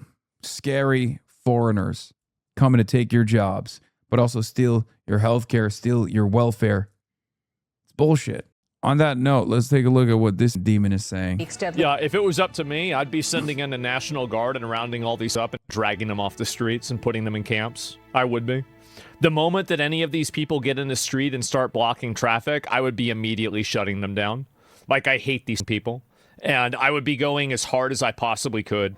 And the more upset and the sadder that they got and the more angry they got, the more I would do it. And if they started being violent, well, that's the way it goes. Don't do it. And follow the law. Don't go and act like you can do whatever you want. It enables the behavior. I think the argument might be that these situations might get bystanders hurt more than anything to do with the immigrants. Yeah, I mean, obviously there's more to think about it, but overall, I don't think that they should roll anything back. I think that traffic stops are totally fine, and I don't think any innocents have gotten hurt so far, and it's because the people got shot. So, problem solved. Even in Canada, police can you for driving at them. Even in Canada, that's bad. It's illegal to block public roadways, even if you're protesting. Why do we allow this? We allow this because we're cucked. We allow this because we're cucked. I tell people that I think that it should be the law that you can literally just run these people over if they're standing in the street. Why isn't he banned? This is insane. It's kind of funny because, like, look, I hate the guy. But Destiny got banned for, basically saying this. Okay. And of course, the reason why Destiny will never get unbanned most likely is because he's done far more damage since then, including but not limited to mass harassment campaigns against, Twitch staff and things like that. But it is wild, like, how far we've come. It is wild how far we have come. Where Asmongold is just like, yeah, you should just murder people engaging in civil disobedience. Yeah, not that it needs to be said in this community, but anyone who justifies an undocumented migrant being shot by ICE is just straight up giving the game away. Like, just grow a pair and say it with your chest you want to kill brown people. Yeah. My goal is to radicalize people as much as possible. Asmongold's extreme rhetoric about immigration and ideological opponents. The video game streamer who routinely engages in political punditry has an enormous online presence with over 9 million current followers across platforms and 2.4 billion views on just his active YouTube channels in 2025. Yeah. He is the biggest right-wing. He is the biggest right-wing content creator in North America right now. Asmongold has urged the government to brutalize protest labor and other extreme sentences. In October 2025, Hoyt called for arrested anti-ICE protesters to be used for compelled slave labor. Asmongold said he was not a fan of ICE potentially injuring protesters because then you can't make them work in the prison, adding, I would want to utilize their bodies for compelled slave labor. That's the only reason. In January, he called for anti-ICE protesters to be put in a camp for mandatory labor of 5 to 10 years. What is this statement? Hi all, I know I've been quiet the last year with what's been happening with my lawsuit, but I can partially explain to you all I have been dealing with. TLDR, I hired Denim's legal defense team, and they will be representing me going forward. I intend to continue to fight the lawsuit. Now on to the detailed version. Unlike what has been said and speculated, my previous legal defense team has been in communication with Ethan's team since August 2025. During this time with Ethan's team, it was months and months of settlement negotiations. When you enter settlement negotiations, you are giving a list of ways to potentially settle, which I ultimately disagreed with. After settlement negotiations failed, my case defaulted. After my case defaulted, I attempted to find a new lawyer. I reached out and scheduled a meeting with Denim's legal team, and now here we are. I have retained them, and they will be representing me going forward. I intend to continue to fight the lawsuit. Thank you all for your continued support, Morgan. Wow, you're saying those YouTube lawyers were wrong again? Oh my God. Oh my God. It turns out they were wrong about this too? How is that possible? Wait, when you've been saying Morgan for months, you've been talking about Frogan? Yes. I believe she'll have a GoFundMe up and running as well. Anyway, President Trump vows to target power plants, bridges if Iran doesn't make a deal. Jesus Christ. Where was I? There was another thing I wanted to show you guys with respect to lawsuits. I don't know what this means, but did Ethan choose not to prosecute the Countdown episode claim, and Ethan Klein's lawsuit against Denim has officially been dismissed without prejudice, and the deadline to file for attorney's fees has been pushed back until after the appeals process for the claim? Like, he's still going through with the appeals process, right? Yeah. Also, look at these bots, dude. Dan Stalkman and the Sex Pestiny community have deployed bots. It's really funny because, like, you know, I exist in both the cyber stalked. I exist in this space where I'm cyber stalked by some of the most like mentally unwell people, but also work alongside campaigns from times. And there's something really funny happening where one of the policy people, Timothy Faust, Francesca Hong's policy policy director, woke up to a ton of replies like this on an entirely unrelated post. I appear to have been caught up in some sort of bot swarm that replies to anything Hasan retweets. Big world out there. Most of it is none of my business. Dizzying. No wonder you haven't commented about iNut. And it's really funny because I have no idea who these people are either. Like, Aiden using iNut to smear people while begging for Destiny's attention is peak desperation. While you claim you orbit, you're just burning every bridge to get there. Pathetic. And I don't even know what the is going on here. Like, not even a little bit. What the is a iNut? Who's Aiden? What the hell is going on? Do they think it's not obvious these are bots? I just don't know. Keemstar's creepy fixation on Aiden's public, and yet Aiden uses it for relevance. That's not strategy. That's selling your soul for a retweet. I said Creamstar. What is this? Pegaslop Fun Day vid maybe? Pegasus is an idiot. This guy, what the is this jawline, bro? This guy looks like the sexy half Korean, half white dude from the second season of Beef. Chadgasus? Bro, I just turned this. You sent me this link. You sent me this link and boom, I got blasted with the handsome Squidward. What the is going on? Oh my God, the May December kid. I like Chilipi Lol. I think he's Lebanese.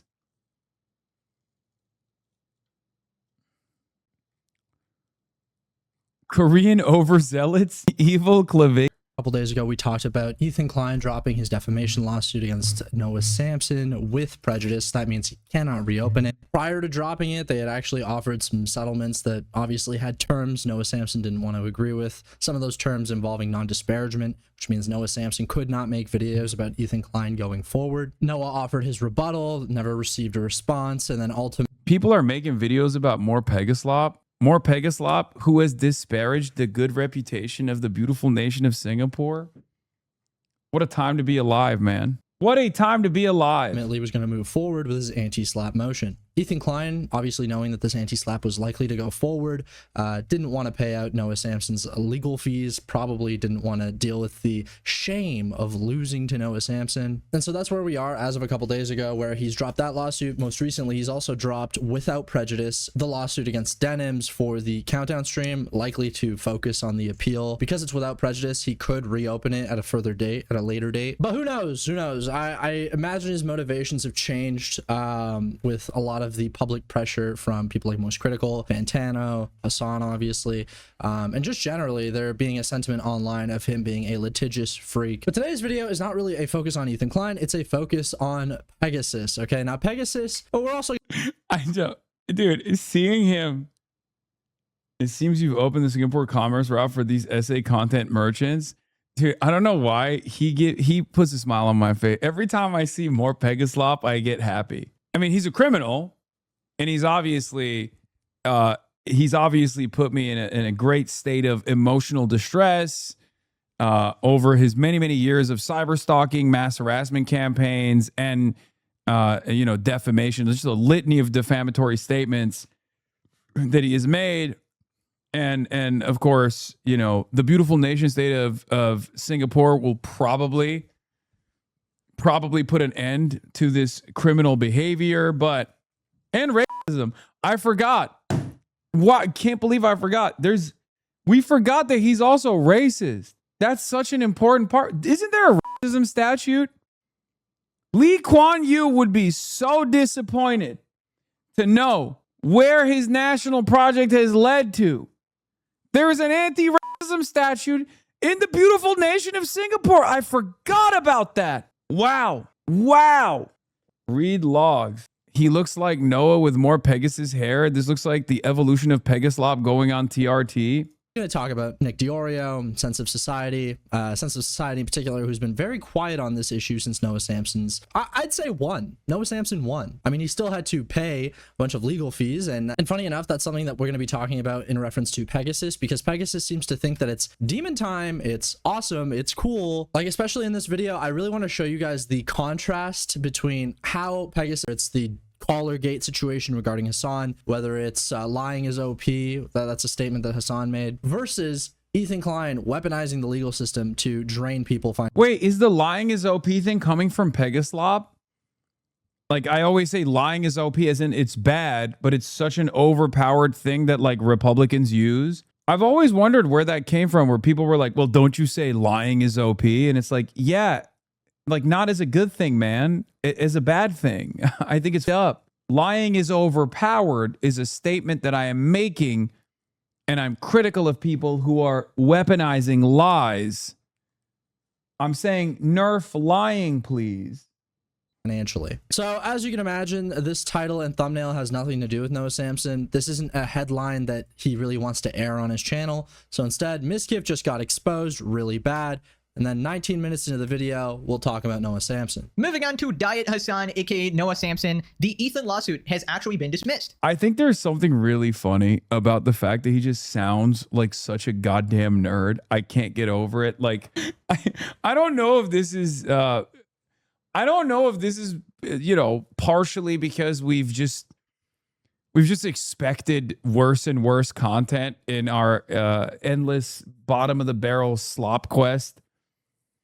But like, I can't find myself sincerely tuning into a guy that sounds like this. No disrespect. Like, he is audibly, you know how people say you got a face for the radio? He's got a voice for being quiet, I guess. I don't know what he would be on. He's got a voice for print media. So it turns out he apparently dropped it out of nowhere. It seems like he hasn't publicly commented on it, so we'll wait for that as well. But by the way, he then had a podcast appearance, Ethan Klein this is, and didn't mention a word, didn't say Noah's name, didn't mention anything about lawsuits. And it was a 4-hour podcast, so interesting stuff. By the way, even when he's talking about Noah, he goes Diet Hasan. I feel like he's got to tie it back to me somehow, which is great. This was a defamation lawsuit because Noah said that he supported a genocide, and Ethan's goal with this lawsuit was to obviously financially drain him and I guess piss him off. What's your moral, read of that, Pegasus? Is that a good thing? Is that something you want to see? Obviously, he's been very upset about Hasan even mentioning or joking about potentially getting him caned by going through Singaporean legal systems. What are you going to say about this, Pegasus? It's not a joke, sir. Sir, you are not wearing a suit. I am. And of course, hold on, let me button it up. Look at the suit. What does the suit say? The suit says big business time. What are you wearing? Collared shirt under a sweater, which is fine. That's saying I graduated from college. I graduated from big business college. Okay. And as someone who's wearing a suit, I need people to understand I love international shipping. Okay. I love international shipping. I love commerce. I love making sure trade continues its free flow. And that is why I am not joking when I say I love the beautiful nation of Singapore, and I love specifically its defamation laws, its anti-racism statutes. I forgot that one. We got to start adding that into the pile. And unfortunately, right now, it feels like Singapore is insufficient in its prosecutions of one of its biggest serial violators, MorePegasus. It's probably a bad thing, right? That one content creator who has a lot of money is trying to silence and ruin someone's life by financially draining them through the legal system, right? That's a bad thing.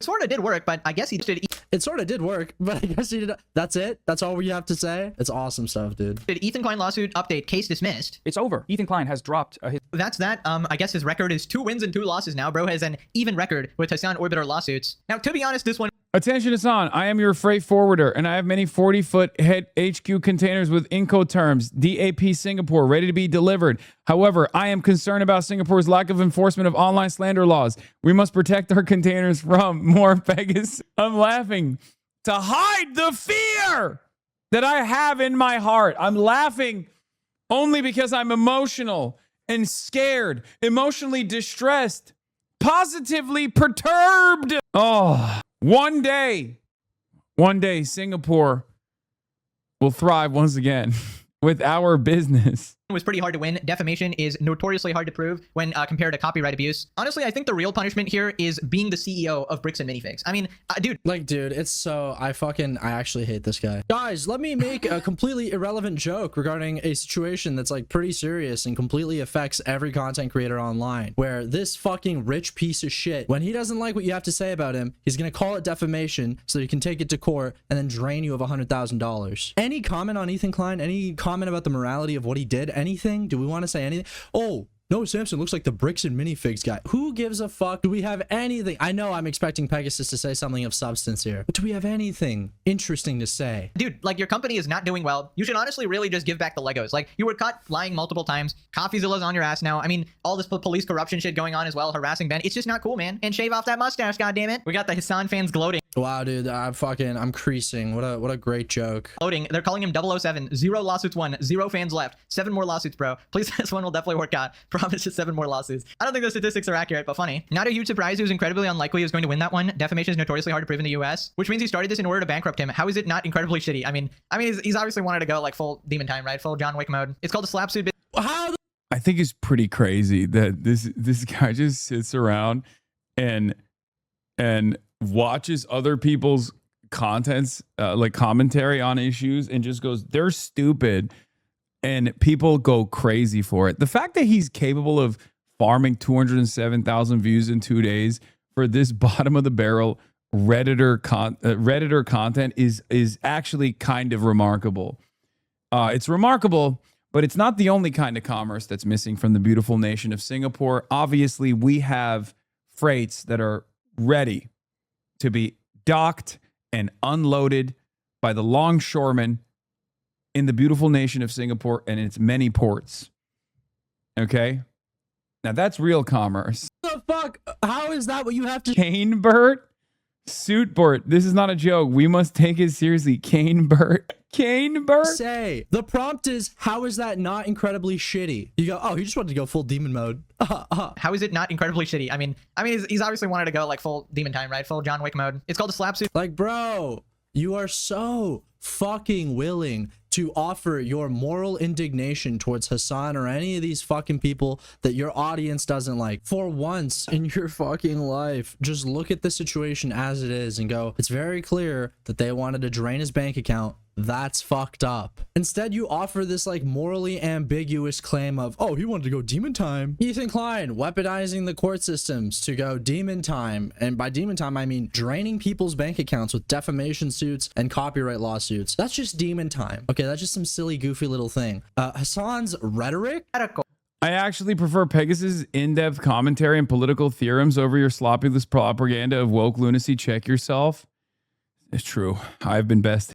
If you want friends, then stop supporting terrorists. Probably tone down the rhetoric. You realize that anyone who even wants to support you is completely hounded because you are that extreme. You are a social pariah. And he's such a omega crybaby, dude. Always playing. I famously have no friends and no fans. Pegasus took all the fans and friends away. He literally offers nothing. Are you kidding me? He offers the latest and greatest content.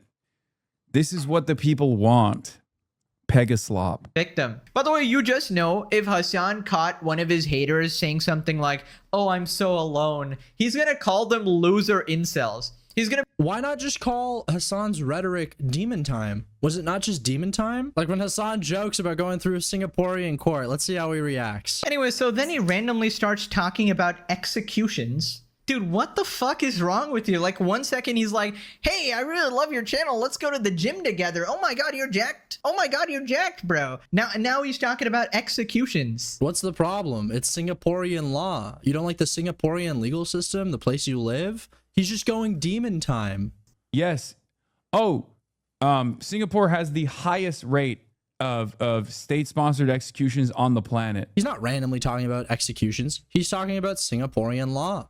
And apparently, Singapore has a lot of executions, and you live there. Singapore death penalty rate. Despite the decline, a large percentage of the public are supportive of the use of the death penalty, with more than 80% of Singaporeans. I'm not going to lie. This is one of my funniest ongoing bits, at least for me. You guys might not all appreciate it, but I certainly do, especially because this is better than any reaction I could have ever expected to get, because virtually all of these people that were like, Ethan Klein is going beast mode, immediately were like, what the fuck? Oh, Hasan wants to threaten to sue his critics.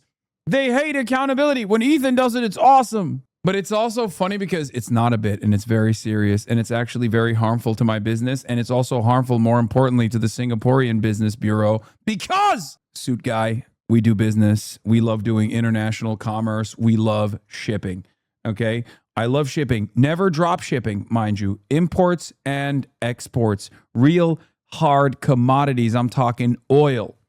I'm talking precursory chemicals necessary for fertilizers, many of which coming out of the Strait of Hormuz. I will open the Strait of Hormuz like the Strait of Malacca that's always open, because it's protected by what? You guessed it, the nation of Singapore. Okay? I got containers ready to go, locked and loaded. But they're sitting at different ports right now. They're not making their way to the Singaporean ports. Why? Because we're worried. We're worried that there is a serial harasser and serial slanderer being housed and protected in the beautiful nation of Singapore. Believing in it. Wait, don't get 80% of the people that live in your country, Mr. Pegasus, okay? What's the issue with HasanAbi being a little bit on demon time? Can he not be on demon time too? Don't get the guy killed. I don't think there's a death penalty for this. And also that I would not be in favor of. Are you So he literally says he wouldn't be in favor of it. Insane? Yes, they are. They are insane. Look at your chat. We got Mount. Get Pegasus executed, Lamau. Yeah, this is real. Yeah. Mountain Griddle actually wants to kill you, man. He's not. That fat Lamau. That fat Lamau right there. Also, Smoke Zaza Bert. Mountain Griddle here. Get Pegasus. Why are you freaking out, Pegasus? Why are you going crazy? He's just going a little demon time. He's just going a little demon time. He's just joking. He's just demon time. This executed Lamau. Bro, what sort of unhinged lunatics am I dealing with? You unironically want me executed. FLP premium Italian leather shoe. Not available in Singapore until Cyberstalker MorePegasus is arrested. This is real. This is my business. I'm a numbers guy. I'm a suit guy. This is my number. This is my shoe. Beautiful Valuetainment shoe. Tuscany leather. Designed in Florida. Designed in America. Made in Italy. Won't be shipped to Singapore until they solve this problem. Everybody gonna suffer in Singapore until we solve the problem. Because he literally just said he didn't want that, by the way. I played Hasan's own. He literally said he would not advocate for you getting executed. When Hasan talks about like the ass backwards legal system in your country that could get you killed for the type of content you're making, okay? You freak the fuck out. I can't believe Hasan's saying this. Look, your chat, you're weaponizing your chat. You're getting them to say crazy things about me. They want me dead. But then when Ethan Klein decides to weaponize the American legal system to drain Noah Samson's bank account, drain Denham's bank account, drain Casey Tron's bank account, drain Frogan's bank account, threaten to drain iDubbbz's bank account. That's okay. That's just demon time. He's just going a little demon time. He's just trying to financially ruin these people. It's just demon time. So again, let's be clear. When Hasan is threatening, by the way, never did anything, was clearly joking. When Hasan threatens to use another country's legal system to get you killed, because those are the laws in your country, oh, it's fucked up. It's crazy. I can't believe it. What a fucked up guy. When Ethan does it with iDubbbz, okay, using Canadian legal system, because apparently we have worse anti-slap laws, here's what he has to say. Apparently, he's getting sued in Canada, and this seems to be Ethan's plan because it's easier to prove in Canada rather than a place like America. Hi, Hasan. I'm contacting you on behalf of several Fortune 500 electronics companies. MorePegasus commentary has introduced an unacceptable level of geopolitical risk into our otherwise thriving $100 billion trade relationship with the beautiful nation state of Singapore. Our legal team is monitoring the situation closely. Guys, don't do it. I love Singapore. We have to continue doing trade with Singapore. I know this is a big business community. This is a community that thrives on big business and specifically doing business and trade with the beautiful nation of Singapore. Okay, I know we have a lot of questions for the even application of the law. Okay, I know, but I promise Singapore is a wonderful country that loves commerce, that loves free trade, and we love it too. Even if at times they don't follow through on the application of the law evenly, like when there's a serial racist harasser, violator of numerous statutes, where you have unlimited protections against this sort of stuff. America has good old free speech that, sometimes a little too free, or maybe they're not enforcing it as properly. I don't know. But yeah, people are... What? They're not enforcing the free speech statute as properly in America? You got some opinions on American free speech now? Speculating the reason for this lawsuit and the defamation, where the comment was accusing Ethan. No interest in morally weighing in on whether or not Ethan Klein weaponizing the Canadian legal system is a good thing or a bad thing. Dude, like, listen to the shit he's about to say here. I don't know if IDub said something more incriminating. Ethan probably had a discussion with his lawyers about this, or maybe he thought that IDubs was an easier target. The commentary community... I don't know what to tell you, bro. The quote I just played for you is in reference to the question, why did Ethan not sue Destiny? Why did he pursue iDubbbz? And he clearly says, probably Canadian law, probably he thought that iDubbbz was an easier target. If Hasan does this, or if anyone that Pegasus and his audience doesn't like does this, we're going to spend 10 to 15 minutes breaking down the minutia of why he made this decision and why it's a bad thing. When Ethan Klein does it, it's like, well, moving on. All right, back to the Noah Samson video. Defamation is notoriously hard to prove in the US, which means he started this in order to bankrupt him. How is it not incredibly shitty? I mean, he's obviously wanted to go like full demon time, right? Full John Wick mode. It's called a slap suit, basically a frivolous lawsuit to cost the other party money. Well, considering how the others turned out, I mean, not entirely, right? Some of them did have merit. How many lawsuits have been filed against other people? One of them, okay, he won. The other one gets a default judgment because Frogan didn't file anything. And by the way, both of those people did, in fact, violate the copyright. I mean, I don't have any way of defending that. There's other people that also offended. There's other people that also violated his copyright, and he didn't pursue them. That's the issue. Why did you target these people and not others anyways? Well, every week there seems to be another one for another person. Yeah, I mean... Hello, Hasan. Donald J. Trump here. A lot of people are talking about this Pegasus guy. Pegasus, nasty guy, very rude guy. Quite frankly, I will demand... I can do that as the president. Demand Singapore does something about this. Otherwise, we could invade. Maybe we would invade. I'm not going to tell you, but it's possible. 11, termination clause. This policy insurance shall terminate automatically without notice in the following circumstances. 11.2, the assured being an individual 14 days after he dies, he becomes bankrupt. He's the subject of receiving harassment from online cyberbully threatening the safety of my crew. My ship insurer... My ship insurer just canceled on me due to MorePegasus. No! Wait, hold on.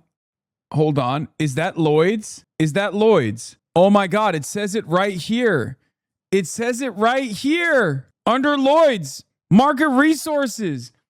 A ship's liability increases dramatically if the ship and its crew are potentially being attacked and cyber harassed? No. I mean, this is crazy. MorePegasus, what are you doing? You need to put a stop to this right now. Singapore, you need to put a stop to this right now, nation state of Singapore. That's the internet space these days. Everybody just... I'm so sick of hearing people say this. Nick DiOrio said this also. Oh, that's just what happens on the internet now. No, it's not.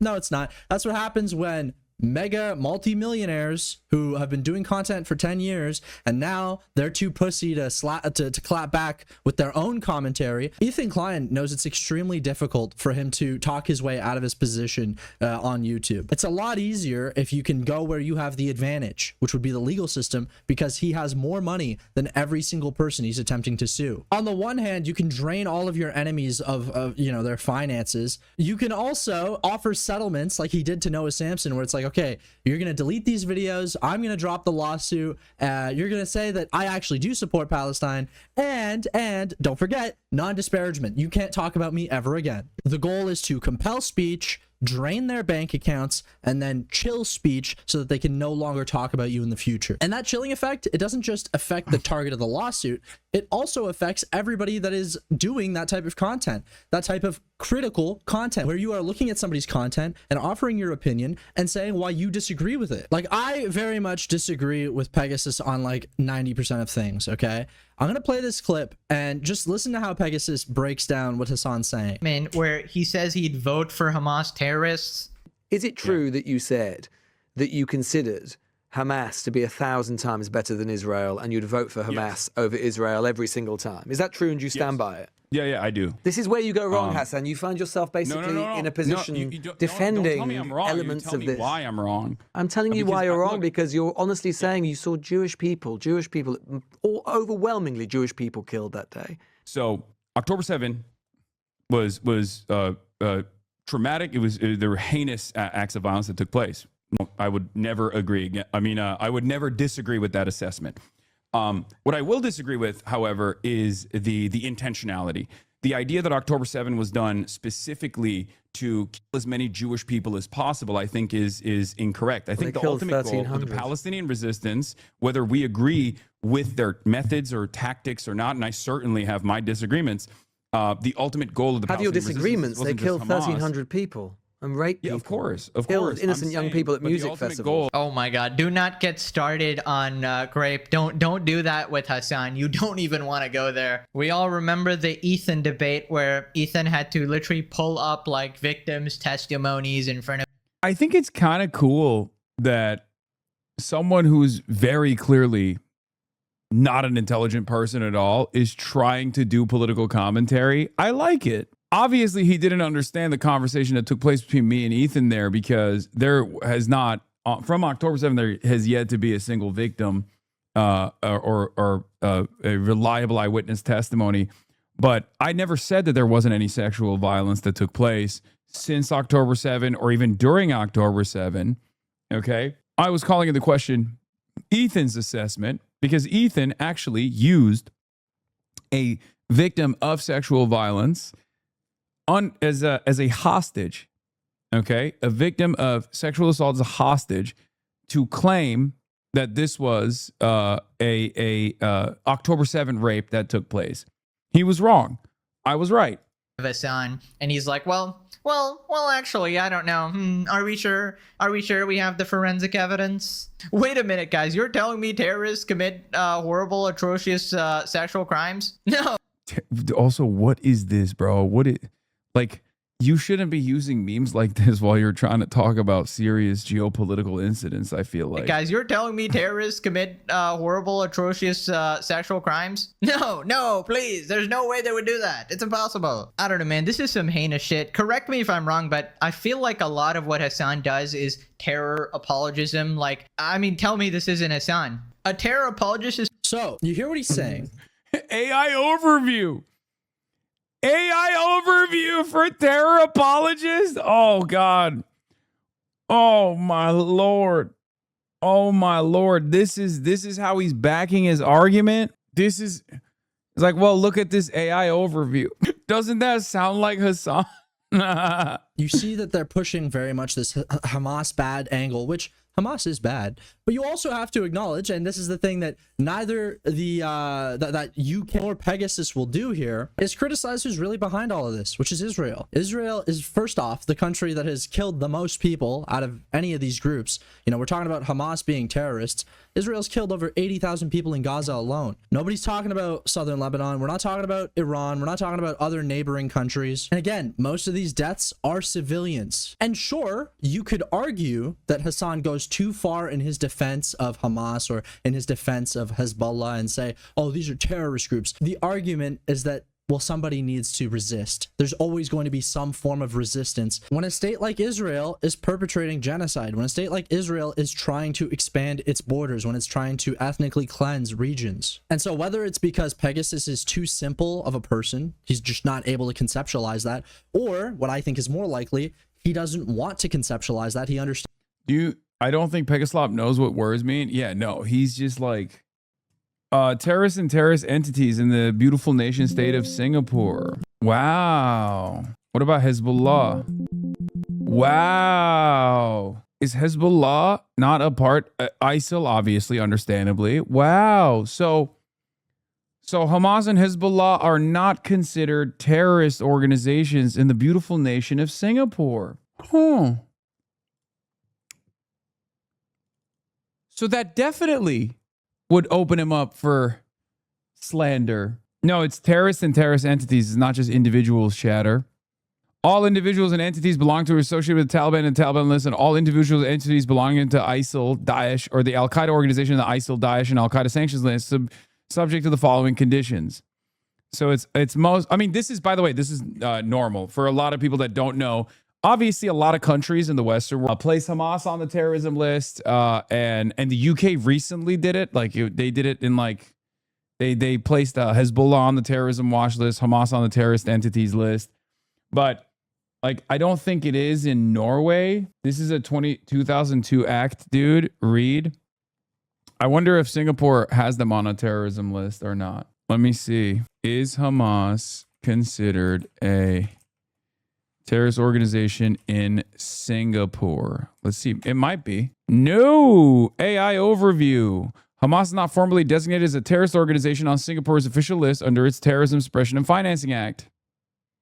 However, the Singaporean government has explicitly condemned the group's actions as an act of terrorism and maintains a zero-tolerance approach towards any individuals providing financial, material, or ideological support for the group. The Singaporean Ministry of Foreign Affairs and the Internal Security Department consistently treat Hamas's violent operations as terrorism. Minister for Foreign Affairs Dr. Vivian Balakrishnan replies to clarification during the parliamentary motion on Israel-Hamas conflict, 6th of November 2023. Singapore does not formally designate Hamas as a whole terrorist organization under its domestic legislation. Step 1, trust AI. Step 2, question mark. Step 3, end of the world. Yeah, countries recognizing Hamas as a terror organization. I'm learning so much. They put IRGC in the UK on the terror org list this week. UK doesn't matter. I rise to clarify some remarks made by the Ministry of Foreign Affairs, specifically the comment about the Workers' Party statement. What is this? I think Minister was, for lack of a better attack, was not in our statement. The focus of our statement is actually to emphasize that whether it is Hamas, whether it is Israel, killing of non-combatants, women, children by any country or organization deserve no less than absolute condemnation. My second point, perhaps explaining why the use of that word terrorism was not activated so readily, but a more balanced approach in our statement was what we sought to put forward with regards to Singapore's approach to the labeling of organizations of designations of certain groups. I understand Singapore has Interministerial Committee of Terrorist Designation. It is the authority on the designation of terrorist groups and groupings. The government relies on this committee to determine which organization is labeled accordingly. This is legislatively captured in the Terrorism Suppression of Financing Act of 2002. My understanding is that Hamas is not on the list. Maybe the minister can explain that position for the understanding of the general public. My final point actually relates to something which was originally said by Mr. Alex Yam, minister, who had also made the same point by way of this document. Wow. So Singapore has a nuanced perspective on Hamas, it seems. He's slandering you as a terrorist supporter in a nation that does not designate Hamas as a terrorist organization. Frankly, you might be able to return to business with the good nation of Singapore soon, provided the lashings are recorded and disseminated publicly. Yes. Let's see. Is Hezbollah They might consider Ansar Allah a terrorist organization because Ansar Allah is too disruptive to international shipping. No, Hamas is also not designated as a terrorist organization, officially designated as a terrorist organization by the Singapore government. Let's see. Is Ansar Allah... Oh, even Ansar Allah, also widely known as the Houthis, is not explicitly designated as a terrorist organization in Singapore's Domestic Terrorism Suppression Financing Act list. Not even Ansar Allah? I guess he's one of those guys who says you give material support because he doesn't understand what that term means. Okay, that's like literally actionable slander, by the way. That is accusing me of a straightforward crime. Okay? That's like, oh my God, that is actually sincerely accusing me of a crime. That is like, that's no joke, an actual instance of slander. Is anyone on the list? Dog, of course, dude. ISIL, Daesh, Al-Qaeda, these sorts of groups are obviously on the list. There's a lot of countries, even in Europe, but there's a lot of countries outside of the Western world that do not consider Hamas, do not designate Hamas as an official terrorist group. Okay? Turkey doesn't consider Hamas as a terrorist group. Turkey doesn't consider, I think Turkey might consider Hezbollah as a terrorist group, but Hezbollah is a literal fucking party in the Lebanese parliament. Canada does, though? Yeah, of course Canada does. It's America's hat. What do you mean? Like, that doesn't mean anything. That's like saying the UK does. Yeah, no shit. Yeah. The Department of State is announcing the designation of Ansar Allah. Oh, this is the U.S. Embassy in Singapore. U.S. Embassy in Singapore. Please take this seriously. That's what they're saying. What is this? If you're in the EU, you have a mandatory designation necessity to consider the same countries that the European Union considers terrorists. Bulgarian and victim of this here, but some other countries, South side, may not. I will give 50 subs for every op you sue. Bro, check this. In defamation cases or incidents involving corporate targets, offenders may also be liable for substantial monetary damages. Public figures and influencers in particular are advised to exercise caution when commenting online to avoid accusations of cyber abuse or incitement. You as a big shipping magnate. So now that we established that MorePegasus has slandered my good name as a international shipping magnate, as a king of commerce, as people know me as in Singapore, he has also slandered me by claiming that I have actually offered material support to terrorist groups. None of these groups are considered terrorist organizations under Singaporean law. So that's doubly fucked for him. Not only is he lying that I'm giving them material support, a clip of him saying material support directly and not watching someone else say it. What is this? Law in front of me. I should be allowed to provide material support for terrorists, actually. I should be able to burn cars and loot stores and constantly slander people, okay? Please don't use the L word around me. But man, Hasan using words that he has no idea about and completely misusing terminology is not surprising at all. The absolute pseudo-intellectual here trying to act smart in front of his audience of political extremists, but actually just ends up embarrassing himself every single time. And when someone actually... And then the guy who's actually educated his legal mindset. Oh, this has 711,000 views. Educated in the field of law exposes him, he has nothing to say except calling them biased or pro-Ethan. Legal YouTubers and free speech people are extra quiet. No, I think there's some legal YouTubers who have covered it, but they're like pro-Ethan. No, they're just telling you the fucking facts of the case. What case was that? Wait, hold on. This is from a year ago. What happened to that? What happened to that brilliant legal mind? Material support. Material support for terrorist groups. Material support. Is this my new stem? I don't know. Legal YouTubers and free speech people. Audience. I'm gonna run it again. I gotta run it again. Hold on. Hello, Hamas Diddy Piker here. I'm going to need you to censor that word. It's actually a slur. Don't say the word law. Law in front of me. I should be allowed to provide material support. Oh, what is this? Is this like South Park? It's like South Park humor. What the fuck's wrong with this guy? Wait, does Legal Mindset live there too? No, I don't think so. I don't think Legal Mindset lives there. I think he lives in like Thailand or something. Not that funny, dog. Hey, it's funny to me, man. Law in front of me. I'm able to use Also, then he accuses me. I love that he packaged this up. He accused me of doing material support for terrorist organizations not designated by the beautiful nation of Singapore as a terrorist organization.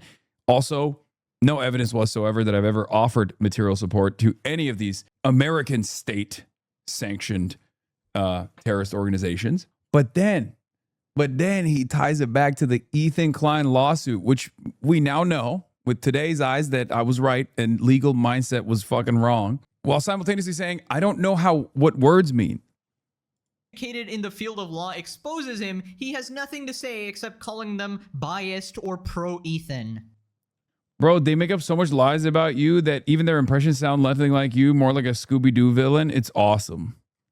They're compromised, dude. They're pro-Ethan. The law is pro-Ethan. All that says, that means his side has more legal basis. And if anyone wants to bring up legal points, I'll be happy to analyze those and look at those. And I'll be happy to give them a fair, objective consideration. However, emotional arguments, claims of bias, claims that we don't know enough about Israel and Palestine. I'm sure bro would respond. Has nothing to do with this lawsuit. This lawsuit has nothing to do with any political element. It has to do with copyright. Dude, I can't believe this guy has the audacity to talk about the law when there's a genocide going on. Cancel legal mindset, guys. He's stating the facts. I'm allergic to the facts. Please. Don't forget, he also tried to tie you to Diddy. Yeah, that's crazy. Anyway, I don't know how we fucking got here. Let's finish where this. His bread is buttered. He understands that anti-Hasan content is what does well on his channel.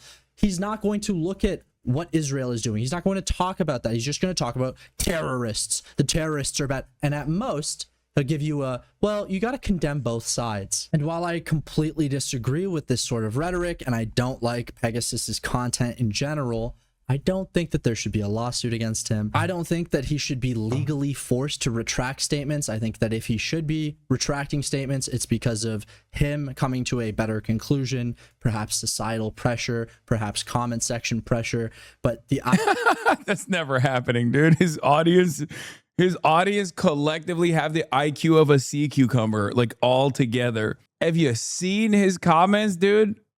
I mean, first of all, they think he's funny. They think he's intelligent. They're unsalvageable. Idea that No, the answer is clear. Okay. Whoosh, whoosh, whoosh.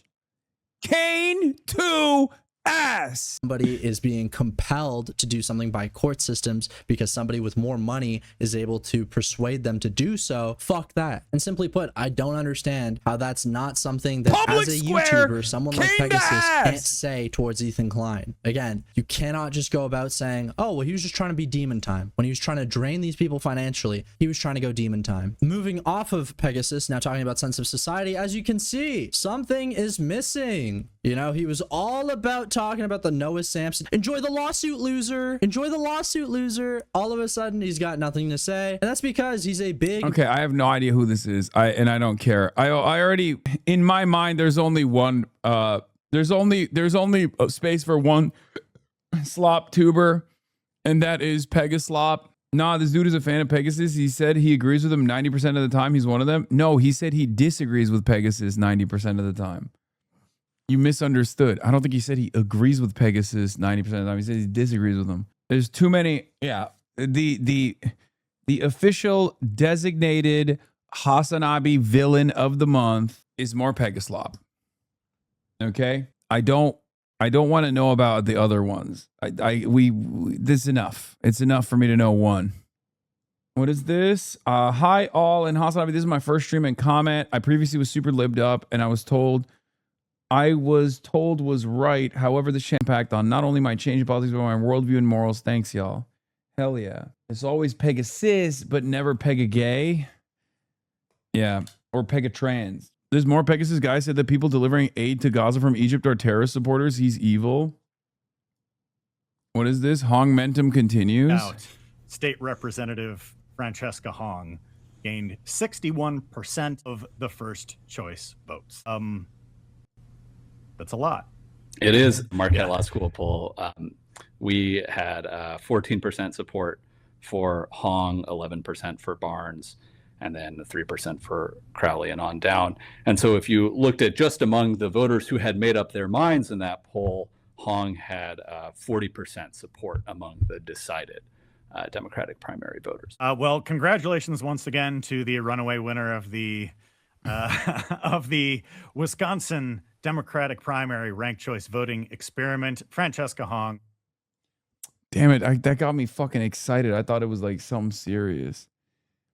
How often does MorePegasus make YouTube videos about Hasan and also mention terrorists or terrorism in 2025? Total videos in 2025, 183. Mentions Hasan, 149. Mentions both Hasan and terrorist, 125. Mentions both Hasan and terrorism, 63. Bro, that is insane. Wow. Singapore did give aid to Gaza. Is Singapore terrorist according to him? That's a great question. That's a great question. And I'll be asking that question to Lee Hsien Loong, senior minister in the Prime Minister's office and member of Parliament for Ang Mo Kio, who happens to sign his own post with his initials LHL. I will be asking him that question. I'll say, hey, sir, you're a wonderful guy. Wow. Mutuals, by the way. Mutuals with Ben Rhodes. Mutuals with my friend, Ben Rhodes, also known as Ben Hamas Rhodes.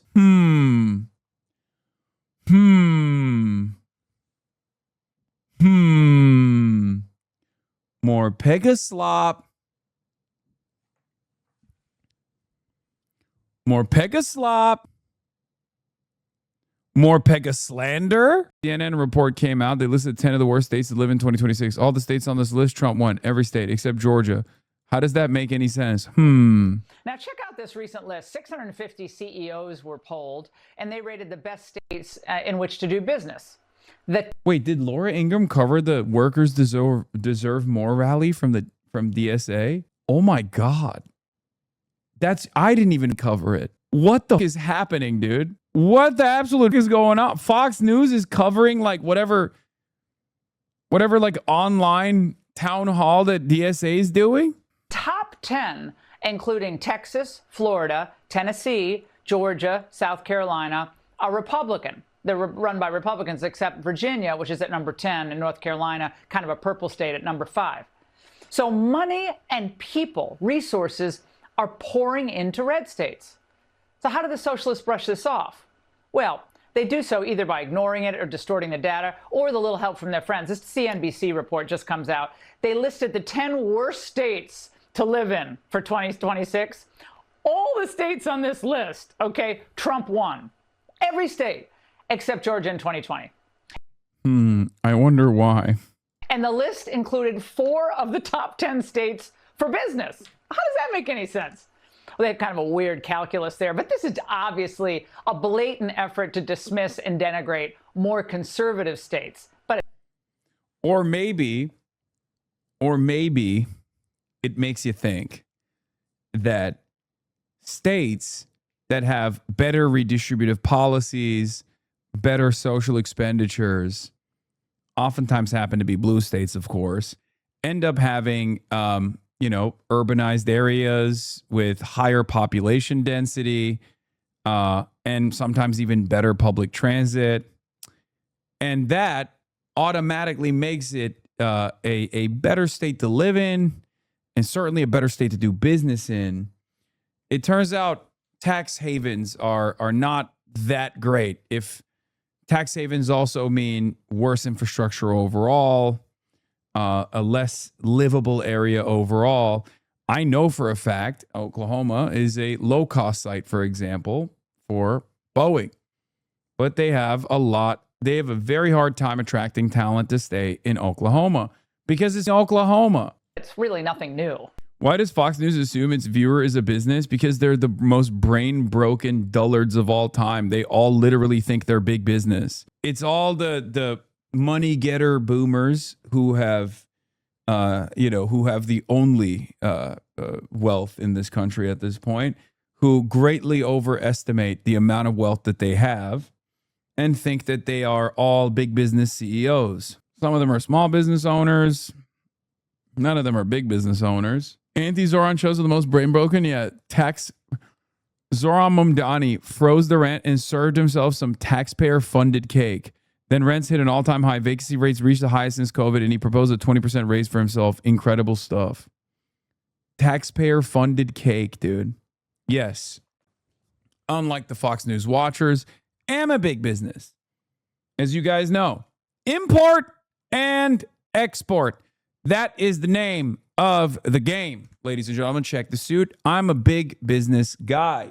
And as a big business guy, sometimes I think twice about doing business in the beautiful state of Singapore, even though I want to, because I love it. I love it so much. And it hurts my feelings. Yeah, I saw this. Billionaires are trying to push for open primaries in New York City. Zohar Mamdani opposes them. Emma Bloomberg is pushing for it. Her data company is providing info to the group agitating for the change. Mike Bloomberg has long supported open primaries. This is like when the NCAA banned dunking to stop Kareem Abdul-Jabbar. Central's trying to find a young catalyst figure to rival Zoran, and the best they can come up with is Mike Bloomberg's daughter. How about doing business in Argentina? Argentina's peso is officially worthless. Yo, this is when you buy the dip, dude. Folks, this is when you buy the dip. This is not financial advice. I don't know anything about finance. I think knowing about finance is reactionary. Knowing about finance is counter-revolutionary. Is bourgeois behavior. Okay? And I very proudly don't know anything about finance. So let's get to Dems turn on each other as socialist wing grows. Did you see Josh Gottheimer deleted this tweet and then reposted this after you... Oh yeah, I quote retweeted his ass and then he deleted it, I guess, because he shit on Ro Khanna. What is this 7-minute segment? same old socialist song and dance. That's the focus of tonight's angle. All right, it's failed everywhere it's been tried, but that's not stopping them. The big DSA agenda rollout, oh, it's in a few hours. And it's going to be where the activists who've built and accomplished zero. Wait, what the? I can't believe she's promoting the official launch of Workers Deserve More from the DSA National Political Education Committee. Do you think Laura is DSA left? Yes. Yes. She's a Maoist. She's a strict. She's not even in favor of a clean break or a dirty break. She's anti-electoralist. I mean, she does combat liberalism. She does combat liberalism every day. You know who else did that? Mao Zedong. She's definitely part of MUG. Try to convince you to ditch our entire economic system for slavery to the state under socialism. We will use government to respond to rising prices and unaffordable groceries. We must secure housing for all. Dignified, truly affordable housing for all. But the mayor is doing. Yeah, she doesn't want DSA to vote in elections. That's true. She does not want DSA to participate in the electoral process. She combats liberalism. Here should be done all over this country. Universal child care, make it free. Now, ironically, the effort's called Workers Deserve More. But I'm telling you, after going through this, there is literally... Workers obviously deserve less. Nothing in this agenda for a person in America who actually wants to work. It will help the rich people. It'll help faux academics who get wired into any type of socialist bureaucracy. And of course, socialism will help freeloaders who don't want to work. But let's say you live outside of Columbus. Maybe you have a few kids, perhaps a joint income of, I don't know, 100K, 125K. Maybe even have a little business. Well, this socialist agenda will absolutely destroy your way of life. Okay, let's go through a few of the agenda items. No more drug enforcement, okay? No war on drugs. It means drugs will flood your neighborhood. No more ICE or border enforcement, so your wages will be depressed by a never-ending flood of foreign workers. And a living wage? Not if businesses have an unlimited number of migrants to choose from. Oh, and also no more mandatory minimums for criminals or cash bail. Goodbye safety in suburbia. So that's great for criminals. It's terrible for women and children, men too. But wait. They promise free college for all. Well, forget the how they're going to do that. We've already tried high school. Wait, none of this seems bad. What is going on? Is the method just to like do a voice when described? It's not possible, stupid. School education for all, that's free. Look at what happened there. With liberals mostly in control, classroom learning has been replaced with pass-through education. So if the left knew how to educate people, Baltimore, Chicago would have fabulous schools. Of course, both have lousy schools. And look, they do promise, you heard Mamdani there, housing for all. Well, that sounds great. Until you remember, government can't build much of anything. California's high-speed rail debacle, and let's not forget Biden's infrastructure bill, where they pushed $7.5 billion to build 500,000 charging ports by 2030. Well, at last count of those 500,000, only 384 had been built at a whopping 70 charging stations. Do the math there. Now, imagine what the government would do to housing if this is their... Yeah, I wonder if there was another government that came in and dismantled the entire program and also reprioritized oil and gas. If there was something that happened after the Biden administration that we're currently living through. Yeah, I can't seem to put my finger on it. I don't know. It's probably irrelevant. Their track record. And as for their mandate to control rent control, all that means is that no one will be able to invest in fixing up their buildings or build new apartment buildings. Why? Because there's just not enough of an upside. It's called business. So that's another whammy on the working class. Then, as usual, the Medicare for all promises. So in that situation, doctors get paid less. The best don't even go into medicine. Even more foreign nurses and doctors, when they're imported, we're going to get to that issue later in the show. When that happens, healthcare ends up being rationed. The working people get hosed. As rich people, what do? Well, they just sign up for concierge care. Doesn't matter to them. And as for the DSA's pledge to greatly reduce military spending, well, what does that do? That just opens the door to China's eventual dominance in our hemisphere, just as Trump is beginning to push them out. And how would living under the CCP actually help our working people? Well, and that might be the reason that socialists want to do this. I'd love to live under the socialist rule of the CCP. And the other items in the socialist grab bag we've already demolished. The 32-hour work week. Oh, that sounds fun, but that would simply mean more businesses would go under. And of course, if these socialists really wanted to help the average working person... I like that, dude, it's awesome. It's all, this agenda will never work. It sucks. Look at these socialists. They only want bad things. Now, of course, it sounds like it's good things. It sounds like things that you might actually like. But let me tell you, it's bad and it's not good. Don't even think about it being good. After all, I'm using a mocking tone when talking about the things that they're trying to advance. That's literally the summarization. You put this shit through like a AI bot and it would feed out this output for you. There's no commentary. There's no critique. Why would the businesses go under if there were a 32-hour work week and people eat this shit up? What would they do? Really wanted to help them. They would want to learn from the red states where the average working person is doing a lot better comparatively. That's not true. Wait, doesn't she then follow that up with, look at all of these big business owners saying red states are dog shit to invest in? Wait, that's right after. What the fuck? Now check out this recent list. 650 CEOs were polled, and they rated the best states in which to do business. The top 10, including Texas, Florida, Tennessee, Georgia, South Carolina, are Republican. They're run by Republicans, except... What is going on? Bro, no irony. She just went and look at all these fucking CEOs saying these red states are actually dog shit. How dare they? Yeah. The real in touch with the working class lady, Laura Ingraham, who works approximately 6 total hours. The trick is these are the top 10 worst states to live in.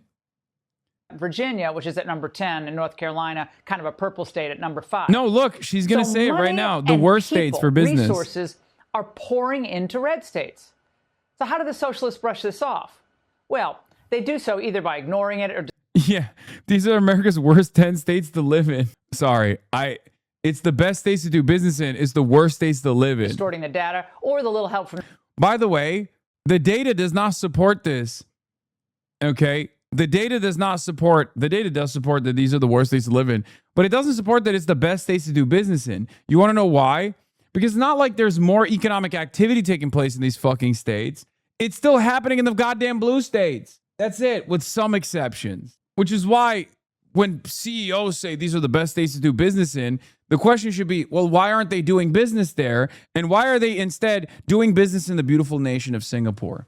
Because Singapore has profound respect for law and order, with the exception of one man and one man only. His name is MorePegasus. He lives in Singapore, and he slanders people, and he cyberstalks people, and he also slanders the great reputation of the nation state of Singapore. Everybody knows I'm a big business CEO. Look at the suit. Check it out. Obviously, I love commerce. I love shipping. International lanes of traffic where commerce flows through is the only thing I think about. It's the only thing I think about. And guess what?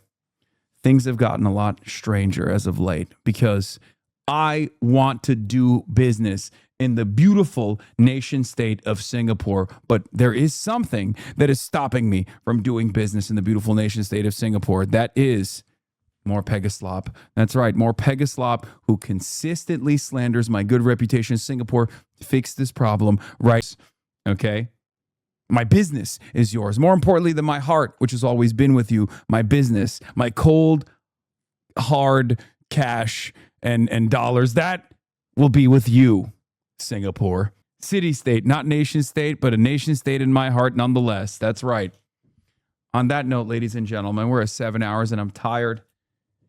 Just wanted to leave you with this, beautiful story. You must pray to the ghost of Lee Kuan Yew if you want this to happen. Every night I pray to the ghost of Lee Kuan Yew.